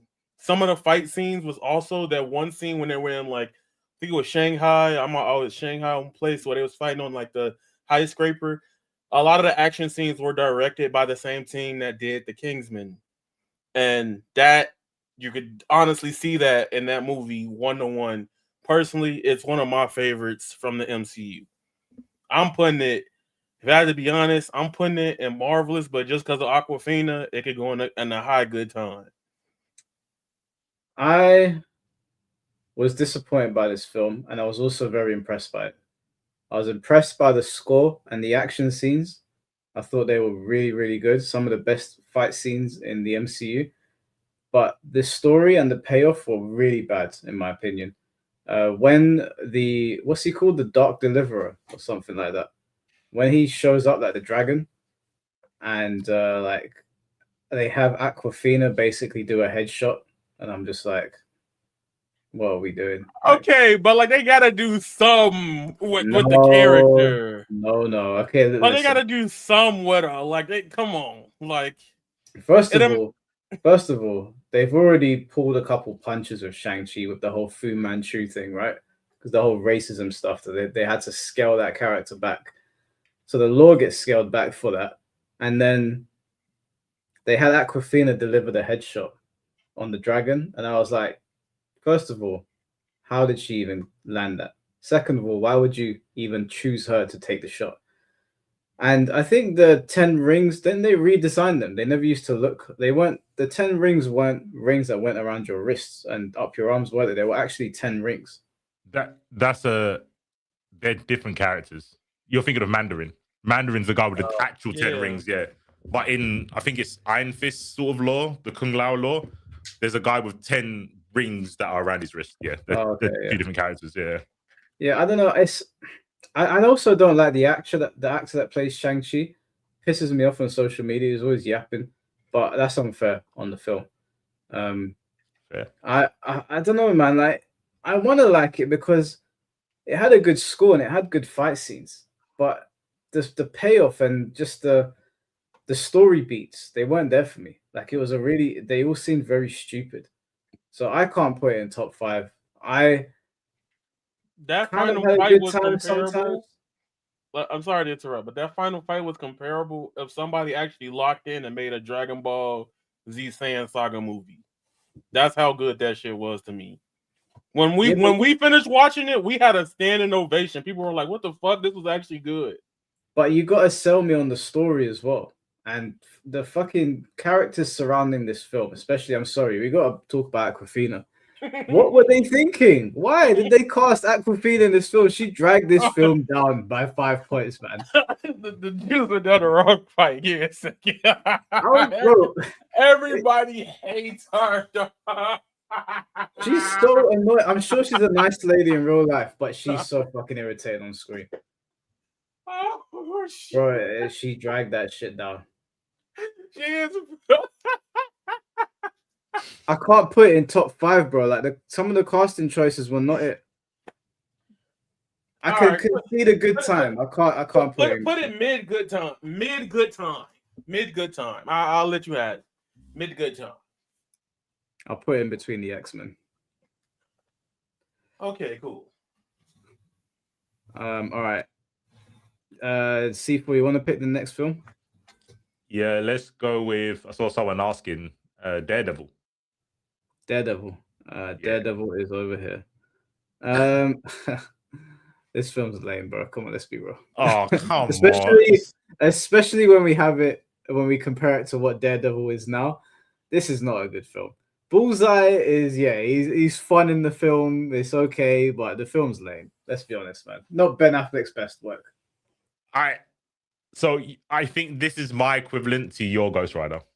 I'll say that. Yeah. Like I think Bullseye is fucking hilarious, bro. I think it's so sick. And I think there's some like attention to detail with like Matt sleeping in a bath because his senses were higher. Like I thought those things were kind of cool, comic book wise. Yeah, do you know what? I'm just gonna correct this. This is gonna go down here. That was way too high. Elektra. Yeah. Yeah, sorry. I prefer Deadpool to Elektra. I was just not Deadpool, sorry, Daredevil. I was looking at it and I was like, that doesn't make any sense. So we'll move it down. I can understand why this is a gooey pleasure. I think it should go near Ghost Rider though. Like it's when we compare it to what we have now, it's It's like night and day. As soon as you said, "But we've got Netflix," I was like, "Yeah, no, you're right. I can't put it in Midgard when we've got Netflix. That's just taking the piss." Yeah, no, 100%. Let me just see these super chats. Zaslan, thank you for the £2. I went and saw 2 times and DOFP again last summer at View. Wait, X2? I was like, what's 2 times? Capitalize that shit, fam. Make him look stupid. Is that Days of Future Past? Yeah, we'll get to Days of Future Past. Yeah, great comic. Mr. JB, thank you for the 199. Sonic 3 proved we can have a live Dragon Ball film, if any. Bro, Man of Steel proved that we can have a live Dragon Ball film. Oh, you guys remember the fight with Zod? I forgot you like Man of Steel. No, but even if you don't like Man of Steel, that fight with Zod, that's a Dragon Ball Z fight. Even the fight with Feora, whatever her name is, when they're fighting in the little town, that shit was definitely Dragon Ball. All right, let's pause the last remaining parts there. So we'll bring Kenjamin in. I know he's going to have his garbage horror takes. Kenjamin, can you hear us? Hello? Always gone quiet on us. Hello? Wake up, Ken. You gotta connect your mic, bro. Now I understand if you don't want this cooking audio. I hear you. There we go. Heard you. Oh, that wasn't me. My hand's over here. He thought he was gonna kick him and say he can't say his takes. Yeah. I'm sure he'll come back. Ken, I hope you didn't plug now. Hope you're not a plugger. Mm-hmm. Typical Tekken players. Right, what have we got in here? Might as well do another X-Men film. Oh wait, Kenjamin's come back. Hello? Trying to get this to work. Can you hear me? Yeah, we can hear you. Yep. Oh my god. Okay, yeah, that was weirdly technical difficulties. But hello, thanks for having me before I had to run out of here. That's okay. Yeah, we'll just briefly touch on what we were talking about earlier. So you think that I have bad takes in horrors? I don't think it's so much bad. I think it's more harsh. And the fact that it's like horror's been you kind of make it seem like horror's been in a drought, or am I misconstruing that? No, horror's not been in a drought financially, because like the Conjuring universe has been carrying in terms of like putting butts in seats, but in terms of quality, it's been a hard watch for some time. Okay. That's where to me it's always been something that I've heard this argument before, and I feel like it's kind of a constant argument against horror specifically. I think that a lot of the argument tends to be that everyone has a different interpretation of what horror is and what they want horror to be. So like, I guess first of all, give me like top 3 or 3 horror movies you enjoy just like off the top of your head. Hereditary I thought was really good. Yeah. Top of my head. Would you count like slasher films or like monster films? Yeah, I personally do. That's where it turns into, that's what I mean by people have different interpretations than I do. Yeah, I'll try and say. So I really like Hereditary. I like Jeepers Creepers too. I thought that was a fun watch. Yeah. And I really enjoyed what's his name? Stigmata. I thought that was a great horror film. All right, yeah, no. Admittedly, I liked all those bangers and different kind of realms of horror. I do think that horror recently is starting to lean a little bit more towards. Well, actually, it's kind of shifting. Now they're trying to get more in your head about shit while also having spectacle. Like, I get where you kind of come from on Weapons and even Together. Like, Together, I just actually watched that one over the weekend, so I kind of will piece off of that one. It does have a lot of good horror elements to it, and I think it's a good horror story.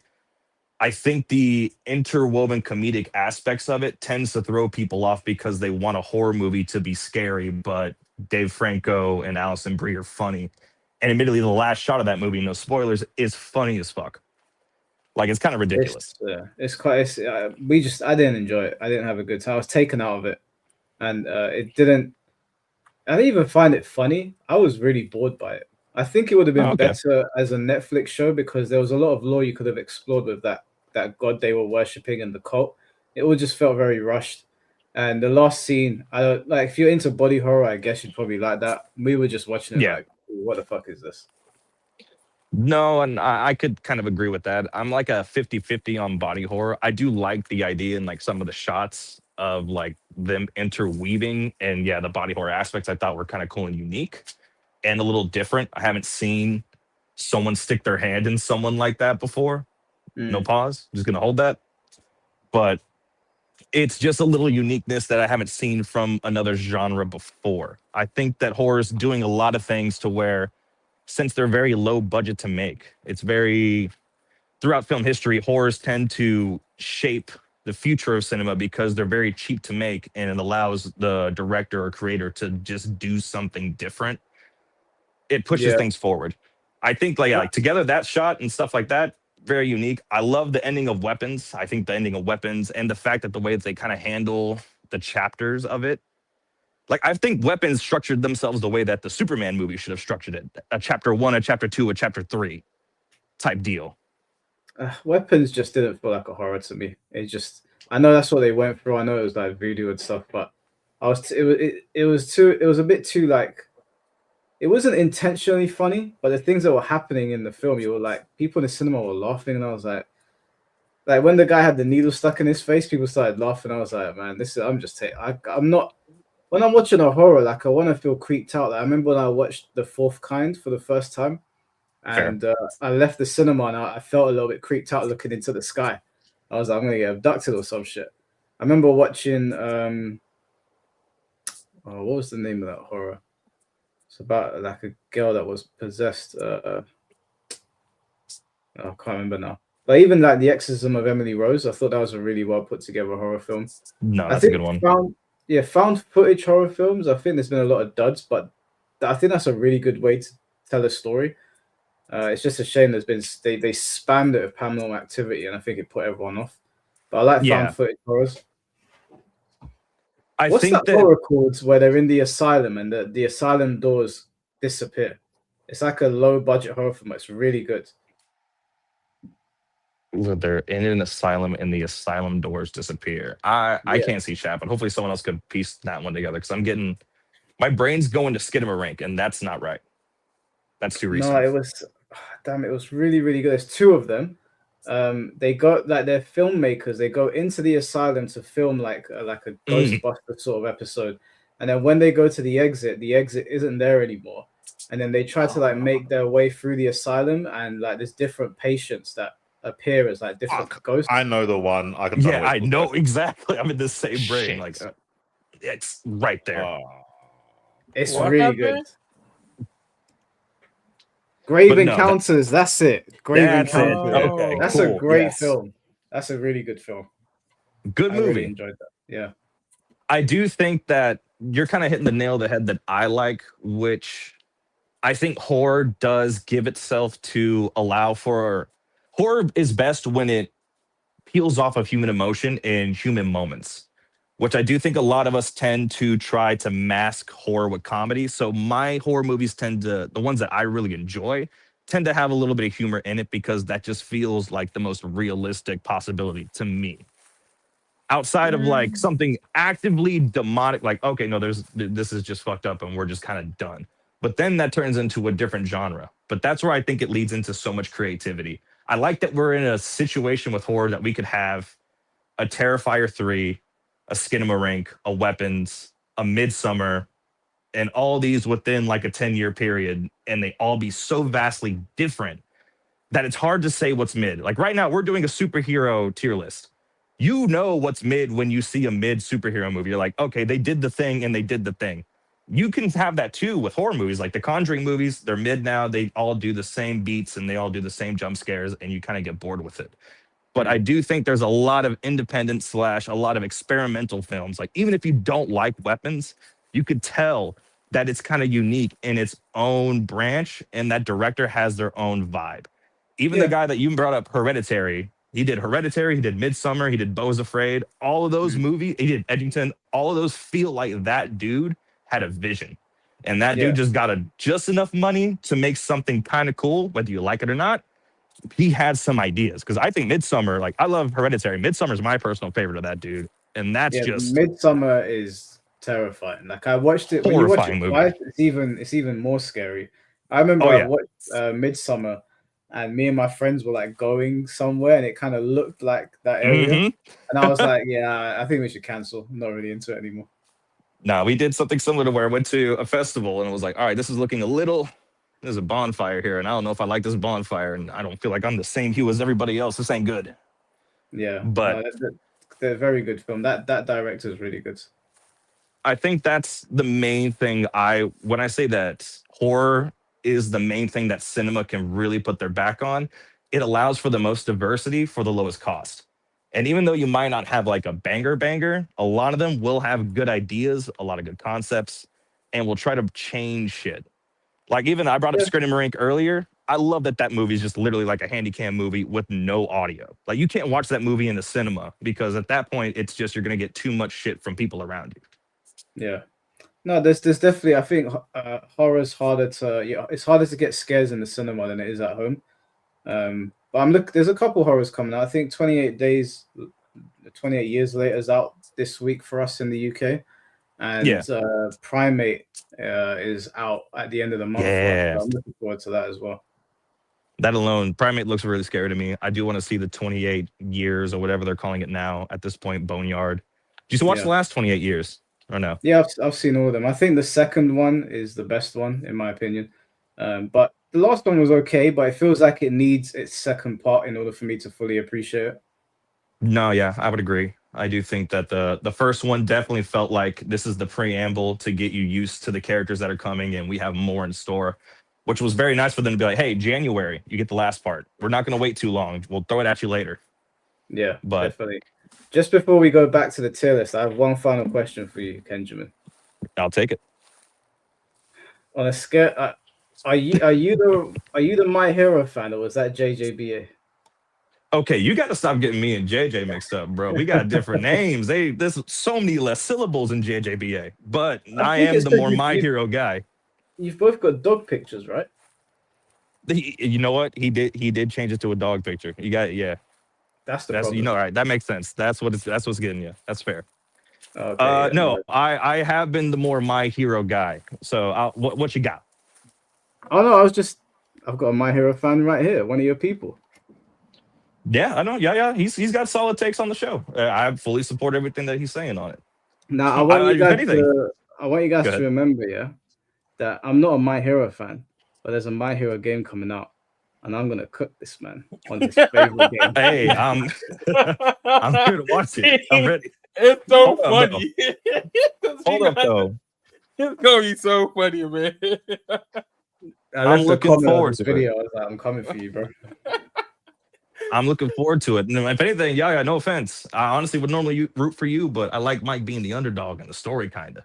So I kind of want him to win. But Mike, I gotta hear you say it. You gotta like Endeavor's story right now, don't you? Endeavor's like on his arcs to redemption right now. I'm only at the beginning of season 5, so I can't comment on it too much. But he is my favorite character in the show. But I usually lean towards like fire or lava users, so I was already biased. But we'll have this conversation another day because it's getting late and we need to finish this tier list. Yeah. Fair enough. I gotta get out of here too. Mrs. is home, so I'll dip out. Thank you for having me, and hope you all enjoy the rest of the stream. All right, man. Take care. All right, In a bit, Ken. Later. Oh wait, Yeah, actually, real quick too, just saying, Into the Spider-Verse and Across the Spider-Verse are the best Marvel movies out of all of them. Make sure you put those in the appropriate tiers. Y'all have a good night. Okay. Take care, bro. That's not happening. But I agree, but Oh my. I let them rock. They look, because they're animated, so that's cheating. I don't want to put them there. But well, let's so we were doing were we on another X-Men film? You was gonna pick one, yeah. Yeah, just get the X-Men out the way. Let's do All that. right, so let's do X-Men First Class. Now, this one is for some reason seems to be controversial. I don't know why. I think this is a fantastic film. I think this is high tier good time, very high tier good time. Shout out to my man Darwin. Got Mhm. done dirty, but big ups Darwin. So wait, C4, you agree it's high tier good time? Yes, of course it is. It's really good. I didn't know there was any friction with that take. I'm looking at chat just in case, but I'm teetering on saying, is it marvelous? I've watched it about 4 times. I love it every time.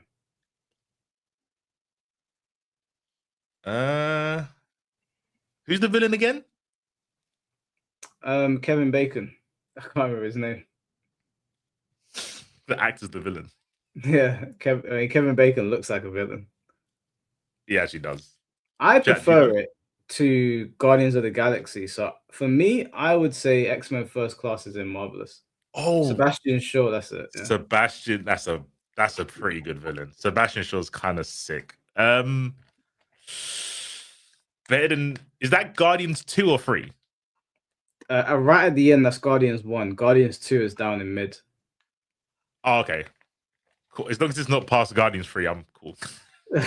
I'm protecting that. I'm protecting it. I think maybe we should move Thunderbolts behind Deadpool for being fair.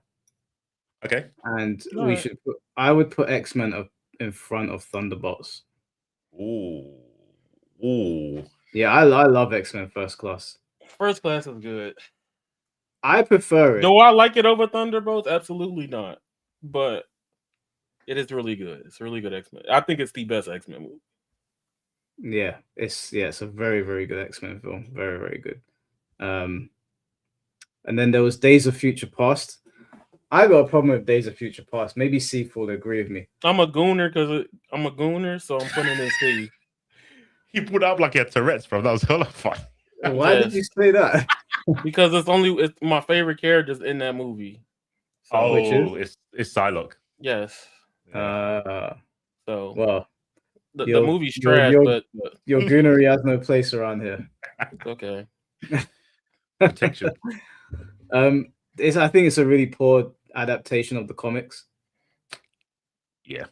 It's a really poor adaptation of the comics. Like I don't think it's a terrible film. I think it's a pretty mid film, but it's a terrible adaptation. I don't know if it's terrible. It is bad. I remembered the how they got Wolverine into the past, and it was through Kitty Pryde, and I was like, what? No, sorry, you've never read a comic. But okay, let me look past it and see what happens. I think the dialogue from Apocalypse was okay. They could have done better. Him assembling the Horsemen was kind of cool. They couldn't do it the exact same, right? Because Gambit wasn't a thing yet, so they couldn't get Gambit. Yeah. The trailer for this film was fantastic, though. Like, it really sold me. Yeah, it was a good film. It was a good film. It's just that they could have done so much more, because Days of Future Past is one of the few comics that messes with time travel and does it really well. Yeah. You know what the problem was? You know the kind of criticism I tried to make to Logan, but I said, you know what? It's Old Man Logan versus Logan. They shouldn't have called it Days of Future Past. That's what they had to do. And then it would have been like, it's a strong mid. But because it's got the mantle of Days of Future Past, it has to be gassed. And it just wasn't, it didn't live up to the title. Yeah. I prefer it to Iron Man 2. I'm just looking at that. I'm like, I definitely prefer Days of Future Past to Iron Man 2. I really wasn't impressed by Iron Man 2. I think I'd put in mid-guard around here. You think it's better than... Oh, sorry, go on. They missed a lot of beats, but I think they got a lot of things. I wouldn't say right, but on screen for a movie, I think it was serviceable. Yeah, I'm not mad at it. I can't argue with that. Yeah, I just wish it was better. It felt like it could have been better with the cast of characters in the story. Could have been better. Days of Future Past, great writing wise. Yeah, it is. It's a good film. Like, I've put it high mid, but there's just some things in the film where I'm like, you could have just adapted this properly and it would have been a hell of a lot better. But I was gonna say, one of the problems that's gonna happen to one of the there's a film down there that I'm waiting, because they fucked up the plot on some like Full Metal Alchemist shit, where you can have a plot of a story and the plot of the story can be really good. Most Marvel, well, not most, a lot of the Marvel stories are like that. The plot of Logan's really sick. Days of Future Past. I would say almost all the ones were strange in it, bar Avengers. So the Spider-Man one was strange, and the Scarlet Witch one was strange. The plot with strange stories are normally good, I think. You know, when I'm looking at this, it doesn't really make sense because I definitely prefer Days of Future Past more than the first X-Men film. I might have to move it up. The Gooner wins in the end. He actually did. Wait, hold on. I don't know if it's better than. Okay, chill out. Chill out. It's better. I think it's better than X-Men 1. What are you saying? It's better than Ant-Man. Yes, I prefer it to Ant-Man. But do you think it's better than Brave New World? Move Brave New World up. I think Brave New World is better than Ant-Man. It's better than X-Men. I don't think it's better than Days of Future Past. I would say it is. It's Yeah, up to I would say it is. I say it is. I agree with C4 on that one. You think Brave New World over Days of Future Past? Yes. Okay. What else have we got in here? Black Widow. Wasn't a big fan of the Black Widow film. I thought it was insanely mid. I didn't think it was bad. I thought it was cool, like okay-ish. And then Thunderbolts came out, and then the TV show with whatchamacallit, and that shit is garbage. Like, I don't like Scarlett Johansson as Black Widow. I didn't like Taskmaster in this film. I was very disappointed. I hated Taskmaster too. So yeah, I'd put it low mid personally. Sorry, go on to C4. I was gonna say real quick, does anyone actually like Black Widow as a character? Does anyone care? I like Black Widow. Okay, so let me put it like this. Don't look at me like that because I know what you was thinking. So look, Black Widow as a character. Go on, finish that sentence. Black Widow as a respectable female. I wasn't going to say none of that shit. I was about to say the movie was really cool because they put light on like a Marvel spin of like trafficking. That was the cool part. Like the opening of the movie was probably the best part. And after that, it had like some cool action scenes, and then Yelena outshined her the whole movie. And then to this day, I feel like Yelena's still better at being the Black Widow than Scarlett Johansson is, Florence Pugh. So I don't know. It's lame, I guess. I think it's mid. Like I think it was mid. It's more mid. I would put it like around here. I don't think it's the worst thing in the world. It's definitely not the best. It's just middle of the road. It was Taskmaster sucked, but Yelena was cool. Scarlett Johansson was a bit meh. Wait, that means the casting, the featured character makes the film. So I was going to say, I think Black Widow in MCU is terrible. They just made her out to be a Jezebel. Basically. It's a Jezebel for the Avengers. It's cringe. I don't know what they're doing with Black Widow. I think she's cool in the comics. In the MCU, she's just flirting with all the Avengers. It's fucking awful. She's dead now, isn't it? So good. Hope she stays that way. Yeah, I don't think she's coming back. I don't think Scarlett Johansson's coming back. Nice. It's mid. The supporting cast in this film is pretty good, though. Okay, fair. That they've got what's his name? What's he called? Red. No, her dad. Red Guardian. Oh, Red Guardian. Yeah. Oh, they're Red Guardian in that. Okay, sick. Yeah.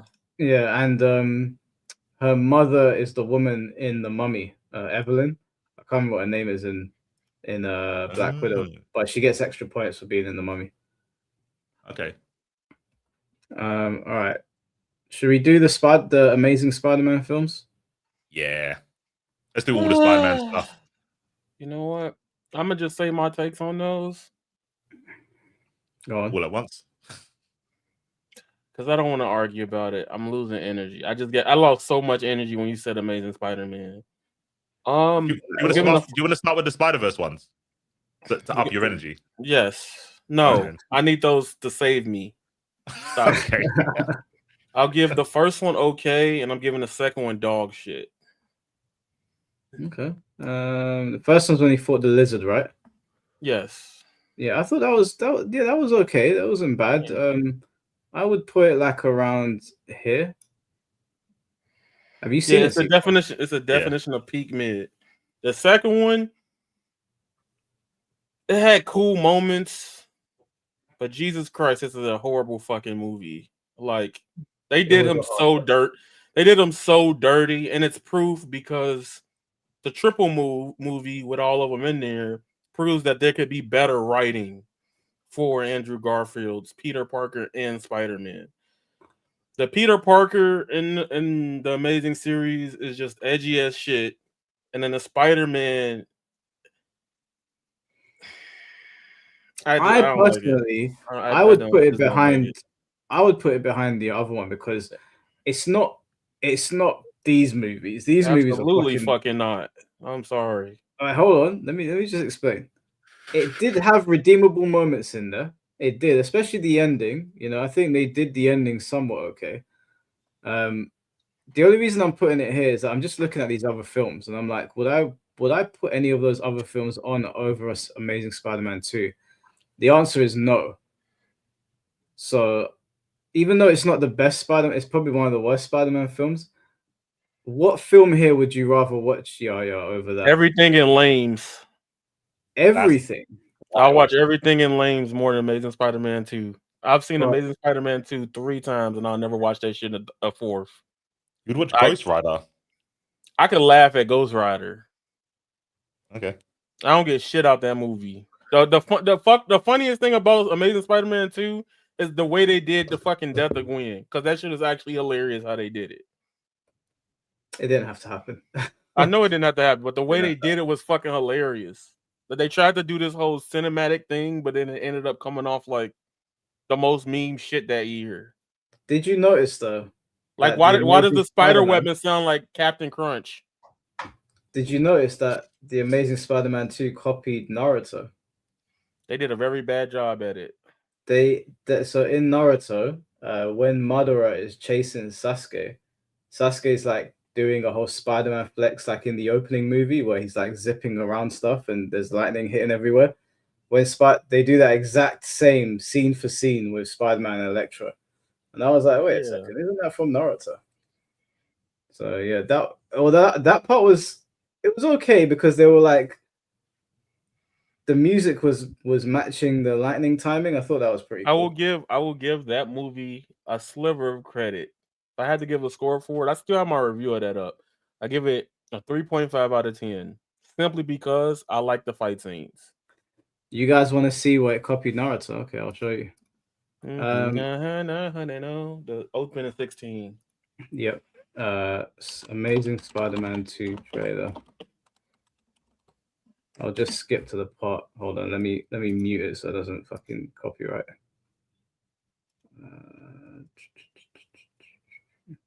Okay, here we go.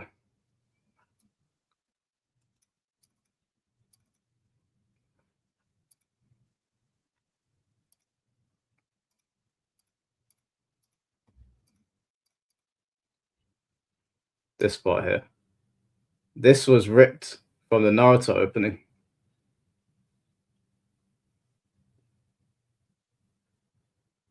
That's literally Madara and Sasuke. If you go and watch the Naruto opening, I think it's got opening 16. It's the same shit. I was like, that's pretty cool. But yeah. Unless it was just a horrible coincidence. Anyway, all right. So yeah. All right, let's do the other Spider-Man films then. So we've got Homecoming on there already. So the next one is this one here. What was it called again? Far From Home. Something like that. Yeah, Far From Home was the second one. Yep. So this movie is very weird because you either like it or you think it's very forgettable. There's a lot of high highs from comic shit that I really like about Spider-Man in that movie. Like, I think one of the coolest things that they need to do more with Spider-Man going forward, and I hope it's in the new one, Brand New Day, is the portrayal of the Spidey sense. I really like how they did that at the end of that movie. I think the whole narrative around them going to, like, what was it, Italy or someplace like that, it's kind of boring because You don't really even get most of that till halfway through that film. I am a Mysterio glazer, so, so that's why I like the movie, but I understand like there's a whole portion of it that's like why. I don't know. I think I that think movie. it's a good film. It's just quite forgettable. Yeah, I think that movie is dependent on how you view No Way Home because they're very connected. Like the end of that movie builds up the big point of No Way Home. Like if we didn't have that, if we had No Way Home but not that movie, I don't think No Way Home would still been an experience because of everybody coming together in cameos. But a lot of the underlying plot wouldn't do well. I will put that in mid personally. Yeah, C4. Have you seen it? Yeah, I thought they did Mysterio justice in that film, Yeah. but that's about it. Yeah, I like the ending where he reveals his identity. Thought that was He's pretty like, funny. "Holy," and then it cuts off. I was and scared then- when they did that because then I thought they were going to do the Spider-Man story when he does the deal with Mephisto, and then that's no good. Yeah, well, I think what they did in the end was pretty good to set up for Spider-Man to have his own adventures now. What was it called? Spider-Man No Way Home. Yes. That was a great experience the first time. When I watched it the second time, it wasn't as fun because the surprises were gone. But it's still a good film, still a lot of fun. I think it's better than the other two Spider-Man film. I think it was a good. I think I'd put in a good time. I prefer. I would put personally. I would put it above Shang-Chi. I thought it was a really, really good fun watch. I think the return of like the old characters was really cool. I really like that moment between Tobey Maguire's Spider-Man and Doc Ock. Like you hear Tobey's theme play for like 5 seconds, and then Doc says to him, "Oh, you look good." And I was like, oh, man, I feel old watching that shit. But it also felt good to see those characters on screen again. It was just a good film. I think the green screen was a bit heavy in that film, though. It was a bit. Okay, yeah, I guess I could say that, but I also seen it in 3D, so like it was really hard to. I don't even like 3D movies. Just everybody just wanted to go see it, you know. But that movie's very quotable. I quote like playing fighting games. That's that weekend. I've been quoting it like crazy. Like when he first the Spidey sense activates in the Happy's home, the area when they locate to, and they start fighting. He gets thrown through so many floors. He's like strong enough to have it all, but too weak to take it. And I watched you deep from Norman's cowardly eyes. Gods don't have to choose. We take it. That shit is hard. I'm like, hold on. Who is cooking writing his shit this time? Because it's probably Willem Dafoe. He probably wrote it himself. probably him himself. Because it was that crazy. Like that movie. And my favorite scene about that movie, and like it's kind of like a mental like scar for me, but it's the part where you get the rage Tom Holland. Spoiler alert if you haven't seen it, you shouldn't even be here, but spoiler alert. And it's the part where he's like, fuck this, I'm about to beat his ass, and he just starts swinging off of him. And at that moment you see like a side of Tom we never got to see on the screen, but then you got Toby Spider-Man like stop it. And he was kind of struggling a little bit to push him back for a second, but then he regained himself. He's like, no matter what happens, you got to stop this, Tom. And I think that is a very impactful scene. Yeah, I think the whole film was pretty feel good. I had a great time watching it. Even Doctor Strange parts were a lot of fun. C4, what's your take on it? Yeah, Strange is the ludicrous of the MCU, in my opinion. What, like the way Mike ATL hates him? Oh, the opposite. The actual take was when Ludacris is on a track, 9 times out of 10 is above a 6. Okay. I hear that. I think he makes the films. I like the whole crossover stuff. It was done pretty well. I think this is an opinion based off of very little, but I prefer that kind of crossover than what they did with Spider-Verse. I think Spider-Verse is very forced. Yeah, I think that one's way better. Yeah, it was a lot of fun. I love the spine buster through the multiple floors. I thought that was so sick. Yeah, no, good film. I'd definitely watch that back one day. Yeah, that's like my favorite airplane. If I'm ever on an airplane, I always watch that one. It's funny. I like their attempt at the Sinister Six. Yeah. Yeah, I think Spider-Man has the best rogues gallery. I said that earlier. I think he's not the best character in terms of what he says to what he does. He's a very like holier than thou character, but he doesn't do holy stuff. But as for his villains, I think his villains have way more interesting origins and depth to them than actual Spider-Man. So yeah, I like seeing Sinister Six. And then all right, let's do the Thor films. I think we've put Love and Thunder right at the bottom, but the original Thor film I thought was actually pretty good. I think it's mid. Think it's mid. I don't like none of them Thor films, bro. Not enough booby. That's what you said. No boobies I in think Thor. the other one's okay. Yes, there are. There are boobies in Thor, and Ragnarok's the one with the boobies. But I think the first Thor's a pretty good watch. first Like, I give it okay. I give it cool. It's good. Whatever. what about you, C4? What do you? I think it was a pretty good introduction for Thor. You know, like it was funny but not pushing it too far. It was a decent amount of action. It was good to see Thor actually earn his way to being worthy before we take off into his other stories, and we got to see him fight at the beginning, see what his power's like. So I thought it was pretty good. I'm trying to remember who was the villain in the first Thor film. It was so Odin banished him, and then Loki.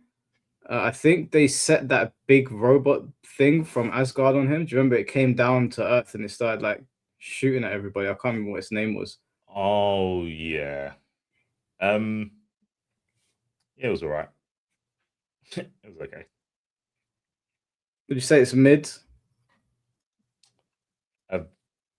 I would say it's a very weak mid. A weak mid. Okay. I'd say... Probably Black Widow and X-Men between that. Okay.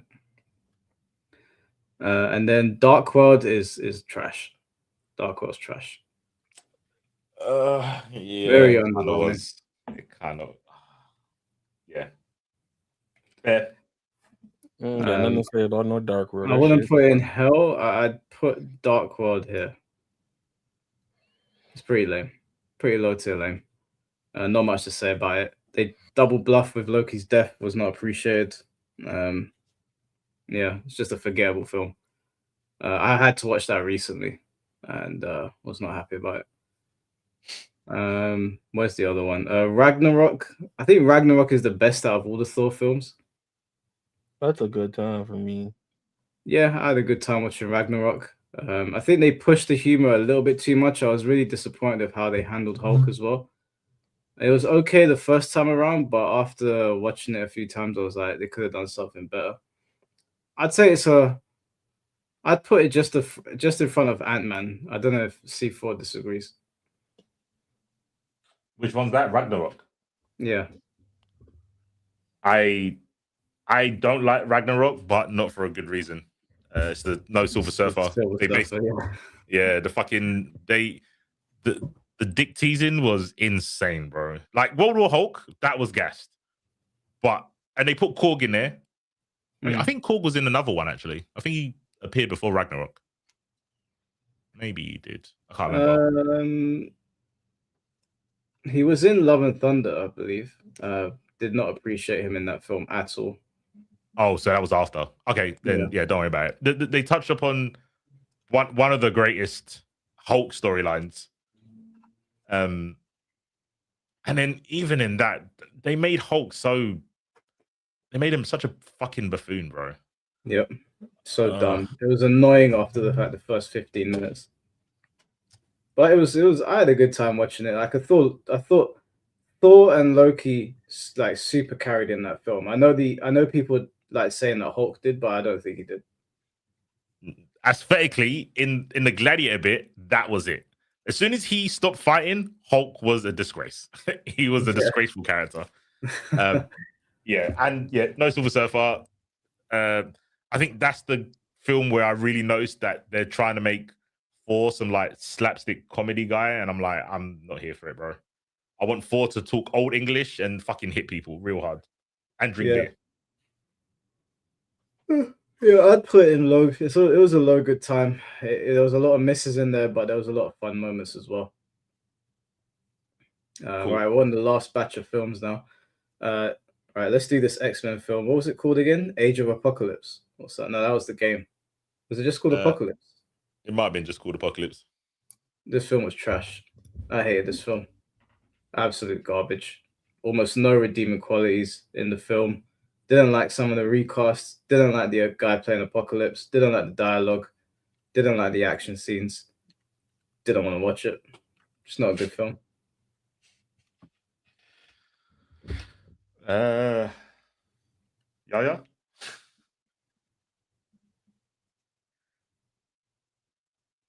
Is it that remember. bad? I don't remember it. Okay. Like I was sitting there thinking, I was like, no, I don't remember it. I would put it below Ant-Man. It's pretty bad. Pretty fucking bad. I'm not mad at that. And do you know what? It might. Does it go in hell? I'd never watch it again. Yeah, I think it's high tier hell. Yeah, no, we'll never return into that. The Wolverine one. Oh, the Wolverine. No, I'm was gonna be honest with you. I thought this was a fun movie. I don't know Was if this it's the one where he went to Japan and fought the Silver Samurai? Yeah. This wasn't bad. I wasn't mad at this film. I actually thought it was pretty good, to be honest with you. Yeah, I had a good time watching it. I don't think it's bad. I think it was a good time. But I know people apparently hate it. Do you hate it, C4? It's forgettable. I wouldn't waste the precious space in my memory bank to recall what happened in that film. I think it's a high mid film. I think it's pretty high mid. Like, it is pretty forgettable, but it's not a bad film. I think Silver Samurai could have been, from what I remember, I was a little bit underwhelmed, but I think the story beats in it were pretty good. I'd say, I think I wouldn't mind rewatching it. Maybe I'd put it like around, maybe in between the Spider-Man films, somewhere around there. That's fair. Yeah, it's a bit underwhelming towards the end, but it's not a bad film. And the last X-Men film on here is, oh, actually, no, there's two more X-Men films. God, they made so many of them. All right, let's do Phoenix first. This film is god awful. This film is fucking awful. This is definitely going in hell. Yeah, put in hell. I'll put in hell. I was gonna put low lames. That's hellfire. No, that film should never have come out. They did irreparable damage. Hear me out. So at one point, the next X-Men movie, I will shield the video game that came out on 360 over the movie. Yes. The game was so crazy. I think it came out before or like around the time of Arkham. I used to go up and down like that is the best like solo superhero game at this current point in time. Because it was just so crazy what they were doing in that game for a 360 game. Now looking at it, I'm like, oh, it's still cool, but the movie, it's okay. I don't know how y'all feel about movie is not good. It's not like, good. I think at the time people were more accepting because everyone was so high on Wolverine, but the film itself is bad. It's an insult to Deadpool. The game did it infinitely better in almost every regard. Like the game feels like an X-Men story.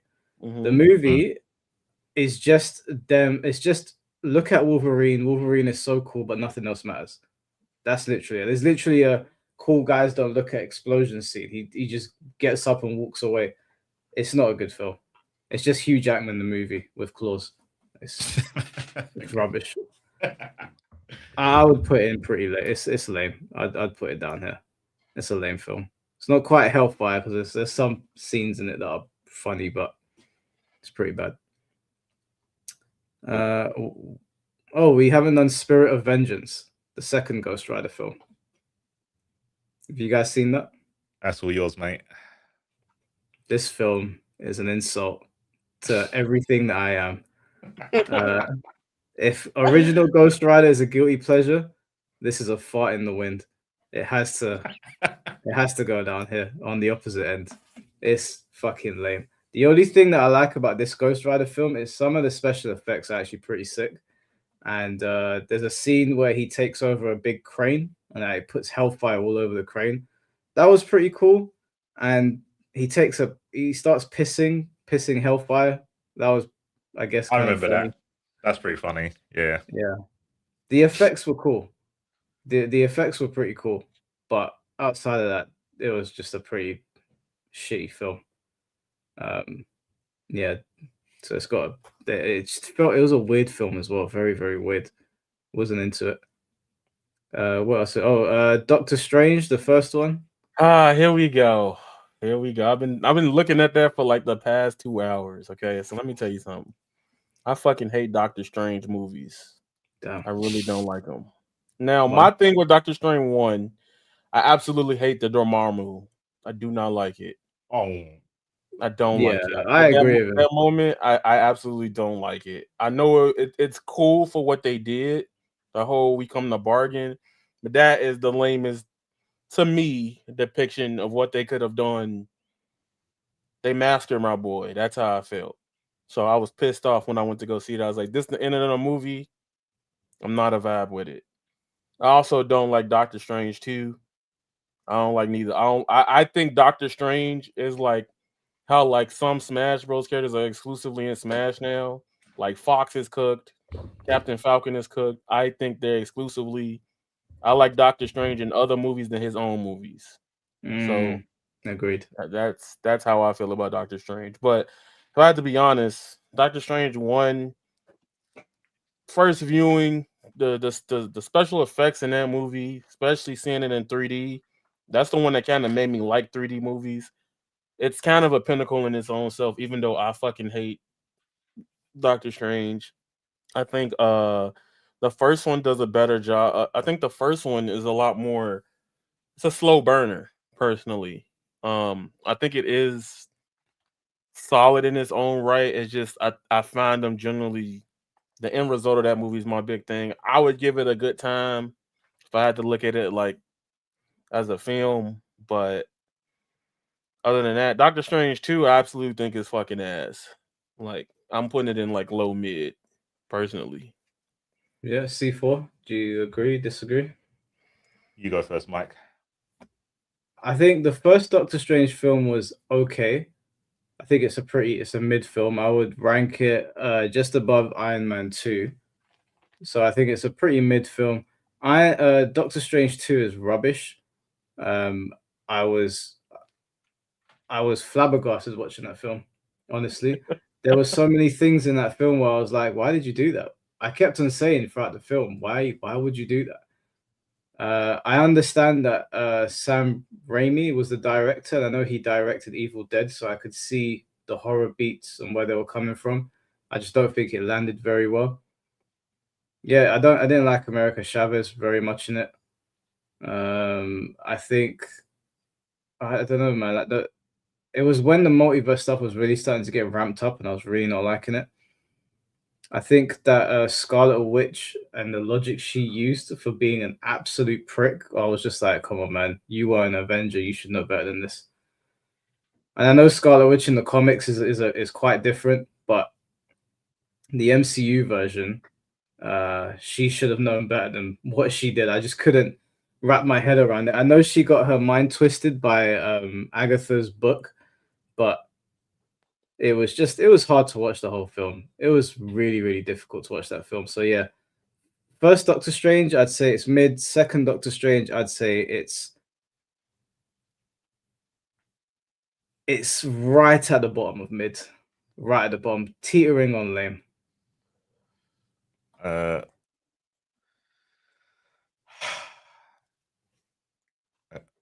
Go next. I don't want to argue this. I can't. Be No. You know, you need to argue it. Come on, let's hear it. All right. The first Doctor Strange is at least a good time. Doctor Strange as a character.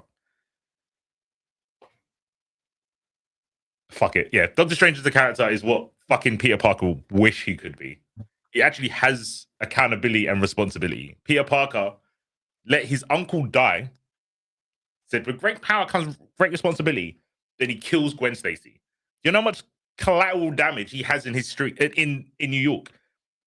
That's Yaya Googling it right now. Look how many people Spider-Man harms with his great power. And yes, he does have great power. He's insanely strong. He can almost, I mean, half of the Avengers, Spider-Man solos. He solos. Mhm. He is omega strong. Yeah. But where's his responsibility? Why is he slinging not buildings, but statues at Venom in broad daylight? Strange takes you to another dimension. Also, I think they both have in terms of their power, they have very strong villains. So Spider-Man has villains that are stronger than him for the most part. Strange has villains that are omega stronger than him. So Strange has to come up with ways to beat his foes. He has to actually use his brain. Spider-Man has stupid plot armor. On Goku levels of plot armor. Mike, how the fuck do you beat someone made out of water? You're Spider-Man. And that's why Spider-Man sucks ass, because of Yaya's answer. And I know Mike was thinking of something other than saying because it's Spider-Man. It's so corny. You might not like Strange wants to do Mamu, but you know what? Strange can't beat Dormammu. So they had to find a way to end it. It's literally how they did the Sentry thing. Man, It's literally how they did the Sentry thing. Okay, They can't beat like, Sentry. They had to fucking talk him down, or mental health or whatever.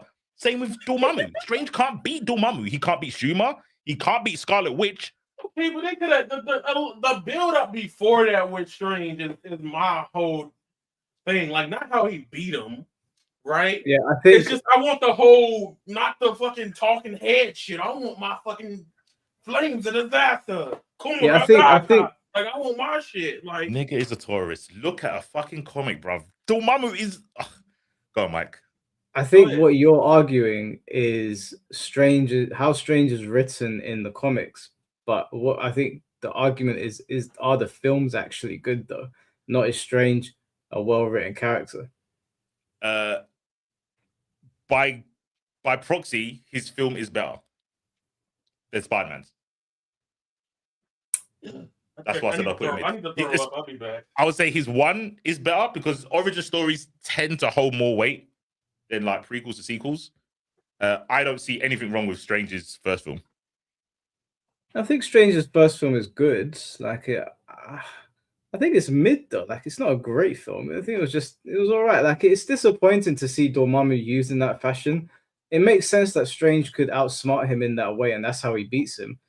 But to see a big name like Dormammu show up like that for the film itself, it was a letdown. I was let down when I saw Dormammu. I was like, "Oh shit, Dormammu's here," and then it was kind of like a joke. It turned into a joke again, and I was like, not into this. I get what you mean. I think Strange. I don't think the scenario was a joke, but it was funny. I think Dormammu. They sort of done the Galactus thing to him. I think it makes a bit more sense than Dormammu because he's like, that's his realm. He owns that dimension. So he can do something stupid like just be a flying head. I think if they did like the Marvel 3 rendition of him, it wouldn't give the godly power that he has in his realm. Yeah, I suppose. I just wish they didn't introduce him like that. It was very disappointing. I thought the film was like, I get what you're saying about Strange and how he's written, and he's also one of Peter's mentors, I guess. But the film itself was a bit like it was all right. It was all right. It was cool. Strange the character, yeah, I agree with Yaya. Strange is more interesting in other people's films. I did say he's a ludicrous. I did say that. I have a bit more the same way you like Spider-Man, I like Strange. So I guess it's just loggerheads. But I will say, Doctor Strange origin film is just like a Matrix ripoff. When who do you think came out before, Strange or the Matrix? I don't know who said that. Someone, probably a second player. But yeah, Random strays again. I have to do it. It's not Alright, often I well- get to do it. Sorry. This is a democracy. Democracy wins day. Wait, okay, hold on. C4. What are you saying for Strange 2? That I don't mind America Chavez. I could have done without her. I don't think she made the film worse. Is that because it was already pretty fucking bad? You're just an asshole. No, I think it's a strong mid. I don't get the hate. What? Okay, I don't get let's the go hate. through this then, shall we? Okay, let's go. So Reed Richards is what? One of the smartest beings, at least the smartest humans, right? Yeah, but Smart Fantastic achievement. Four sucks in MCU, so Yeah, that's not but Strange's fault. what, bro? I disagree. The depiction of Reed Richards in the Multiverse of Madness made my I was like, no, they didn't just do that. Like all of the Illuminati in that film are stupid. They're Yep, all I dumb. agree. Mhm. Like, what's his name? Is it Black Bolt? The one that can Wait. speak and basically like I destroy. like Black Bolt. Bro, I couldn't believe it. I was like, there's no way. There is no way. They did the Illuminati dirty in that, but Strange isn't Dirty's part not- of them. dirty's not the Strange word. is not part of them. So let's He was at one point, wasn't he? not in the comics. I don't Yeah, think yeah. he was in the MCU. Was he? No, in the comics, I've got a comic. Strange is a part of the Illuminati. Not 100%. really. Strange was a part of the Illuminati. They asked him for help. No. He's not like that's Professor like- X. He's not like really part of the table. No, Who is he it? is. It's Black Bolt, Professor X, and I think Beast took his place for a little bit. Yeah, look, Doctor Strange is a key member of the Illuminati in the comics. Who is Cap? Is Cap's on there? Captain America. It says that he's a founding member on Earth 616. Cap. Who's in the Illuminati? Who is in Marvel's? Iron Man, Mr. Fantastic, Reed Richards, Black Bolt, Doctor Strange, Professor X, and the more with other prominent members like Captain America, Black Panther, Beast Hulk, and Captain Britain. But those ones joined later on. The founding members include Doctor Strange. All right. Well, then he fucked up. He shouldn't be on that team. That team is fucking doo-doo juice. I hate the Illuminati. I like Black Bolt, but I hate the Illuminati. Okay, so fine. That was a flop. For the Illuminati, they made very dumb decisions. I will accept that. Yep. And then Scarlet Witch just in the MCU version of her behaving like that I was like, bro, what are you doing? And I don't think she's dead either. I think I don't think Scarlet Witch is dead. She's a reality warper. Yeah, no, she's not dead. I mean, she's mentally tapped everywhere in the comics and in the films. She's gone through some shit. She's got. It makes him kind of. Have you seen WandaVision? Yeah, I've seen WandaVision. Yeah, bro. Scarlet Witch is mentally tapped constantly. Other than like the first, when they kind of recruit her, Age of Ultron. After Age of Ultron, she's never been the same. She's never been normal. Yeah. Yeah, She is tapped. This film was it was all over the place as well. Like the tone of the film, it didn't feel like it had one specific tone. Like it felt like it took beats from Evil Dead, and then it was trying to be like a regular MCU film, and then it went back to being Evil Dead. And I was like, I don't think Sam Raimi is in full control here. You could tell he was the director.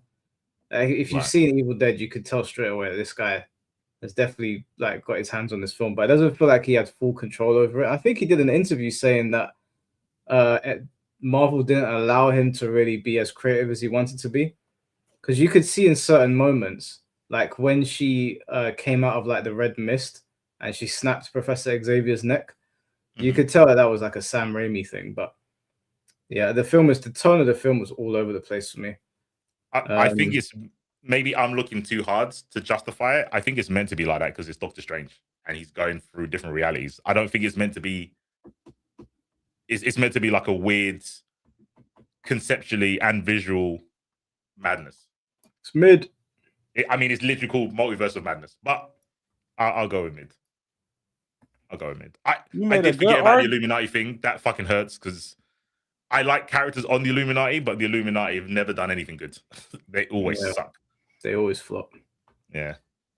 C4, you made a good argument, but I was too much of a hater, bro. So I couldn't help you. I'm sorry. Hey, so you hate Strange, I hate Spider-Man. It's all good. It's all good. Crazy. I keep hearing hate Spider-Man, and it's like it's triggering me, but he's dead ass genuine. Like my skin is like he's whack. All of them. I can't believe they made so many Spider-Man and none of them are good. Wait, you don't like Spider-Man 1 and 2 that we've put up here? I don't like the character. The story's you like the film? Something else. The film's cool, yeah. The character's shit, bro. Until they make a Scarlet Spider, Ben Reilly, I just don't care about Spider-Man. Do you like Silk? I don't like. I think I'm allergic to anyone with spider powers. I just think they're all shit. What about Superior Spider-Man? That's the one with when Dr. Octopus is in his brain? That one. Yeah. Stop! Stop! I don't want to hear it. I like that. All right, we'll move away from this. Spider-Man. Wait, he literally does a better job. What do you mean? He literally does a better job than fucking Peter Parker. Next movie, man. With great power comes with great responsibility. It's fucking whack. All right, get the Marvels out the way. I think it's okay. I know why Mike likes him because he was a shit wrestler for like 2 pages in the comics. Who? Spider-Man? Yeah. Listen, don't talk about my goat this way. Some rip-off Rey Mysterio wannabe, bro. Do you not like Spider-Man 2099? The cartoon, was that the cartoon on Fox Kids? No, I mean the 2099 Spider-Man is the one that's got like the spikes coming out of his suit and it's like dark blue and red. Oh no, he's whack. Oh my god. I had the punch. Wait. You know what? I'll tell you, like, there is another Spider-Man I like when he's got the fucking symbiote on him because he looks more like Venom. That's the only time I like him. Do the Marvels, bro. Come on, man. Just go to Marvels. It's too late for my blood pressure. I had to punch on when he said that. I was like, bro. All right. I don't like this film. I'm biased. I don't like Captain Marvel. I thought this film was annoying to watch. I thought it was interesting that they were like trading powers. Like I thought that was an interesting spin on it. But other than that, wasn't interested. What makes me annoyed with that part of MCU, I personally think,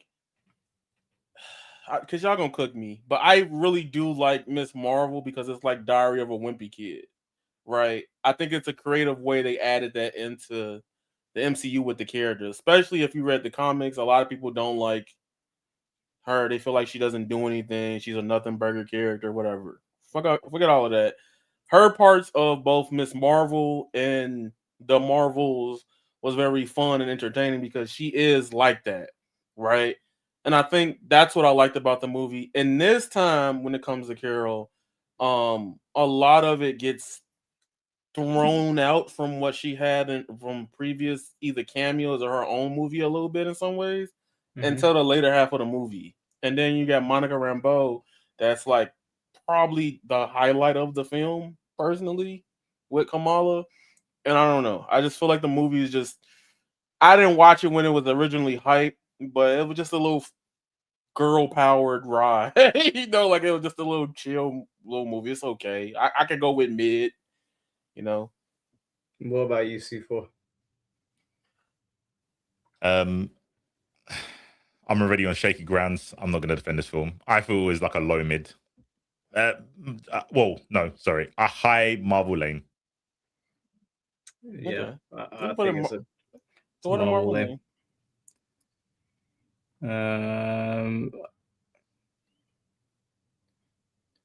We'll put it there. Okay, behind that. I can't believe that's that low, but put it behind the Fantastic Four, bro. Like, and you know how I feel about that because The main character, one of she's one of my favorite heroes because she's obnoxious. I hate her. I bought the collector's edition. I pre-ordered it when they showed it in MVCI. That was the worst collector's edition I bought, by the way. I pre-ordered when I saw Carol Danvers in that game. I instant bought it. I didn't give a fuck about nothing else. I was like, yeah, you're mine. Where are we putting the first Black Panther film? I ain't gonna say nothing on this because y'all put the other one in Marvel lanes. The first MCU movie I say is overrated. I do agree with you it's overrated. I agree with you it's overrated, but I still think it's a good film. I don't think it's God's gift to humanity, like people made out, but I think it was a good film. Like I had a pretty good time watching the first Black Panther. I think when I watched it the second time, I wasn't having as much of a good time, but I'd say it's like at the bottom of good time. Okay, Killmonger was peak. I put it at the bottom of good time.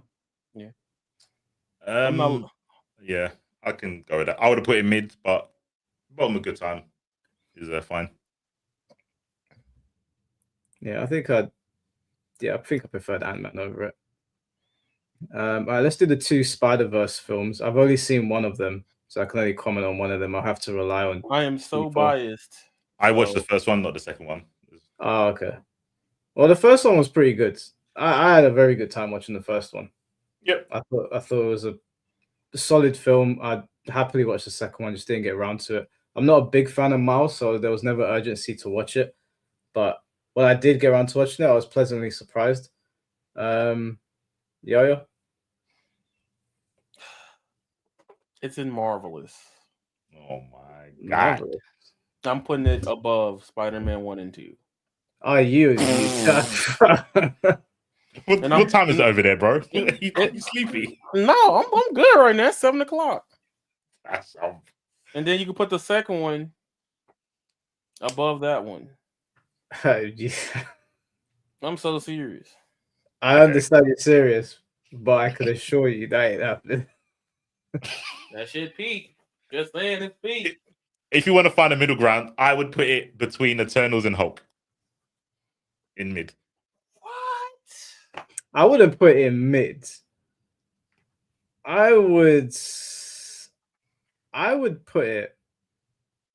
I would put the one that I watched just behind Captain America: The First Avenger. Yeah, I'm dancing as well. That's fucking weird. I was dancing. I would put it here. Yeah. Okay, I'll let it rock. See? So you think it's better than new? I don't like putting those in the category because when I add the animation to it, I'm putting it in S tier. That's about both Hulks. That's wild. Okay. It's a pretty good film, man. Like I had a great time watching it. So I've heard that the second one is better. So I'm gonna grant it top of a good time. I ain't putting it in Marvelous just yet. I'll need to judge it. I can't take Yaya's word for it because I know Gwen Stacy's in it. I don't even like Gwen Stacy like that. I knew my favorite Spider-Man is the one he hates the most. Snap. I like with the claws, man. Miguel, let me stop. Where are we putting Winter Soldier? That is the best movie in this list. Carry on. Say my name. I think it's top 5. I think it goes above Logan. Maybe above Blade 1. It's better than Spider-Man. Oh, there you go. He said it. I would agree with C4. I think this is third. I don't think it's better than Spider-Man. I'll take it. I'll let it rock. I think it's third. Winter Soldier was pretty fucking sick. And Civil War. Civil War is a letdown if you've read the comic, but it's a great film. You spitting. It's a comic. If you've read the comic, you know. Like, he fucking hates that fucking movie. He's like, he likes the comic too much. He fucking hates the Civil War movie. Who? Oh, I hope we should kiss her. You know, but Oh. he hates it because he liked the comic too much. He cannot stand it. I don't hate Civil War. I'm pretty sure. Yeah, I think Marcus is going to say this as well. Like, he doesn't hate Civil War. And it's pretty close. I don't know why they added the Winter Soldier killing Iron Man's mum and dad. That was so unnecessary. Yeah, that's the part he hates. He just Why? And they added, like, they tease it in the middle, then they add it at the end, kind of after the Civil War. I don't know why they threw it in there. I don't feel it made any difference to the rest of the MCU either. They just made them more mad at each other, but they were already mad at each other through the Civil War with the contract. And Well, the teams were horrendously balanced, bro. Yeah, that's what I was gonna say. The team balancing. I looked at one side, I looked at the other. I was like, this shit's cooked. They're dead. Iron Man, bro. Spider-Man was heavy carrying for Iron Man's team, bro. He's the only guy that could have done anything. They went up against fucking Scarlet Witch, bro. They getting cooked. Yeah, she could have wiped them all up. It was dumb. It was very dumb casting for the teams. It was unfortunately due to licensing reasons, right? They could never do Civil War the way they wanted to because they just couldn't get all the characters. And I think they did a pretty good. I really enjoyed this film. I'm gonna put it above the first Avenger, the first Captain America film. Okay. I think it's a lot of fun. It's a great film. It has some awesome action scenes in it. Like when the super soldiers are running on the road next to the cars, Black Panther, Bucky, and Captain America. That was an awesome scene. The fight scenes in this film, the choreography, everything is really, really good. The film as a whole is really, really entertaining from beginning to end. Winter Soldier doing what he did to Tony's parents again, yeah, like you said, it was like, what's going on here? But it worked for the film, in my opinion, because it did help build that bridge to the final scene, which was really dramatic. Like I remember I was sitting in the cinema and I was like, okay, not really where I was expecting this to go, but it was a lot of fun. I would put it as a high good time.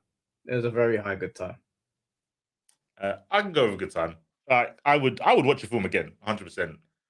And I would tell other people to watch it. It is like good, and it's close enough to the comics that it's not like it's spreading misinformation.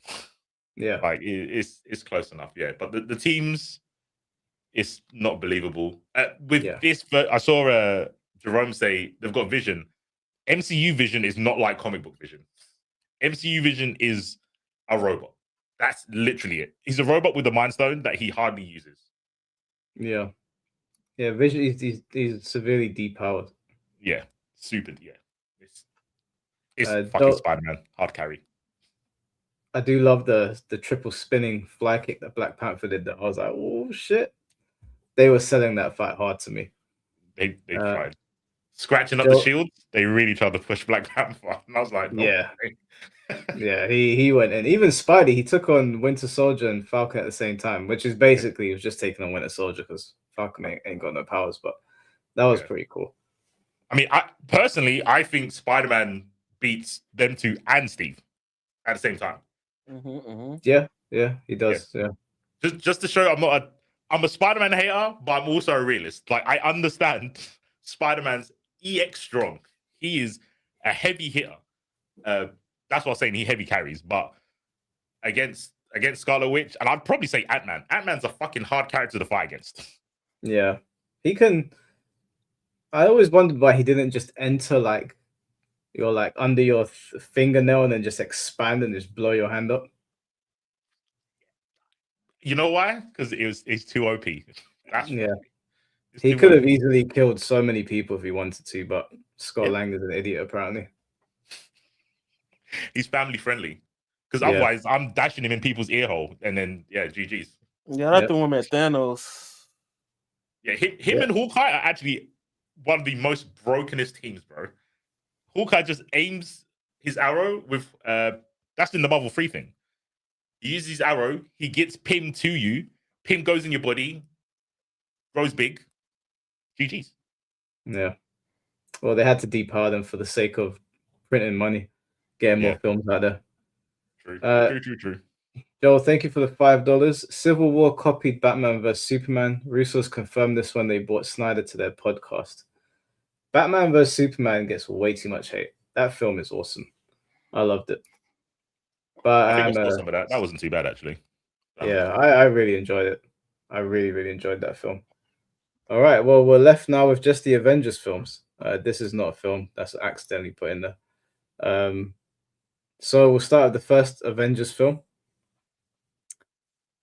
I think this is, in terms of like Marvel films, this is a timeless classic, in my opinion.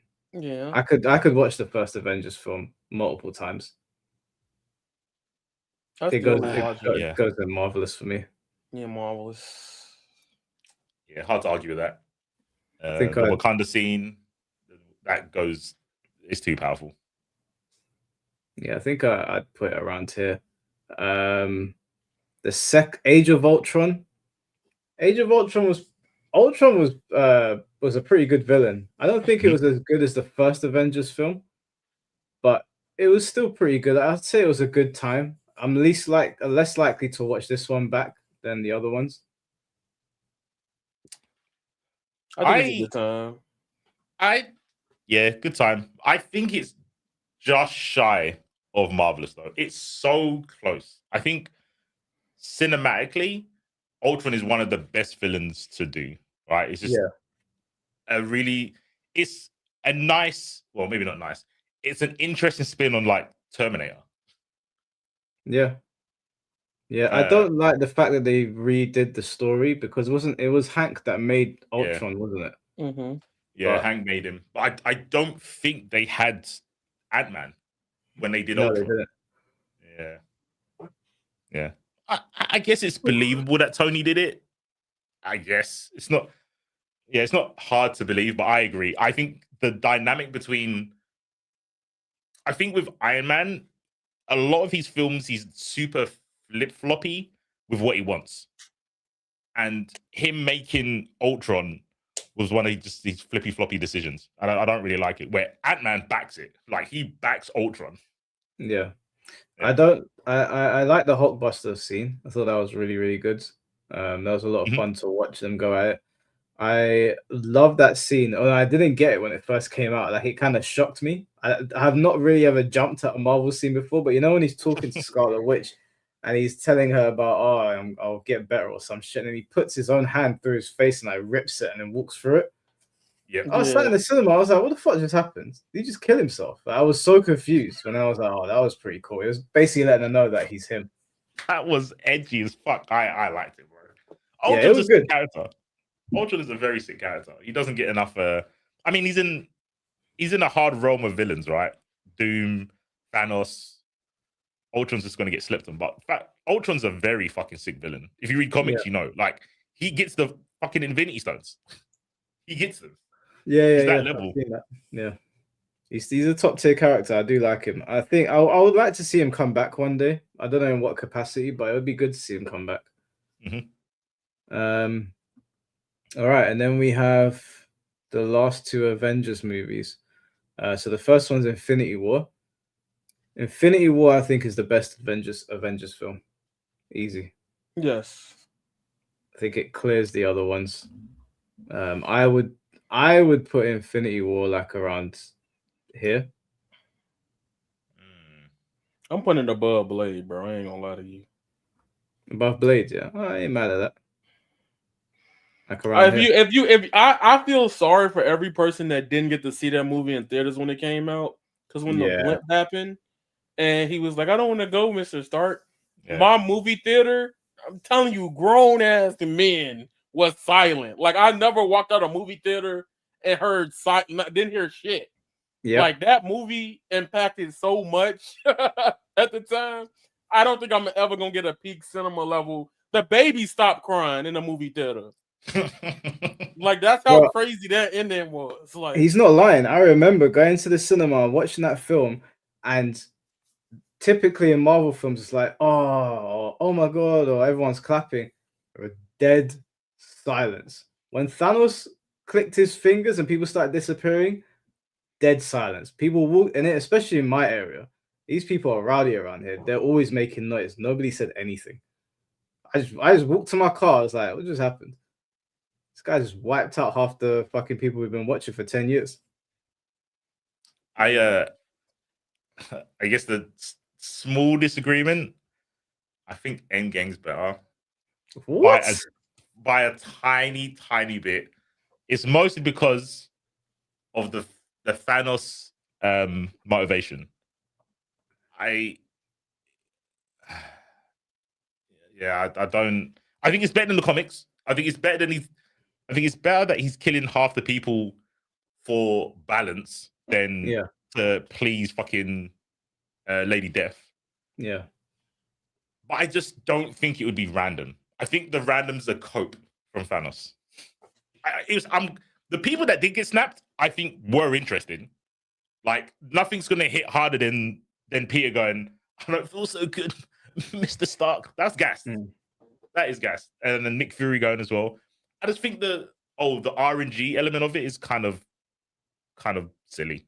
So I kind of like the last Avenger film a little bit better. I have to heavy disagree. Other than the last scene where like we've got the big payoff, I felt like Endgame, it was a little bit messy with the constant time travel. I didn't like it. I didn't like the overabundance of time travel. I also didn't like the depiction of Thor in this film. It really made it was so dumb. I hated it so much. I didn't like Hulk was really, really unbearable in this film. Like, really irritated me. I think it was a good film, but I actually think that the other Avengers films were overall better than it. All of them. I think that the last scene in this film heavy carried the film. Like, You're probably right. supremely carried it. The last, if you obviously you can't take away the last scene because it's the big payoff after all of those films. But other than that scene, the rest of the film is not that. It's nowhere even close to Infinity War, and even Age of Ultron. Like, it's a consistently good film throughout. This was not a consistently good film throughout.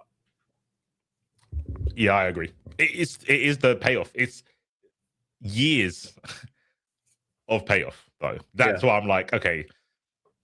I think the end scene makes me forget of the build-up. So with like really unbearable Hulk and kind of like jokey, useless Thor, but the bits where like Cap uses Thor's hammer, and we've always known that he was kind of worthy, whatever. I mean, New Vision was worthy as well. Yeah, it was, and then Miss Marvel. I think to that point, it always looked like Thanos was untouchable, and that's because they brought Thanos in clapping Hulk off rip. So that was their way to be like, yeah, Thanos is the big boss. No one, if Hulk's scared of this guy, we've got a problem. That's what they did, right? I understand that Hulk was a pawn in this whole game of making Thanos look strong. Yeah. But at the end, I like the cohesion of everyone fighting together.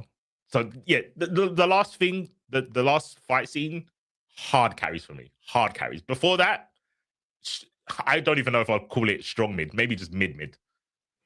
Yeah, it was mid. I think the final moment where Tony ends it, and obviously he's the MCU started with him, and then that phase ended with him. I thought that was all really well done.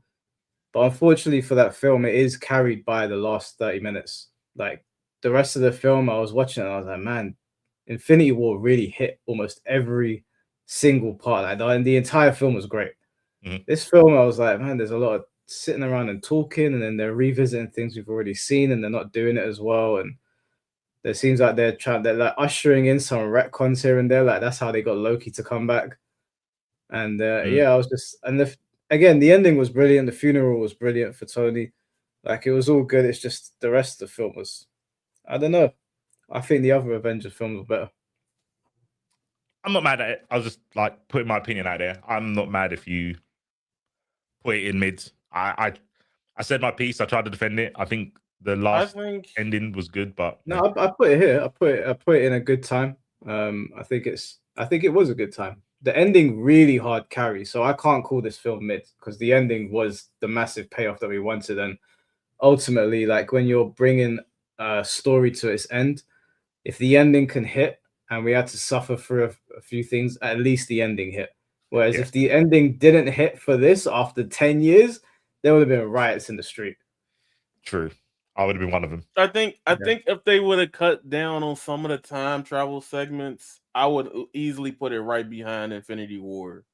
The concept alone, I think the movie does it really well. However, I do feel like in cohesion, Infinity War does a lot better than Endgame. However, I can say outside of Endgame's everybody dying moment, the big pinnacle of like the Avengers films all is in Endgame. So personally, I would give it like low marvelous, but good time is perfect for me too.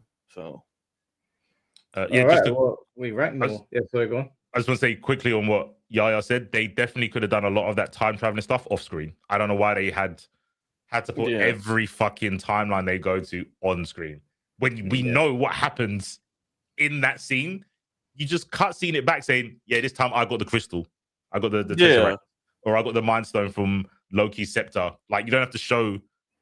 Literally half of the scene is from the old film, and then it's like a director's cut version. I don't know why they did that. Yeah, so I agree with Yaya. They could have cut all that shit Like if out. they would have focused on the ones where like they fucked up getting it instead of the ones that just instantly got it, Yeah, I'd have been like, okay, cool. Because then we would have gotten back to the timeline we're in, and then that last like 45 minutes, 30 minutes would have just been even better because we would have had more to build up from the fights there. But I don't know. I think unless a fucking Doctor Hulk, scientist Hulk. Fuck that guy. We would yeah, have to listen to I him don't less. like it. I can't stand it. I Yeah. can't stand it. Yeah.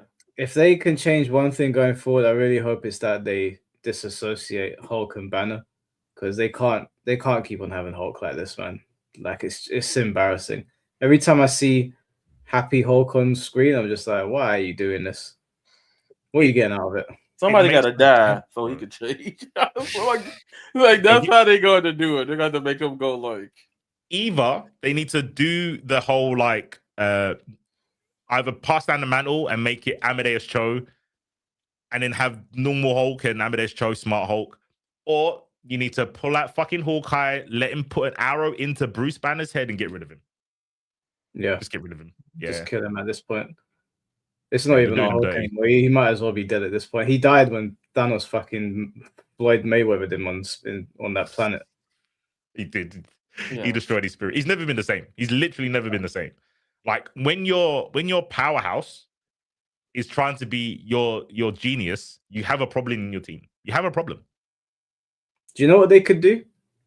They're doing this whole doomsday thing. They're pulling in people from multiple universes. Hulk needs his aura back.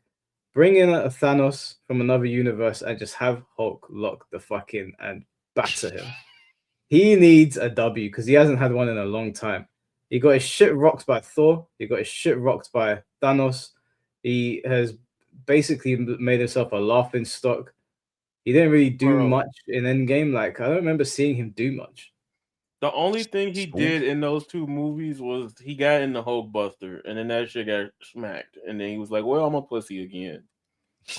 Let me tell you the worst thing about Hulk is when the She-Hulk thing was a travesty. I'm like, there's no way he getting packed up like that Yeah. by She-Hulk. I was so annoyed watching that show, and I was like, and I like She-Hulk because it's funny, but it's still a bad show. You know what I'm saying? But Yeah. like the comedic elements of it is there. It's just that like, why did you put Hulk in there? Because now you didn't piss me off. Now I don't want to watch your show.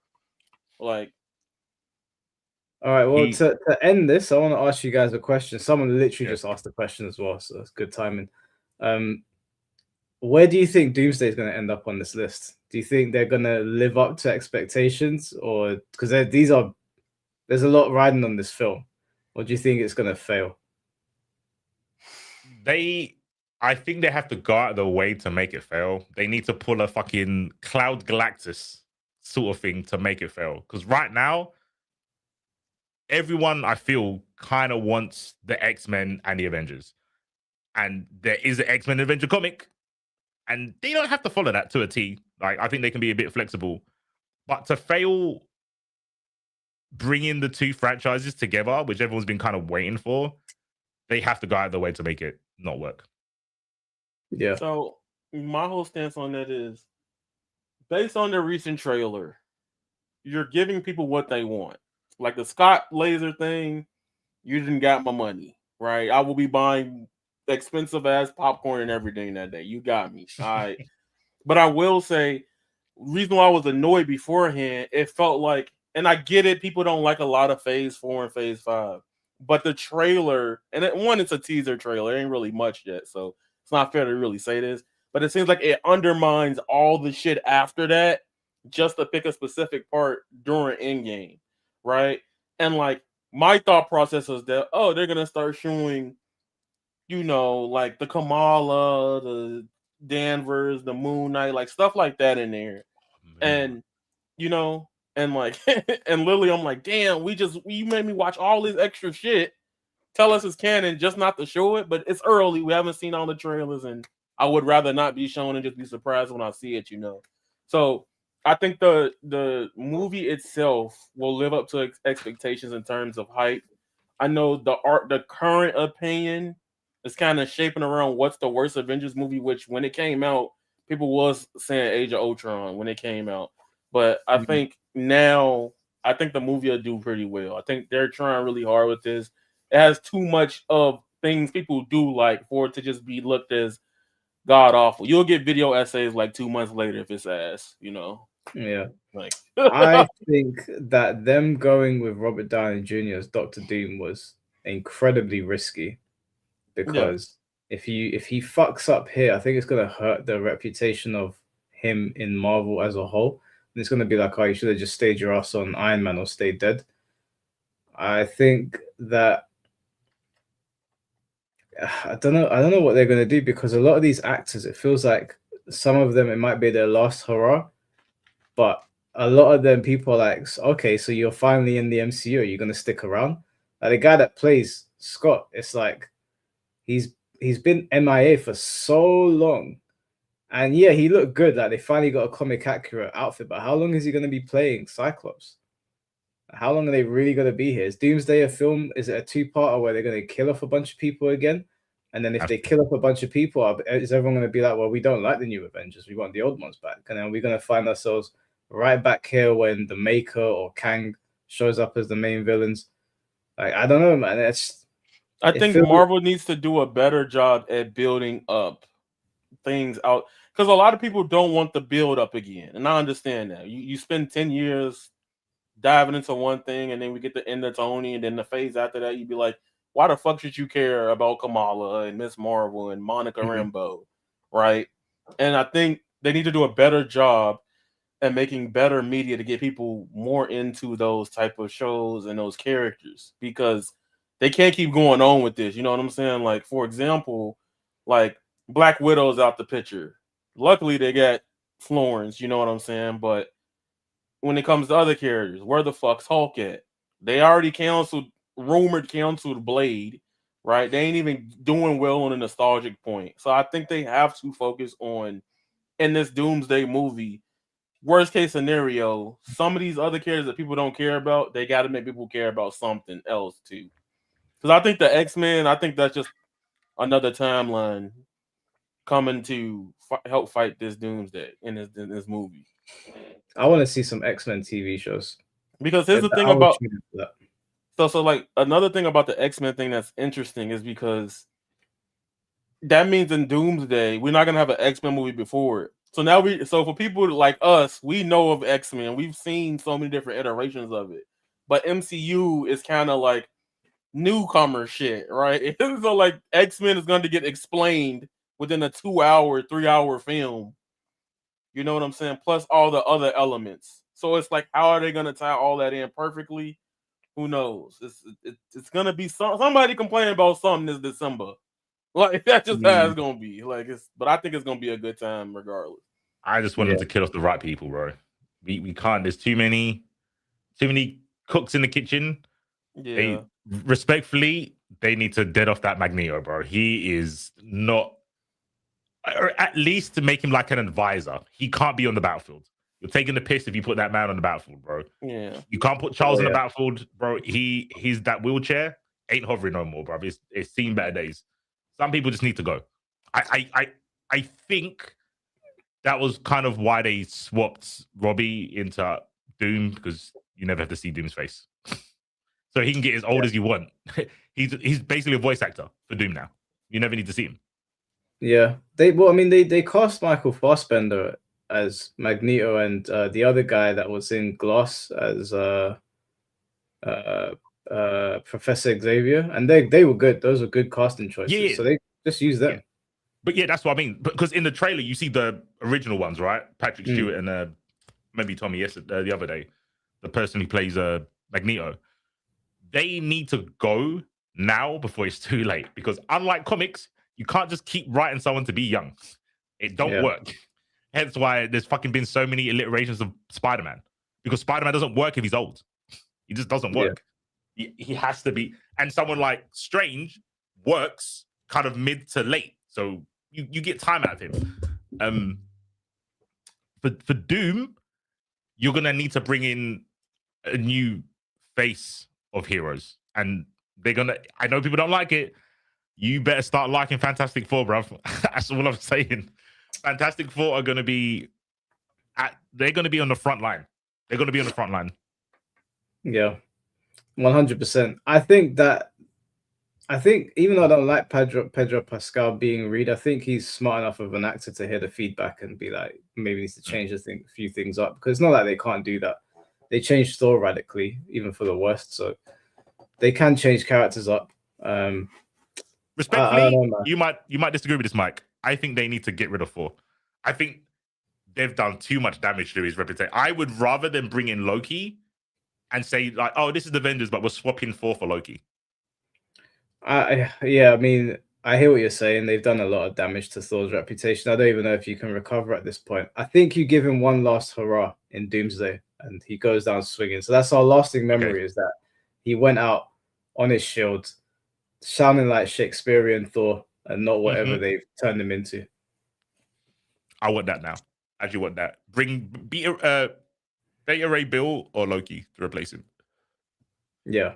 Beta Ray Bill would be very interesting to see how they do that. But yeah, there's certain characters where the damage has been done and maybe it's time to go. I think Bruce Banner's Hulk is he's gonna need that arrow from Hawkeye pretty soon. Please, it's the mercy kill. I love Hulk, but we need to mercy kill him, bro. We can't. Yeah. He can't keep taking. He's taking more L's than Vegeta ever did, bro. He needs to go. Yeah, it's very peak. I think who else needs to go? Of course, Captain Marvel. We need to pack her up. But you know what? We'll keep her around until we do Civil War 2, because that needs to happen, and then pack her up. Because she's too powerful anyway. She could just solve most of the problems if she decides to lock in. Yep, that's why they keep her off world. That's literally why they keep her off world. Yeah, because she's too strong. Yeah, I respect it. We'll see. What we got through all of it. Steve, I don't want someone else to play Steve. I'll be honest. Lock him into a 90-year contract. Keep him there. Who was it? Someone told me. This is the problem. This is the problem. What's the you problem? Need somebody else, man. Y'all gotta let him live his life, bro. No, let him go, bro. No. Okay, I'll tell you why. He, ever since leaving Captain America, name one good film he's been in. That ain't my problem. No, I'm not asking you it's a problem. I'm asking you to name one good film he's been in since Captain America. That's a problem. Typecast.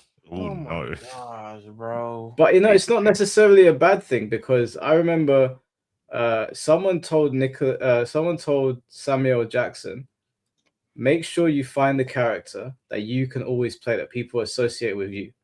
And he said that he never found that character until Nick Fury fell in his lap. I think it was Sylvester Stallone. It was I think Sylvester Stallone. Yeah, someone said to him, find the character that only you can play. So when all else fails, they will call you back for that character. That's what Captain America is. And Chris Evans is young enough that he will stay looking like that for many, many years to come. Mhm. And if all of the films that he's been in since Captain America have been shit, which maybe there's like one or two I've missed, but majority of them I don't think have been very good. Just go back to Captain America. And what's wrong with it? Who wouldn't love to be Captain America? You are the Captain America of a generation. Who wouldn't love to be that? You're not wrong. You're not wrong. It's a good typecast. Yeah. Whatever. I'll let you slide. He made perfect sense. Yeah. Wasn't he Human Torch?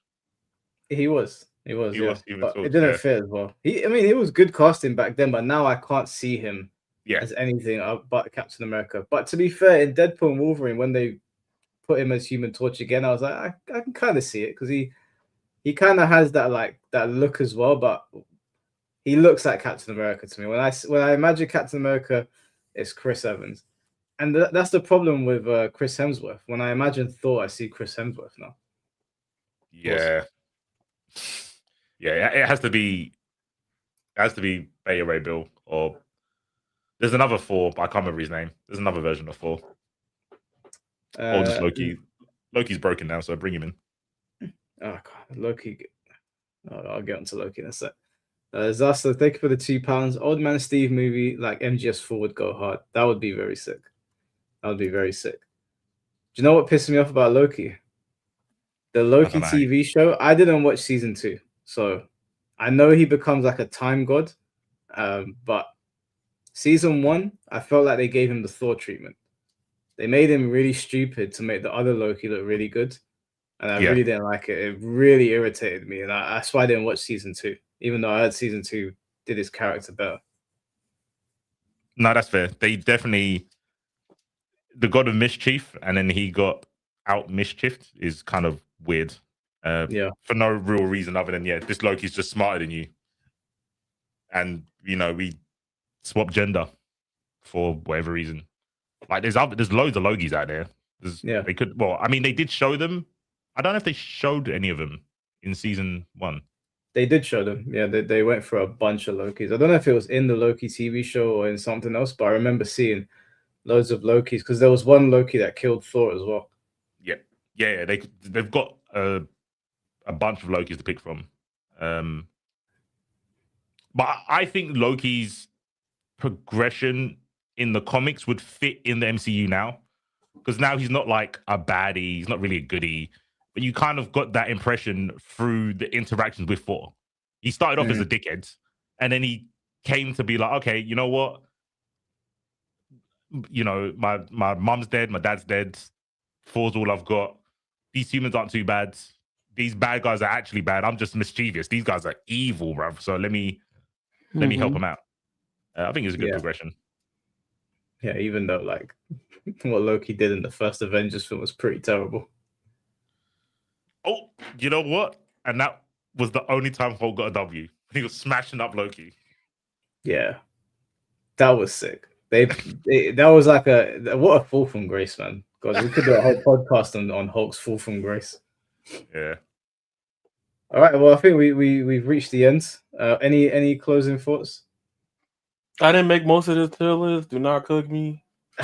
I think this is a good tier list. The Black Panther placement is insane for 2. I just don't see how y'all. I just don't get it. It's like you watch the movie with your eyes closed and earplugs in. Like, I just. I'm not too mad at the tier list. It seems pretty reasonable. I think Guardians 3 should go higher, but other than that, I don't think it's that deep. I don't like 2 Spider-Man being like 1 and 2, but fuck it. Yeah, their peak. One of them's peak, not both of them. They're both. I'm giving 2 choose to be. He just liked the fucking quips and fucking dialogue. It's so peak. You know how much I sacrificed? No, you did good. You did good. No, I think this is the legit tier list. I would be surprised if there's a lot of pushback. That's pretty. Do you know what one of my favorite scenes in the first Spider-Man film is? You know when he goes into the burning building and there's the fake old lady crying, and then she turns around, it's Green Goblin, and he lets out that horrible scream, and then he punches Spider-Man in the face. I was like, who the fuck screams like that? I know Willem Dafoe did not let that scream out. That was like 10 people screaming at once. It was crazy. Yeah. That was a head fuck. Clean. Yeah, and all the scenes where he was speaking to himself in the mirror, it was Parker. I was like, no, he's Harry's friend. Shut up. Love that film. Hard carry. I See, think the most important thing is we just know Thor, Love and Thunder is dog shit, and that's all that matters. Yeah. If anyone at Marvel, on the off chance ever sees this, please don't ever let Taika Waititi cook again. Fucking destroyed the image. He did more damage in less amount of time to Thor than what they did to Scott in X-Men. And that is saying something, because they really fucking did. You know what to say? The Doomsday trailer kind of like, hey, we sorry for that bullshit, fam. Yeah. Like the dude that got him praying, like, please. Really, the prayer was like, please let me cook in this movie. They gave me dog shit. Please give me another chance, Father. Literally, please let me lock in this time. Yeah. Yeah, if your film was lower, like not even lower, further than Morbius on the bad end, you need to recalibrate your brain. That's not a good look. Yeah, terrible. At least Morpheus was meme worthy. There's so many L's in Thor: Love and Thunder on every department. There's an L. I don't think there's any W's in that film. Not a single one. Bad times. All right, boys. We'll wrap it up there. Appreciate you being on to do the tier list. We'll put it on Twitter and see what people are saying. Sure, we're going to get cuts over the next couple of days for this. Marvel fans tend to be rabid. But yeah, all right, guys. So I appreciate you being there. All good. Gotcha. Chat. I'll catch you next time. I'm going to jump straight into bed. We're streaming tomorrow. Tomorrow's stream is going to be spicy. So yeah, it's going to be very spicy. So all right, guys. In a bit. Take care. Peace.